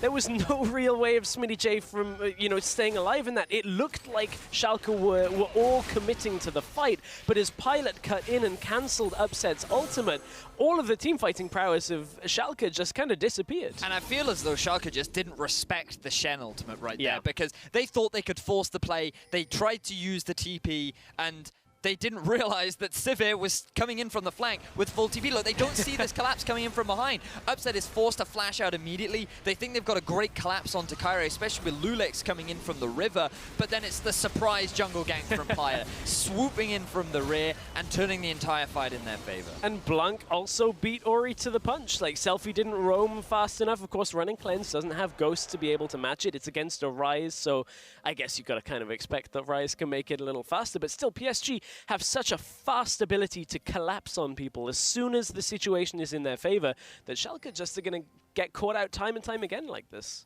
Yeah, now PSG have taken the advantages they needed to in the early game. They're starting to get these item spikes. They're starting to scale up. Schalke 04 looking pretty weak at this moment in the game, assuming PSG can continue to pile on the pressure. Looking tough for Schalke. For me, the big question mark for PSG now is how well they can play around the mid-game. Because last week, we saw them get advantages in their game versus Fnatic Academy, and they did nothing. They didn't know how to set up vision. They didn't know how to force objectives. They didn't properly know how to utilize their team composition. And right now, what they need to be doing is setting up vision around the top half of the map and forcing this tier 1 turret, just like Schalke is doing on the bottom half of the map. And Schalke are doing a good job of this. They've recognized that with Hecarim on the top side, with PSG still kind of pushed in after that last play, this is where Jace has the ability to come down to the bot lane for a moment. But here comes the TP coming through, actually. This is not the Shen ult, it's just Steve TPing into the lane. He has flash to taunt flash. Yeah, Upset has nothing. Upset is just stuck in an awful situation. Caught out on the Jhin. It was Pilot last week, it's Upset this week. And PSG get the kill. Unfortunately for Upset, there was little to nothing that he could do. He tried to push out the wave. He didn't respect the possible collapse from PSG. And while they will lose a tier 1 in the bottom, they should be able to get themselves the return tower in the top lane. And Steve recalled out, he's already looking to try and defend that bot side tower here. So yes, there is a Jace, but as soon as Shen gets there, a lot of that tower push is somewhat mitigated. Shen can at least cut the wave out from underneath him. Blank has to be a little careful. Ivan's around here. Lulex is looking for a gank on mid, but can't get it. Yeah, Blank's positioning in the mid lane was always focused up towards that top side of the map, knowing, of course, that Ivan and Jace could come in and could try and put some pressure down. And we've got about, we're 15 minutes in. Both teams have played pretty well thus far. I think Schalke have been on the back foot a lot of the time. Let's have a quick look across the scoreboard and see what items are getting completed. Black Cleaver, Last Whisper finished on Smitty. Jay opens up the curtain call. Pilot caught out, trying to get the kill on Vander. Gets him. Flashes. Can he dodge the final shot? He can. Pilot escapes and takes down the kill. Fancy footwork from Pilot to kind of two-step his way through that. Here comes Blank. Blank coming in, upset once again. No summoners for him. Has got the redemption, of course. The Shen ult will join him up, and now upset should go down to PSG. Chase him out. Nothing Lulex can do. And that's been the story of this game. The dribbling from PSG is unreal as of right now, getting themselves 7 kills on the board, returning the tower in the top lane, and really setting themselves up for success. Yeah, setting him up. Vander was looking to just go aggressive here, trying to cut the wave, deny any ability of taking the tower down. Pilot clearly laced his boots up pretty tightly because this is some fancy stepping around the Jhin ultimate, and then Upset thinks he's in, thinks he's got the opportunity, and suddenly Blank comes into the fight. Uh-oh, that's a Rise with a Shen ult on top of him. Exactly. Doesn't even matter about a redemption there. That. Even Lulex coming in from the flank with He's Daisy. Off. He's gone. Yeah. He's just like, I'm up, boys.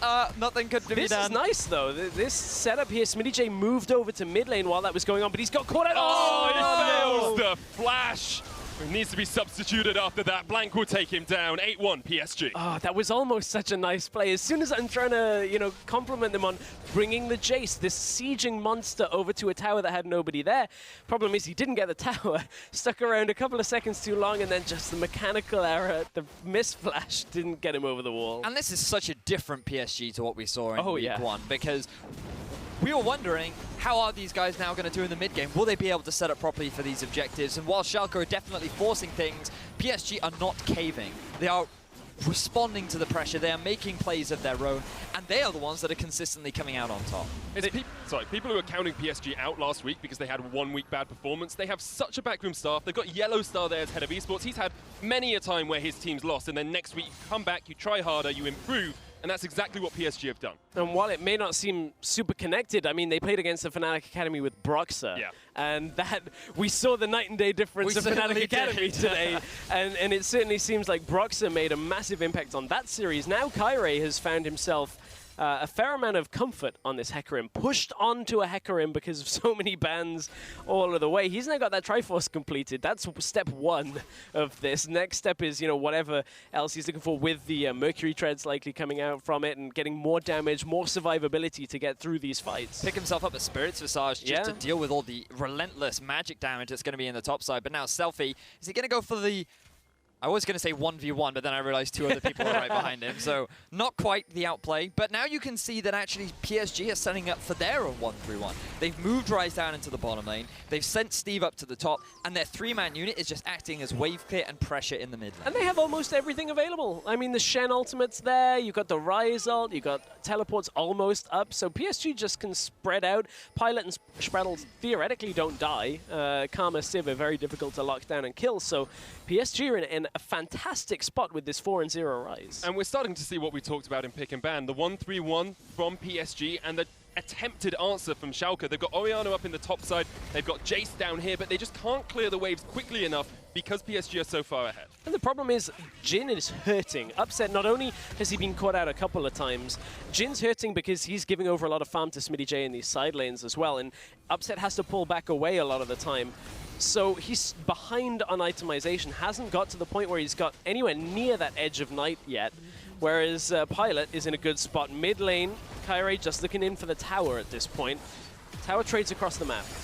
Would like to give some praise, though, to Lulex this game in particular, because a lot of his time may not have spent looking like he was doing much, but he was always, map-wise, in the right place at the right time. We just saw there, the tier 2 in the top lane being taken by Selfie. He was allowed to do that because of this deep vision that Lulex had actually set up in the top half of the map. He was providing a bit of extra utility onto Selfie.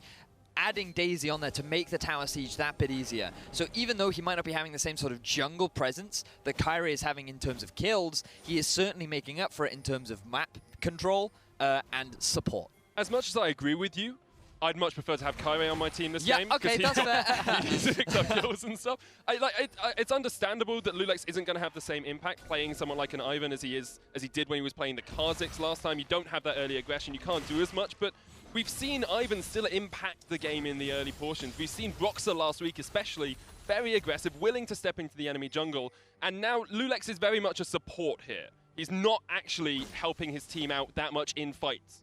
And then you remember he's Ivan, and he brings Daisy with a knock-up and a redemption, and he can kind of kill anything. Yep. But so it's still not over for Schalke. No, definitely. I would completely agree with you that you know, Kyrie in this game has been on fire with setting up team fights, and he's going to continue to do so. It's only going to get worse for Schalke if they can start grouping with even more powerful members like Sivir, who's now Rapid Fire Cannon complete on top of that. So PSG have really strong team fighting, even now on a 2-item Sivir with this Rise. The two of them in combination are going to destroy Schalke if they don't start hitting shockwaves. And it's all good to say, you know, when you look at Oriana and you think, oh, she's always been a good team fighter, right? She is a champion that naturally works in these team fights, but pair up with a Jhin, like, he's going to be sitting on the back line getting a lot of poke, typically known for his siege, and while he definitely has a lot of damage, his team fighting isn't what excels him, right, as an AD carry. This is why I was very critical of why they chose Oriana over the Corki. I think from a composition perspective, it would have fit much better. The poke would have been a lot easier. Their siege would have been more powerful.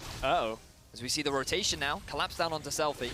Even though they're not able to catch the fight, this should drag enough people over to this side of the map. Stops them from making any play on mid. You can see Pilot is there. And theoretically, without PSG making a significant mistake, their mid tower should never fall. They have a Rise, they have a Sivir, they have a Karma. Like, these are champions that will defend that mid tower to the death.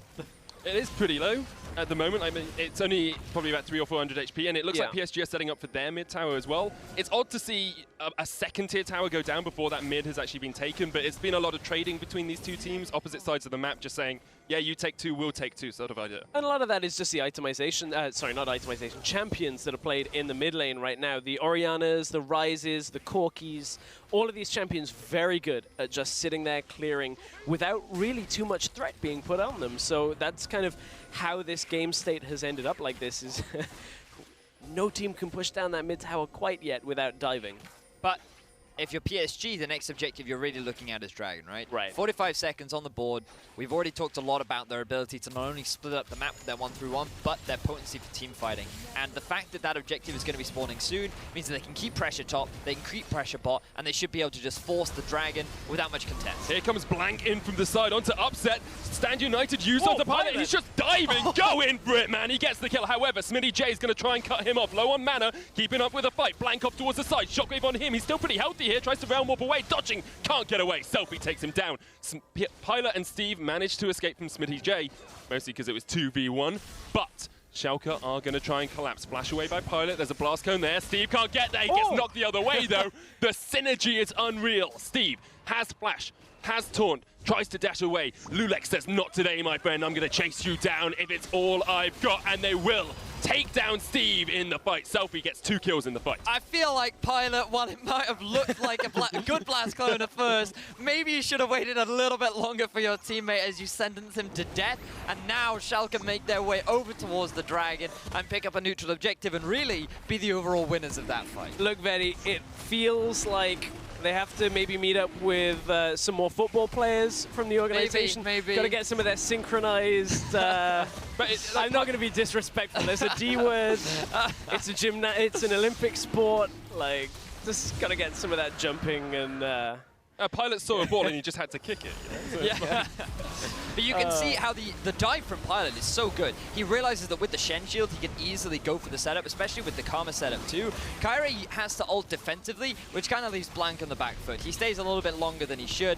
I think that was a misclick realm warp, if I'm being honest, thinking that his Rise ultimate was the same as it used to be. Unfortunately for him, it is not. And then we didn't catch the back end of the escape, but it was great that PSG had committed so hard for Schalke, because then they could just slowly chase down their opponents and net themselves a couple of extra kills. You can see, though, Pilot is in no like situation where he feels like he's getting caught out. Just he is so far ahead in this game, runs just out of the curtain call. Doesn't really matter to him at this point. Has to flash away though. Spazzle had to use flash there, and it is the on the hunt burnt as well from Pilot. So if they start a fight soon, they can perhaps catch him out. I want to bring attention to the gold here, because the entire game, PSG have looked quite a long way ahead, but it's only been 2,000 or 3,000 gold lead for them. Nowhere near as substantial as it might seem at first glance. Right, and it doesn't feel particularly substantial with that as an isolated factor, but then we start bringing the team compositions into it. This Sivir already getting close to 3 items, getting stronger and stronger. You've got a Ryze that is going to be able to do the same. The last fight kind of broke apart because PSG got fractured, and a lot of their damage went one way while their tanks and Ryze went the other way. And if that happens again, there's a chance for Schalke to come back into it. But if Pilot sticks sort of close to Blanc and Steve and Kyrie, it should be fairly straightforward fights. Bear in mind that Pilot has a 3,000 gold lead over his 80 carry counterpart, right? That is so big when you look at 80 carries. The only reason why the gold gap isn't bigger is because Smitty J has been maintaining a decent gold advantage over his lane counterpart up in the top lane, which is largely coming from the farmers. Now Kirei looking for a collapse onto Selfie. That's not a misclick. Blanc wants this fight. Stand United. Selfie tries to get away, but you cannot escape today. And I love what happened in that. Blanc standing on the edge of the Realm Warp rather than in the middle, just so that no chance of a ball randomly being in the middle with a shockwave, of course, getting out of dodge for that. And PSG instantly turned for the Baron. TP coming out from Smitty J. They want to contest. Yeah, PSG go for it. 6,000 HP on it. Lulex is around the corner and has smite, so there's always the possibility of a steal. Look at the damage! Holy moly, PSG get melted in the back of the pit! Everyone's just dead! PSG, what are you doing? Schalke come straight in and take out 3, and now they turn their eyes to the Baron. They get it! Steve's going down! Blank's going down! Everyone has been decimated! And Schalke make a huge play! That was the worst possible thing that could have ever happened to PSG. Smitty J combined with Vander are the true MVPs of that play. Shock blast into the multi-man route, followed by the Zyra ultimate, made for perfect team coordination to secure themselves the Baron. Things that were going so wrong have gone so right for Schalke. And just like that, Schalke have completely turned the game around.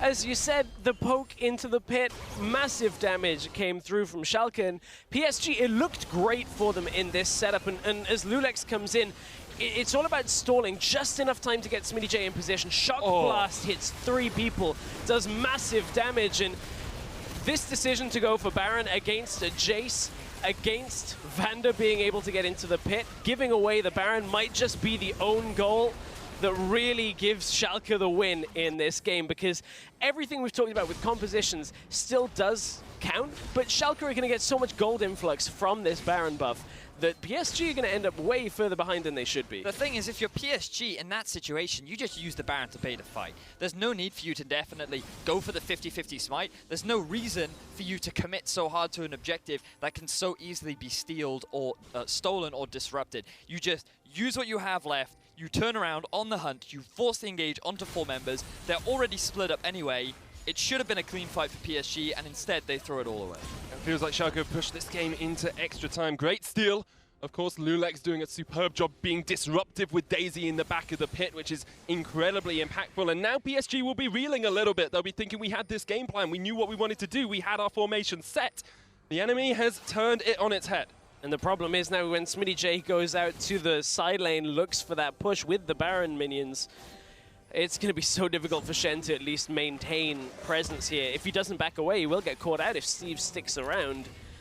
Oh, what started so well for PSG has gone so horribly wrong. Smitty J is going to just go for it. It's all it takes, though. They have a 1-3-1 composition, but when the enemy has Baron, they can push those waves so much quicker, especially with someone like a Jace who's so good at taking down towers. Smitty J's really stepped up into his own in that split push role now. But look at this, right? Minimap top lane, you can see a slow push has started to accrue for the team of Schalke. This is the 1-4 that we wanted to see, so that you actually have 3 threats. All you then need to do is keep rotating between mid, bot, mid, bot. When that massive wave hits the tower, you have the Baron-empowered minions knocking on the door of the base, and there's nothing that PSG can do to stop it. Well, Curtain Call opens up, Daisy down as well, Blank looking for the flank. Kirei was there. They decided against going for the all-in engage. Oh, Schalke, Steve, so low already. just taking so much damage. Has that Warden's Mail as well, but Jace just melts through it with lethality, with the Black Cleaver. It's so difficult for Steve to face up in that 1v1. And look at the damage onto the turret as well. That's just dead. The inhibitor tower is down. And Schalke continues to push in. Once again, Kirei looking for a flank here. He's looking. This might be desperation for Edge PSG. of Night's on. Edge of Night is down, as you say. Kirei gets onto Smitty J, but it's not the onslaught you want. The Orianna Shockwave used as well. Here comes Smitty. Everyone's dead once again. The front line was the back line, and now Blank is getting caught out. Kirei chased off towards the side. Schalke have no fear as they step forward once again. They need this inhibitor, and PSG might not be able to defend the final push. There are still 3 members left alive, but Baron remains on Smitty J. That's pretty much going to be the game here. Schalke just pushing in. I don't really think PSG can stop this.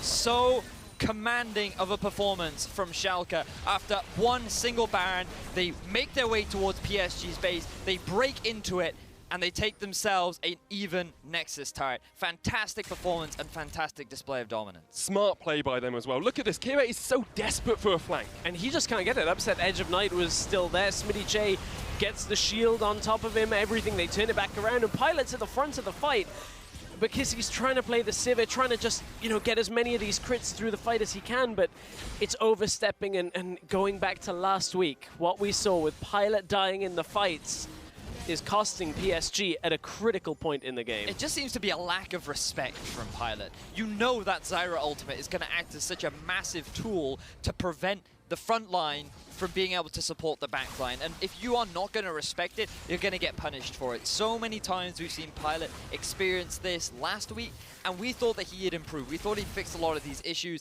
It happens in the Baron pit. It happens once again here. And while he is definitely not the reason as to why this team is losing, he's definitely a point of improvement that PSG needs to look to fix. We were talking about it earlier as well, though. PSG last week had a great early game. Like, the early game was strong. They played well. And then mid to late, they just let up, and that's what this game feels like. A few bad decisions, and the curtain opens once again as Schalke look to close out the game. Won't be able to catch onto too many people. And that's why you've got to play the proverbial 90 minutes, right? It's not just the beginning of the game. Okay, you get ahead, you get everything that you wanted. Arise gets to 4-0 at one point, but if you let off the gas, if you don't fully take control, it can always turn back around. It's just like in rugby when you have a 16-11 lead, there's 10 minutes left on the clock. If you ease up, you end up getting punished for it. I wasn't the one trying to write smarmy tweets at other people. Anyway, but yes, I think the thing is as well, PSG haven't lost this game yet. They still do have hope at coming back. It's just diminishing by the second as once again an inhibitor tower falls. A good team fight, if they can get Pilot safely through a team fight with the ricochet damage, that can turn this game back in their favor, but the time is running out for that. KGN wants to force it. He keeps going for this force and keeps just meeting a brick wall from Schalke. That stand United down, and it did nothing.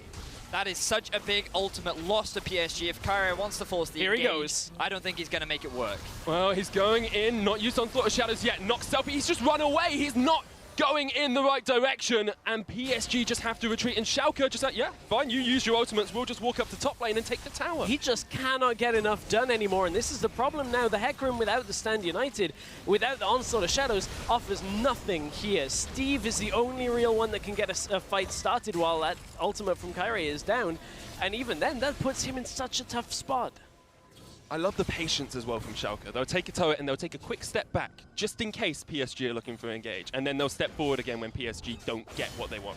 Schalke do have to be careful. A Rise Baron call, if they just throw it at it, Realm Warp in, They're already would pinging be it. enough. Yeah, exactly. They're looking for it because Schalke completely backed away. However, they've taken too long. That needed to be a Realm Warp into the pit if they were looking for it, but they've taken too long. Too slow. Smitty J We know TPing it's in. taking too long. I don't think PSG Oh, know they it's can't be taking in the too pit long. again. The Kernel Call comes down. Here comes the Shock Blast. And here comes Smitty J and Schalke. They try and get away, but they are melted to pieces. PSG lose the Baron, lose the bite, and they're going to lose this game. The same mistake twice is putting Schalke now in such a commanding position. They're going to end this game. There was no stand United. Pilot barely got away from that situation. Schalke are going to take this win. PSG had to go for the desperation play. It does not work out, and it looks like that after a fantastic early game from PSG will result in nothing as Schalke make their way onto the Nexus. It's not over until the final whistle blows, and that whistle will be the sound of the Nexus dying as Schalke go 1-0 up over Paris Saint-Germain. And it looked so good. It looked so good for PSG. The way they started the game was great. The way that they got themselves into, you know, getting the Rise set up, getting Civis set up, everything looked great, but the Baron calls killed it for them. The two, and that was all it took to turn the game. And all they had to do was use the Baron as a means to fight. It wasn't an objective you had to force. Even if it's on 4k HP, you can just leave it and go, let's turn on the Zyra, who's right outside the pit. We have a Sivir ultimate. We have 5 members. Ivan can't provide the utility. We can just kill Zyra. Now it's a 5v3. Our chances of Baron are a little bit better. Hey, why not go into the Jhin that's completely cut off? Like, the fact that they decided to go for that decision of commit or disengage really is what decided the game. And it's such a shame to lose a game like that after you play the early game so impressively well. It also means that this will be the only 2 teams that aren't 2-2. So we now know that actually Schalke will be in first position and PSG will be in last position at the end of today. They can still change it a little bit, of course, with wins here or there, but it's still, that's going to be how the table stands at the end of the day. But when you think about it as well, the fact that PSG are now the only team yet to get a win in the Challenger Series means that the bracket starts to open up. Points really do matter, especially getting yourself those 2-0s will get you those 6 points and really starts to create a gap. And considering the teams that have kind of changed their fortune this week, they don't get an opportunity against Fnatic Academy now. PSG already lost that matchup, and now Fnatic Academy don't seem in the best of places. I mean, what's going to happen with like Kinguin and Misfits? Like, the power of all of the teams has shifted in just 1 week. I thought PSG were going to be a team that shifted their fortunes as well. That early game was impressive. They played it very well, especially, I think most people are agreeing Schalke were the best team in the league at the moment. It could change, of course. Kinguin looked very strong today, as did Millenium, but Schalke really performing outstandingly. But when I look back at that early game, I have to have a lot of criticism for Upset because he was getting caught out a lot. He was overextending. He wasn't respecting the possible collapse from Kirei. He was giving away a lot of free kills, and while he definitely made up for it once they were in more control of the game, the fact that he was such a big part of that early deficit could hinder them moving into game 2. It just looked like he was behind the curve on the opponent's play. They were just coming straight to him, killing him. So we'll see whether he can fix that in game 2. Well, that we will. As the players grab their half-time oranges, we're going to take a short break. Join us in 3:30 for the second half. Spada's going to catch him out. Here comes the Realm Warp as well. Lulex gets chained up and Blank joins the party. Kirei now jumping in on towards Lulex, and this is just a dead Ivan. Great collapse. This is selfie pushing. We were talking about this. He hasn't got flash. He can't be in this situation, and PSG punish. Shockwave is great. Selfie trying to get underneath the turret. He might escape. The overload doesn't quite connect. The final auto, the final shot.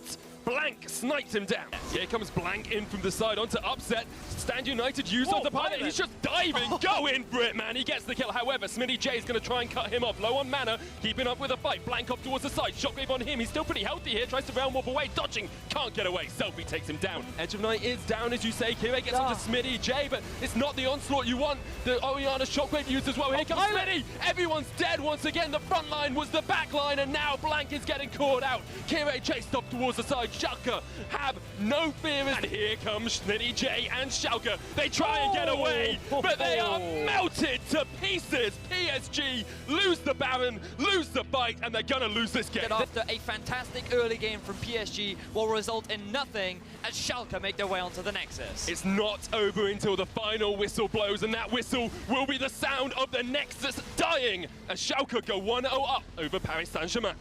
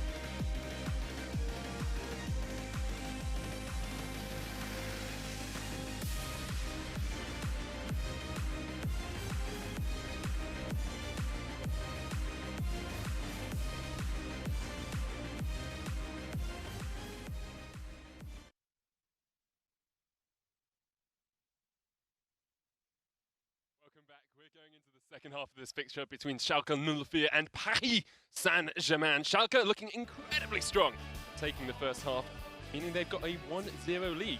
How do you think Paris Saint-Germain now adapt coming into the second game? Do they change formation? Do they go 4-4-2, diamond, long ball? I don't think they need to do any of that. I think they need to just stick with the 1-3-1 because that was a composition that honestly really should have been enough to enable them to succeed because they had the early game lead. They were playing the map well. They were winning. They had bot push. They had mid push. They got themselves a couple early kills. The composition itself was right. It was just that one Baron play that really swung the game in Schalke's favor. Just that Baron call to go, okay, let's do it against the Jace. Not a good idea. And a Zyra. And a Zyra, yeah. That was a pretty bad decision, if ever I've seen one. And honestly, like, they were in a setup where they basically had the game won. It was done. You had a Ryze snowballing, you had a Sivir snowballing. It was great. Yeah, that's what, like, up until that moment, it had been all PSG. And it was just like, yeah, PSG have won. They only 2,000 gold ahead, but they're still going to win the game because they've got the better composition. This is working well for them. And then Smitty J's just like, no, stop, hammer time. Yeah. Jumps into the Baron pit, gets a huge amount of damage down. Except he didn't use his hammer, which was the best thing about it, right? The fact that he got a multi-man shockwave into the Baron pit onto already low member health targets was incredible. That was even bad grammar. But low member health. That just shows how mind-blown I was from that play. Mind-blowing. It's incredible. I want to actually look at jungle as well, because we up until that moment, I know you were saying you thought Lulex was providing vision and such, but he really didn't have the impact that he had in week 1. No, he didn't. He was he was on a much different style of jungler. The Ivan fairly significantly different to the Kha'Zix, where Kha'Zix just goes in and kind of kills the mid lane, as we saw last week. Ivan facilitates that, but they never got the plays to work. They didn't really burn summoners. If you remember, they went in against Blanc early on and didn't actually get anything from it. So it was a slower start from Lulex. I want to see him back on something like a Kha'Zix. I want to see something that's high impact from the very beginning of the game and more snowbally, because that's where he seemed like he was, more proficient. And on the other side, I think Pilot needs to chill out. Like, we saw him get a Channel and dive underneath the turret, and he's like, I am the hero! And then he realized, wait, my fighter pilot can be easily shut down. That is exactly what happened many times when he overcommitted for these kills, overcommitted for these fights, and Schalke were very quick to punish him. Both the AD carries were very aggressive and tend to be, actually. Like, Upset was flashing over walls for kills last week, so I think maybe both of them need to take a step back and just relax a little bit, let their team do the work, and then be that backline threat that AD carries need to be. We are into picks and bans for the second game. Do you think we're going to see the slightly odd phases that we saw last time in pick and ban, or do you think it's going to be more normal? We're already a little more standard with the Jace ban coming out here for PSG, not wanting to Smitty J to get that. Ooh, and actually cutting away what would likely be a first rotation Shen here, so PSG putting high priority against Smitty J. Schalke likely going to stick to their Rengar and LeBlanc bans. In the past, even when they were on red side, they actually left LeBlanc through, and they picked Malzahar. And LeBlanc made it all the way through the draft. No one actually picked that one up. And there was that one LeBlanc game last week where he got heavily punished by the Kha'Zix. We saw it again happen today. And it clearly is a pick that teams are used to, right? They definitely have answers to it, at least here in the challenger scene. But for the time being, it looks like they're going to stick to more maps. So Varus here is what I kind of would expect. They shied away from Ivan when available, and we've gone back to 2016 because that's a first pick Maokai in a 10-ban system. When Rumble is available, okay, PSG is saying they want a team fight, one pick in. Well, you have to assume that they are relying on the fact that Schalke will prioritize the Varus and maybe even the Zyra, which will enable PSG a bit more freedom. But I'm very surprised that you would go for such an early rotation Maokai, especially when you can't get your mid laner early on in the first rotation of the second phase, right? Because Schalke will get that for themselves. I think that if you are PSG, you're putting yourselves in a tricky position because you're going to look to early rotate your mid and top, and that's going to give Schalke the opportunity to counterpick. What is it with the strong impetus we're seeing for Lee Sin and Jhin this week? Because a lot of the time, if Varus is left open, we're seeing Varus as a first pick on the red side, usually. That's what it's been like for the last couple of weeks. But now, it seems to be Jhin, and there seems to be a lot more Lee Sin. So Jhin is a lot more to do with that longer range team fighting. Obviously very good with the lethality and the buffs that came through on the itemization. Good laner too, just to make things even more impactful. Yeah, exactly. And then the Lee Sin on top of it. I mean, Lulex is a known Lee Sin player, so he's one of the people that we would expect to take that up.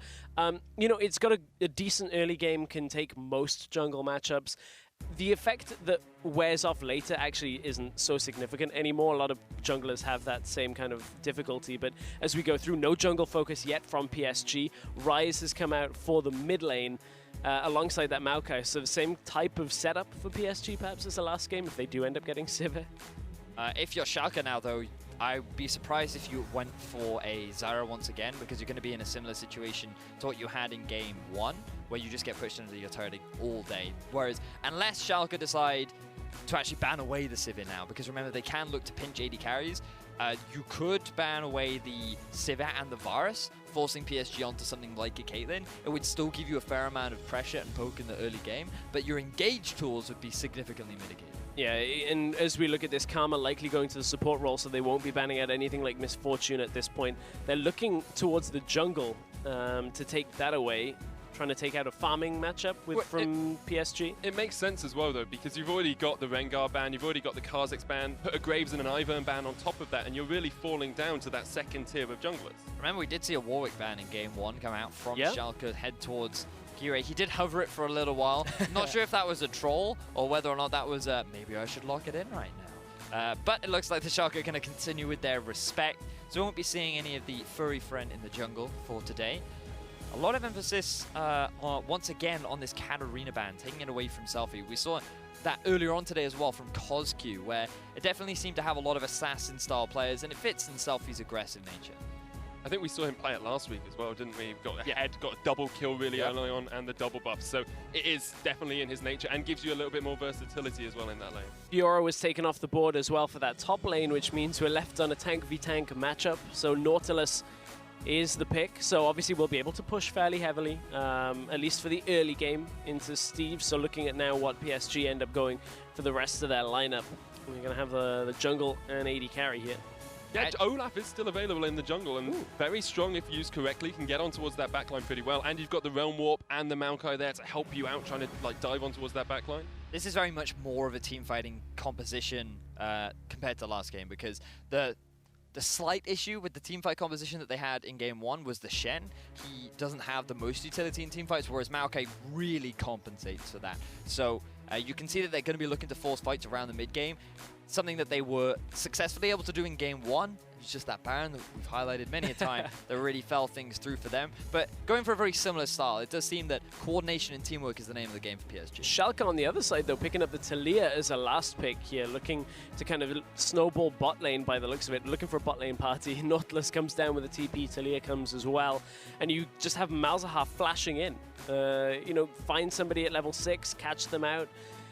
It's kind of difficult to lock down Pilot and Sprattle if they can get the ultimates out, start creating some distance. So this should be a very interesting set of fights as we reach level 6 and past that for Vanda. The ability to lock one person down from Schalke is ungodly, though. You look at it, they've got the Nautilus there, they've got the Nether Grasp, they've got Jhin with the Deadly Flourish. It's so much long-range catch. And if they can catch one member out, then they can start to break away at the PSG team fighting machine. And what I'm excited more for is actually the early game presence from the jungler, right? We praised him last week for his early game snowball on the Kha'Zix, but this week Lulex will be getting his hands on the Lee Sin. That was even respect banned away from him in week 1, and now he gets his hands on it once again. We've seen some great Lee Sin already today from Tabasco. Typically, in professional play, Lee Sin actually doesn't have that much success, but it looks like that the challenger teams are making it work for themselves. I think a lot of that is just being able to make catches and snowball the game from there as well. That's where Lee Sin really thrives. Especially in LCS level, you tend to see slower early games with a little bit more circumspect thought. And you're all forgetting Cacao from last week. Well, that's true, but that's Misfits. That's very true. Misfits are a challenger team. Lee Sin doesn't have the impact. Cacao comes along. I mean, laughing in his chair. Yeah, that's very true. Lee Sin can definitely have a big impact. I mean, earlier today, I saw Clid over in the LPL. LPL. Yeah, that was an impressive late game Lee Sin for sure. Clid, not Kled. Clid. Yes. But moving back to today's game, again, we have to highlight what this actually means for the overall standings in the group, because remember that Schalke have already taken the first game in this series. It is only a best of 2, so the best that PSG can hope for is a 1-1, which would be great against a team like PSG. You don't want them to get another 3 points on the board and start separating themselves from the rest of the pack, and you want to get on the board yourself. Sadly, we don't have penalties at the end of it. No, so we do there's not. No coin flipping. No way to break the tie. No, I know. Sometimes they have to play again in a few weeks' time, maybe in the playoffs. You never know. Although with this performance thus far from PSG, they've got a lot of ground to make back up. Because you already you're a few points behind. All it takes is one more loss, and really you're at the bottom of the table. Yeah, I'm really excited for this second game, and I think it should be hype. It will be hype, Venius. Thank you for leading me into that. It is the second half of this series between Schalke 04 and PSG. 1-0 up for Schalke. Can PSG equalize? Yeah, looking to see if they can even up the score. Of course, for these organizations, this is a pretty standout matchup when you look for it. If you can get a 2-0 against the other football club in the league, that's a pretty nice thing to just bragging rights for your first split in Challenger. It's just bragging rights, isn't it? Yeah. It's, if you beat a close opponent, it's great to have those bragging rights, and you guys have experienced that recently. So Vander looking in this bottom lane, obviously pushing up, just trying to see if Sprattle comes forward and if you can just catch him out with some damage. We've seen people lose half their health to Malzahar at level 1. Oh yeah. If you walk into the wrong spot, so Sprattle has to be careful. So of course, pre-nerf, we're still on 7.2, so it's before the changes to the Voidlings and to the extra damage coming out from Malzahar, which is important, mostly because Malzahar is still that dominant, disruptive threat in the bottom lane. He was banned out in game 1, but now that Vander has his hands on him, I'm looking forward to seeing what he could do, because remember that in game 1, both Violet and Sprattle had full control over this lane, constantly shoving their opponents under the tower, and I think it's going to be a very similar situation compared to what we saw in game 1. The big difference, though, again, is this jungler in Lulex. He is on the Lee Sin. When you push that aggressively on the bottom lane of Akama and Sivir, all you need is that flash ultimate from the Malzahar, the Lee Sin comes in, you get kicked underneath your turret, and all of a sudden that lane swings in Schalke's favor. So you think there's going to be a lot of bot lane priority probably from Selfie with the Weaver's Wall, probably from Lulex as well. Kire needs to find a way to answer that, especially around that level 6 when Schalke can go for the big dives. As you already said, it's about that level 6 mark where we'll see more of this. For the time being, Schalke are just going to have to struggle, do what they can to farm through the pressure that Pilot and Sprattle will be exerting. And it also relies on Selfie not falling behind in the mid lane. The thing that you have to be careful of as a Talia is the possibility of a gank. Remember that Ryze can lock you up with his Rune Prison. You get the flank in from the Olaf. There's more than enough damage between those two to kill a very squishy Talia in the early game. If she doesn't have pressure, she can't look to roam. Yeah, she's looking to just get vision control for now, coming down out of the lane after pushing it. Trying to just see if Olaf is on Raptors. He wasn't. He's already on his red, so has made his way over. But that just gives enough information. You can see also Sprattle coming over just to defend in case there was a play from Selfie onto that red buff. So Lulex, he's going to get Scuttle Crab. Not really going to be able to do too much, but right now it's a fairly slow start for both junglers. We're not yet at the point where they'd be expected in lanes. We talked a lot about the impact of Lulex in the fight. How does Kire work in here? He's very strong in teamfights, can get on towards that backline pretty well, and will be running up towards upset. But before then, is he actually going to be able to impact anything? And if this ends up being a 1-3-1 coming out from Schalke, what's his role then? So Kire still has a fair amount of trading potential. If Blanc and Kire catch somebody fairly early on, there is a lot of damage coming through. So that's his early game focus. As you said, though, later on he's going to run an upset. He's going to run right past Vander, who's not going to be able to do anything to stop him, and run right onto the AD carry and try and take him down. I think his greatest strength is the fact that he does fantastically against low mobility champions. And when you look at Talia and Jhin, they are prime examples of low mobility champions as Steve, experiencing a very similar thing to what we saw in the Maokai versus Nautilus earlier on in the day. Misfits Academy really was struggling in this 1 versus 1. But tracking back to our Olaf discussion earlier on, the thing that concerns me the most for Kire is that Selfie's ultimate, he can't flash over or get around. That wall could be a big hindrance of this Olaf as he looks for a potential gank top. SmittyJ realizing as well that Kire was on the top side of the map, decides to get away. It's a strong ward there, you know, and SmittyJ will be happy enough just to back. In fact, if he can save his teleport here, it allows them to perhaps try and make that play before 6, although it's perhaps not exactly what you want to be doing, so he decides to use it anyway. And as soon as Smitty J's pushing up in that lane, the ward goes down, saves his life, TP's back into lane with a good advantage for himself, and that Dark Seal start as the first item, at least, coming back from the first recall from Smitty J, is kind of what we've seen a lot of top laners do. Maokai does it from time to time as well. If you're in a position where you really don't anticipate dying, it amplifies that potions, it gives you a little bit of AP, and if you're snowballing heavy enough, Magi is later maybe, who knows. But generally, you just sit on it with 10 stacks and don't die. Yep. It synergizes really nicely with Corrupting Potion too, as you were just mentioning. And it makes your trading Spraddle. Voidlings are chasing, they're swarming, it's the Zerg! Spraddle escapes. Uses the movement speed bonus from his shield to disengage from the Voidlings, just barely able to escape. Something that you always have to respect from the Malzahar, and this is the big difference that we saw earlier on. The Zyra, if she catches you, doesn't quite have the all-in potential, whereas Malzahar pre-6 definitely does, and you're seeing it right there as Spraddle gets forced back. That's the power of it, though. But PSG are continuing to push up this lane. Instead, Lulex might have a bit of focus down towards the bottom lane. Looks like he's just power farming to that 6 so that he can play those insect mechanics. Kaiwei was down here as well, still sitting in that bush, maybe hoping that Schalke overextend as they push the wave back out. But Schalke have been pretty safe thus far in this lane. Happy enough just to push the wave out when it gets to turret. Here goes Kaiwei though, Upset's low, has the heal, exhaust used, and the flash. Spraddle flashes in, Upset's actually in a world of hurt. Here is Kirei, gets first blood. Really good gank from Kirei to punish the low mobility on Jace as Lulex now making his way down to the bottom lane. Here comes the Weaver's Wall. Weaver's Wall, Pilot flashes away, Spraddle sacrifices himself, Selfie gets the kill. But it's a one-for-one trade at the end of the day. And from Spraddle flashing in to secure the lockdown with the chains, ends up dying from it, and Schalke can maybe even look to turn here for a fairly early Infernal Drake if they want it. I mean, as we look back at how this first fight started, it looked like Vander was looking to try and get on to Pilot, perhaps. And you can see how effective Kirei is against these low mobility champions, where the moment their flash is down, he just continues to land axe after axe. But as you mentioned, Stress, the flash from Spraddle had already been used earlier. Lulex ward jumps in to cut off the escape route of Spraddle, and that enables Schalke to pick themselves up. A return kill off the back of that first blood. Perhaps a little bit more action than we were expecting before the 6-minute mark, but Kaire was able to sneak himself in, so did get the gank off. A slight gold lead as well extended for Schalke and Nullfear. It's only 200, but every little counts early on, and a lot of that has to look up towards the top lane, where there's almost a 10 CS advantage for Smitty J. Yeah, it's not a massive lead right now, but you can see Smitty J kind of trying to out-trade against Steve, just trying to trade some of his health potion stacks away, but Schalke looking for the dragon.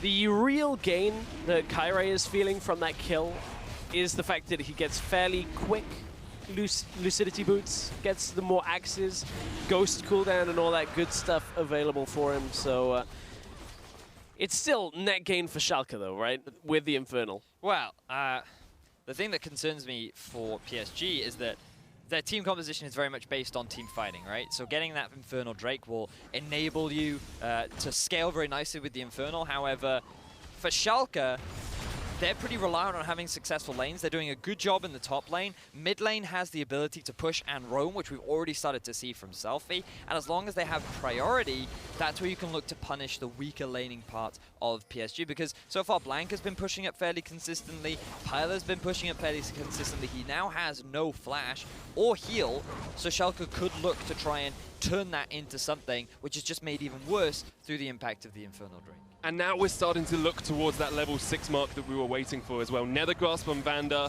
Upset will have that curtain call. TP is almost up for Smitty J. Expect some action in that bottom lane soon. And that's if they can establish vision control here. One thing you'll probably see PSG, if they have time to recall, since Spraddle has no wards, they need to refill his Sightstone and get a control ward off their recall so they can control ward their own brush in the bottom side. Otherwise, the ward that currently Spraddle is sat on is going to really bite them, because that's where Smitty J will appear. It's difficult. Smitty J, Spraddle, like... It's difficult. Different languages are difficult. I mean, it's all English. Just try speaking Welsh. So, looking back at how the teams have done so far. We've seen a bit of early aggression from Lulex. The initial gank did come out from Kire, but Lulex is yet to really start a snowball on any of his lanes. The fact that Selfie has gotten a kill should enable him to play a little bit more aggressively, but Blank's doing a good job of matching his items, picking himself up. The Catalyst combined with the Tier will mean that, hey, he might not have kill pressure onto the Talia, but at least he can match in terms of items, and it should, for the time being, still be good for Blank because he's free to scale up. He's not under any threat of being all-in. He's been playing fairly reserved, but that could change if Vander looks for a rogue. Vander coming up towards the mid lane. That Flash Nether Grasp is always an opportunity. Flash not quite off cooldown yet, but it's all about vision control at the moment. It's all about setting up those wards, understanding where you need to be and where the enemy wants you to be as well. We see PSG perhaps setting up for something in the bottom lane. Yeah, looking for something bot side. They know there's a ward in Tribush, and they can see Lulex now roaming down as well. So they're aware that Schalke can respond, and that's why PSG, they're looking to move up to actually meet Lulex as he's coming through. Blank, oh, they kind of miss each other. Missed the Sonic Wave, but Selfie gets him down. The Dragon's Rage, he flashes away, he manages to survive. Now Lulex getting chased down by Kare. He'll take him out. Smitty J tried to join the fight. He does land the hook on towards Kare. Blank coming back in. Steve was there, and Pilot takes the kill. PSG collapse. Steve, however, is still in the midst of this. The Nether Grasp down. Vander low. Pilot chasing in. He wants this. He wants to kill Kare. Getting chased out by Selfie. The curtains have opened, and Selfie picks up the jungler. Steve's going to fall as well. It's a double for the Talia. It completely turns around because Schalke finally managed to regroup around the fight. It looked like PSG were using this power of the Olaf early on, the strength of just getting a few low health targets and taking them out. But then PSG kind of overstay. They really stay too long, and Schalke can turn it back around. The curtain call was available. Upset joins the fight. Vander joined the fight as well. And it was enough to turn it back in their favor. The overstay is too right as Lulex sets off the initial misplay because he can't actually join onto the side of Blank, which would have been a very clean kill. And that would have not resulted in Lulex needing to flash. So not only does the Rise get away, but PSG get themselves a kill. They now have the numbers advantage too, and Schalke have lost. At this point, you disengage if you're PSG. Don't care if Vander uses his ultimate here. I don't care if he looks like a juicy target, you just back off. This was a big misplay from Steve. Too many resources were used to try and keep him alive. And then Kire making a similar mistake. Trying to get the chase done onto Selfie, who, on a Talia, is born to kite. She is so good at just making her way backwards with the works ground, combined with the Q. It is nearly impossible for an Olaf without the Ghost, without the ult, to be able to get the collapse. And it was just a big misplay from PSG, overstaying their welcome.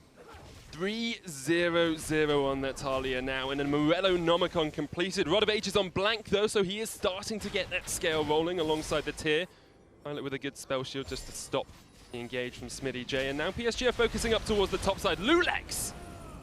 You're a squishy man at the moment as Kare takes him, chunks him out. And this is interesting out of PSG. Although they weren't losing the bot lane, they're the ones that have swapped up out of this. They're defending with Steve on the bottom side.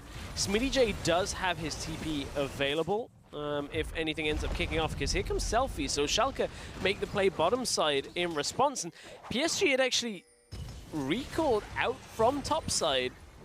And going back topside? Yeah, really I don't know. I actually don't understand what PSG is doing right now, because while the rotation top, in a sense, could work out, because you could end up taking that early tower. Maybe you get a dive onto Smitty J.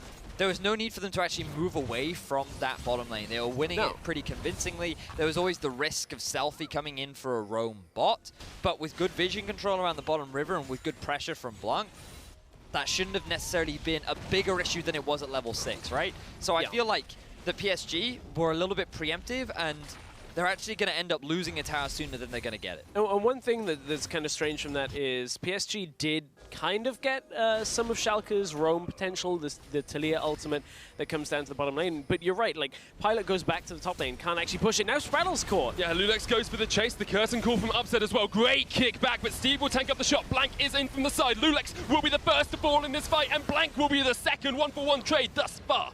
Schalke perhaps looking to continue the engage. They have got a low turret down here, and it looks actually like they're just going to go for the tower. It confuses me why Blank decided to take that Rise ultimate, because it could have been used as just a zoning tool initially to just force the rest of Schalke to be aware of a possible Rise collapse, because Lulex was going to die. He overcommitted to a play. He didn't realize that 3 members were there to get the collapse down onto Lulex as he overcommits here. And look, this Rise ultimate would have been fine as a zoning tool, but instead he goes straight on to the Malzahar. He gets locked up. He ends up getting collapsed upon. And this could have just been a clean kill for PSG, and instead it ends up being a 1-for-1. And look at where Pilot was during that entire thing. He came from top side to mid and then sits there, isn't actually pushing out, can't do anything.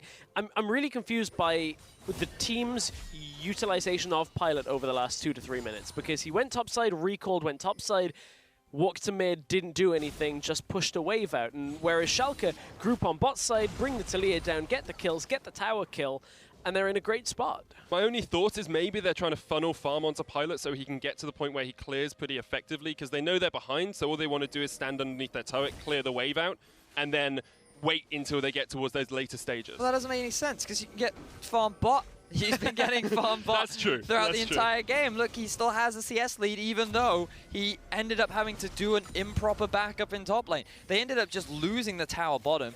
Now you've actually got Schalke setting up what is effectively a pseudo 1-3-1, because you have the TP from the Nautilus, you have the Weaver's Wall from Selfie. It's separated on the hunt as well there, used. That was a little bit odd, going for the on the hunt straight into a wall, sort of like face planting straight into it. That was, this last few minutes has been a bit of a strange decision-making setup. But as we settle ourselves, you're talking about how they're trying to get farm on the Civet, trying to, get to a point where they're stronger. Well, PSG in the last game were at a real good point with the Rise, with the Civet, and they actually kind of backfired on a couple of fights. So at this point, if they get to that spot, maybe PSG can hold on. But Schalke had a great turnaround. I think you have to remember as well, we've talked about this time and time again, PSG's early game tends to be strong. Their mid and late game in their decision-making is what has been letting them down. It was Baron in the last games. It was last week, it was just general teamfight presence. And here we see an example of that once again. The thing is, right now, they're actually in a pretty good spot to try and force a team fight. This Dragon could be a point of contention for them, but instead they're just going to let it go. They're afraid that the Civet, only having completed the Essence Reaver without that second item, might not be a strong team fighting tool. Selfie having completed already the Morellonomicon, and I believe working towards that Rylai's Crystal Scepter, could be a big turning point for Schalke, where they're actually the ones that are stronger in these fights. Yeah, and that's a difficulty, because the kills early on for PSG went to Kairi, and that should theoretically be a good thing, but if they can never actually get the fight started, if you can't get the Olaf on top of the Jhin, if Jhin is never setting up Curtain Call, then, I mean, it's so tough to utilize these 3 kills from PSG. The big thing, though, that I feel that we really need to talk about is how game-changing a champion like Maokai can be. Because I think back to the Fnatic game that we saw against Vitality earlier on in the week, and they were down. They were down like 3-4k gold. Yeah. One flank TP from Maokai into a big team fight. All of a sudden, they were in full control. And this is something that PSG have available to them. It is so much harder for Schalke to execute their composition than it is to PSG. So all they need is to wait for Schalke to make one overstep, to commit to one wrong objective, to push just a little bit too far. The entire lineup of PSG collapse, and then all of a sudden they're in full control because Schalke have no way of team fighting this composition. I think it speaks a lot to the mindset behind PSG as well. When you look at their compositions, they tend to...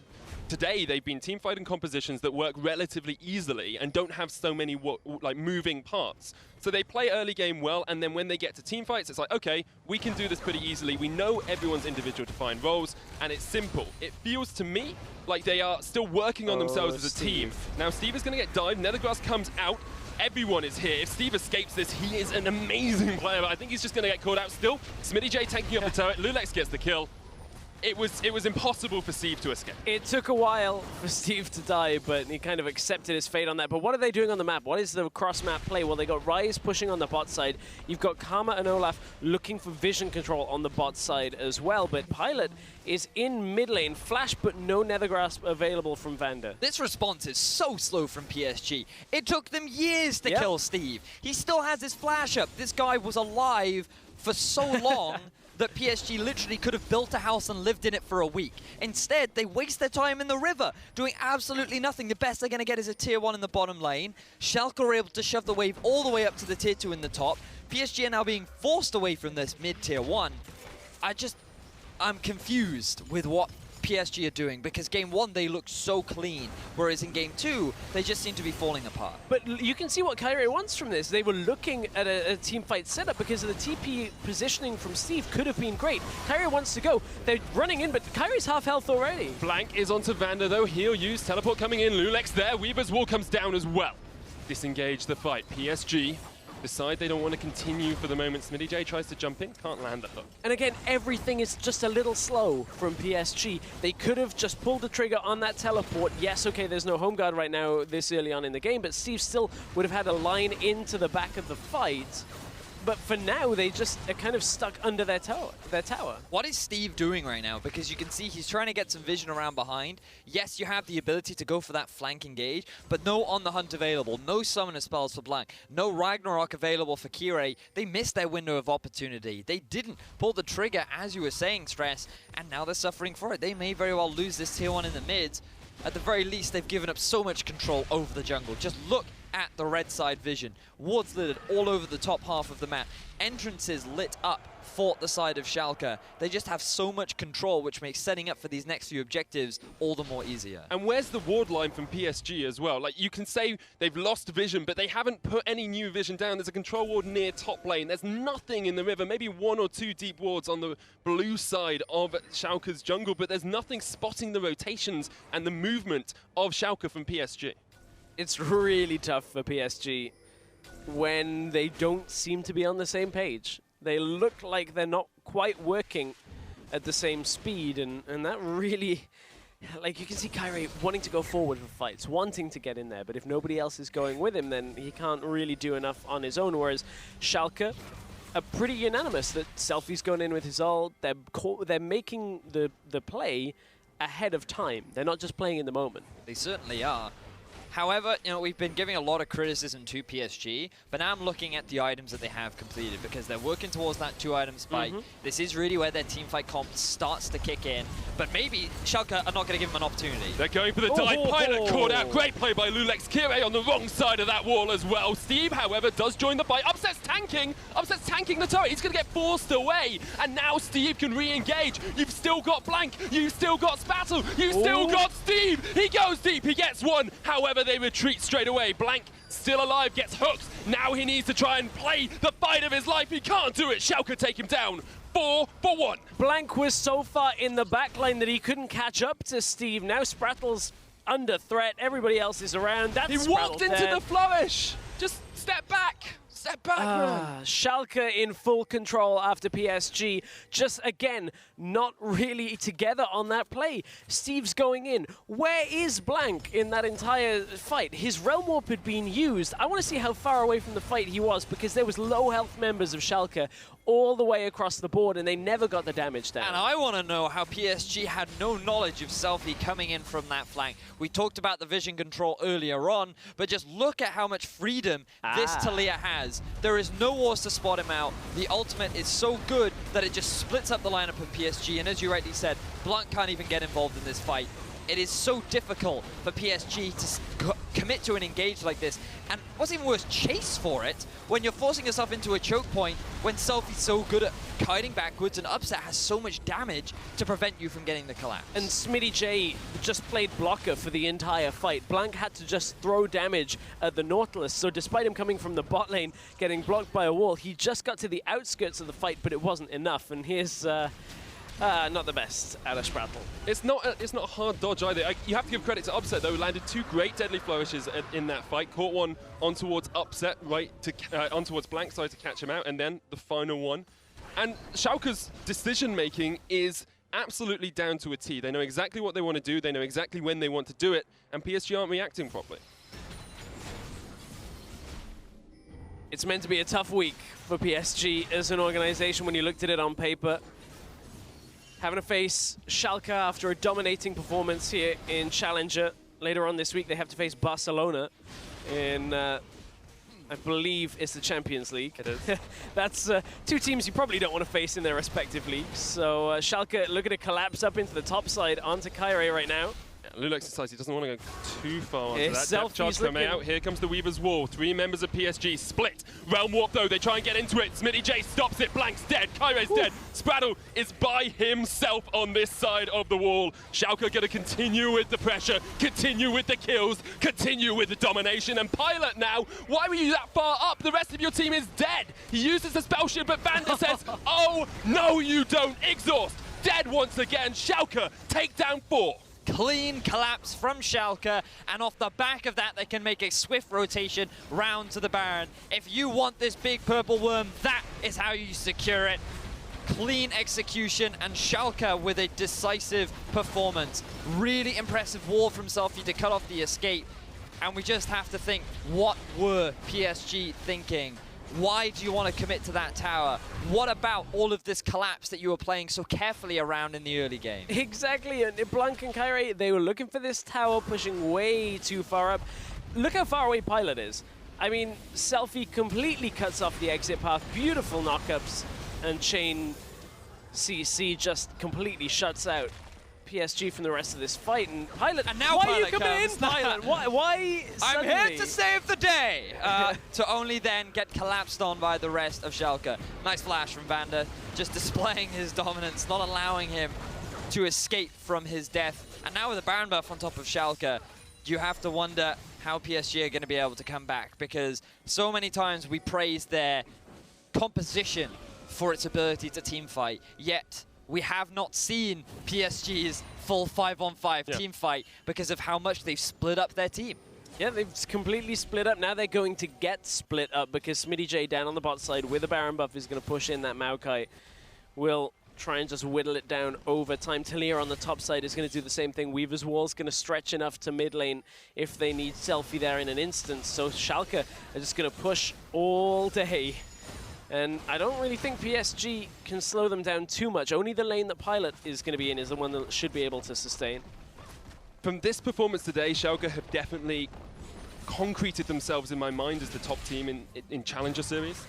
And if they play this well and they work the map as well as they have done here, they are definitely in contention with an LCS spot next split. They are so strong. A part of me feels, though, that a lot of the success from Schalke has come from the mistakes of PSG. Yeah. I wonder about those early map movements from PSG. They had a good understanding of what they needed to do, which was just farm, right? Just farm, push, farm, push, farm, push. Wait to the mid game, force fights around these objectives. If you lose a tower here or there, it's not the biggest problem, but it should be Schalke trying to force those plays. And because PSG did, it just gave Schalke the freedom to do whatever they want. And that's where I think Lulex on an active jungler works so much better. The Ivan was solid, but honestly, they're setting up plays, they're starting plays, and Schalke are looking to push in. And looking for this inhibitor tower in the bot lane. Kairi caught out, now the grasp onto Steve as well. He's low, the Maokai, the tree is almost dead. He's fallen now. PSG 4v5 trying to defend. The curtain comes down, Blanc. Solo has to retreat. Pilot getting sniped away by Selfie, flashes in. Can't land the final threaded volley. Spratle knocked back. PSG knocked for 6, and they are all falling to pieces. Schalke closing this one out. Only Kairi left alive. And you have to think this is Schalke blowing the final whistle on PSG. They think it's all over. Well, it is now, because Schalke are closing in on a 2-0 victory. Superb play by Schalke 04 today. Absolutely dominant. They're going to take it 2-0 over Paris Saint-Germain. Cementing themselves as #1 in the Challenger Series so far, getting themselves 2 convincing 2-0s. Definitely earlier on in the day, looking a little bit shaky, given how well PSG played their early game. Nevertheless, they were able to bring it back. Game 2, they were given a lot more freedom, and you see what happens when you give a team like Schalke an ever so slight edge, because they just run away with it. And Lulex, in the early game, we were talking about it, difference between jungle styles, looked way more comfortable on this setup, and Schalke looked very scary when they're playing like this. Game 1, they had questionable decisions, so did a large PSG. part of it comes down to draft as well. When we debated about the Ori versus Corki, perhaps they could have gone for a slightly stronger draft. Nevertheless, they did make it work, and you can see in Game 2, as you rightly said, when they seem to have a little bit more comfort, and when their composition as a whole makes a little bit more sense in terms of its completion, its absolute 5-man unit, then they seem to be a force to be reckoned with. Paris Saint-Germain, on the other hand, not the team we thought they would be before this split started. They're improving week on week, but still the same mistakes come up. The shot calling mid-game, the decisions that they make, their vision control, it all just seems a little bit haphazard. It does. Yep. Honestly, it really does. Like the difficulty I'm having with PSG is the fact that they're, one, too slow on a lot of plays, and two, like Pilots is running in at the most random times. Week 1, I was thinking, okay, maybe it's not Pilot's fault. There was a lot of symptomatic errors where Pilot's like, hey, everybody's dead. I'm going to just run in. Again, it's not to emphasize that he was the reason why they lost, but it is definitely a problem that they could look to rectify. More so, I do think that they need to solidify some way of deciding how these decisions are made, because it is a real problem when there are better options and you're picking the riskiest one. I totally agree. Well, let's have a look at the standings at the conclusion of Week 2 of the European Challenger Series. Schalke dominant in that first spot, 6 points for them. Fnatic Academy, Millenium, Misfits Academy and Team Kinguin all tied for second place with 3 points, and Paris Saint-Germain bringing it up the rear, yet to get a point. Come on, Aaron, you got to do it the real way it is. Schalke 04 2. Paris Saint-Germain. Yep. Got to do the old BBC voice. But you can see it was a day of upsets, or it was supposed to be, if Paris Saint-Germain had continued their initial success. But the fact that we saw Team Kinguin come out with a 2-0 and Millenium come out with a 2-0 definitely strikes for a competitive Challenger Series here in Europe. But who would have thought that it would be PSG sitting at 0 points after the first week? I don't think anyone predicted that at all. We do have more matches, of course, coming up next week. We start off with our reigning first place team, Schalke, playing up against Fnatic Academy. Then we have Millenium against Kinguin. And then PSG fighting against Misfits Academy to try and get away from the bottom of the table. Oh, you give us this a week ago, Fnatic Academy, Schalke. Oh, that would be such a hype matchup. But honestly, Schalke look like they're leagues above Fnatic Academy's performance today. Well, I think Dan is still trying to find his feet in the roster. Clearly, Broxah was a big part of the original Challenger roster, and for a while, they'll have to find their feet. But I am excited to see how PSG does against Misfits Academy. Both seem to be struggling teams. Let's see how much growth they can make within the next week. Definitely. Well, it's time to blow the full-time whistle on this broadcast. Thank you so much for joining us, everyone. We'll be back next week, Sunday, 3 p.m. Central European Time, as our coverage of the European Challenger Series continues. Good night. Here comes Camille. Ice Beasto jumps onto Pride Stalker. Stand United saves him for the moment. Beasto flashes. Tabasco in, though. He's unstoppable. And Kinguin trade it 1-for-1. Ice Beasto is responding very nicely to it. Flash hook dreams. That's a minion, my man. The Corgi jumps in with the Valkyrie. Onto Kosku. They're still almost full HP. Kosku and Jisoo just 2v5ing. And Misfits Academy reacts. It's a triple for Kosku. Here's Tabasco. Here's the smite. Oh my God! Sebek steals it, you absolute monster! It looks like they're going to try and TP in behind Kosku here. Ice Beasto there, Pride Stalker's on his way up. The hook lands. Kosku knocked up with the depth charge and taken down by Ice Beasto. Niski's going to use the Ghost here. He's caught between Steel and Pretty, though, and Pretty will happily sink in his fangs. Realm Warp to try and get away. Dodges back into it. Oh! That's awkward. Oh, Steel's going to really notice him as well. Oh, no. Oh, Niski. Oh, you poor man. Can he get it? Shot. Gets the Quadra. He's going for the Penta. Mr. Rales gets taken out. And Pinoy gets the Penta. Spabba's going to catch him out. Here comes the Realm Warp as well. Lulex gets chained up and Blank joins the party. Kire now jumping in on towards Lulex. And this is just a dead Ivan. Great collapse. This is Selfie pushing. We were talking about this. He hasn't got Flash. He can't be in this situation. And PSG punish. Shockwave is great. Selfie trying to get underneath the turret. He might escape. The overload doesn't quite connect. The final auto, the final shot. Blank sniped him down. Here comes Blank in from the side onto Upset.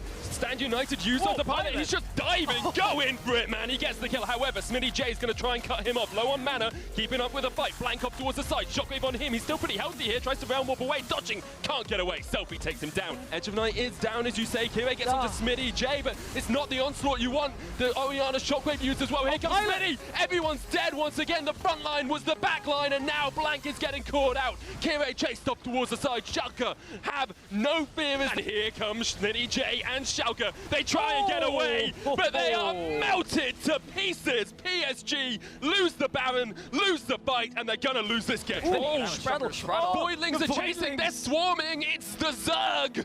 Spuddle escapes. They think it's all over. Well, it is now, because Schalke are closing in on a 2-0 victory. Superb play by Schalke 04 today.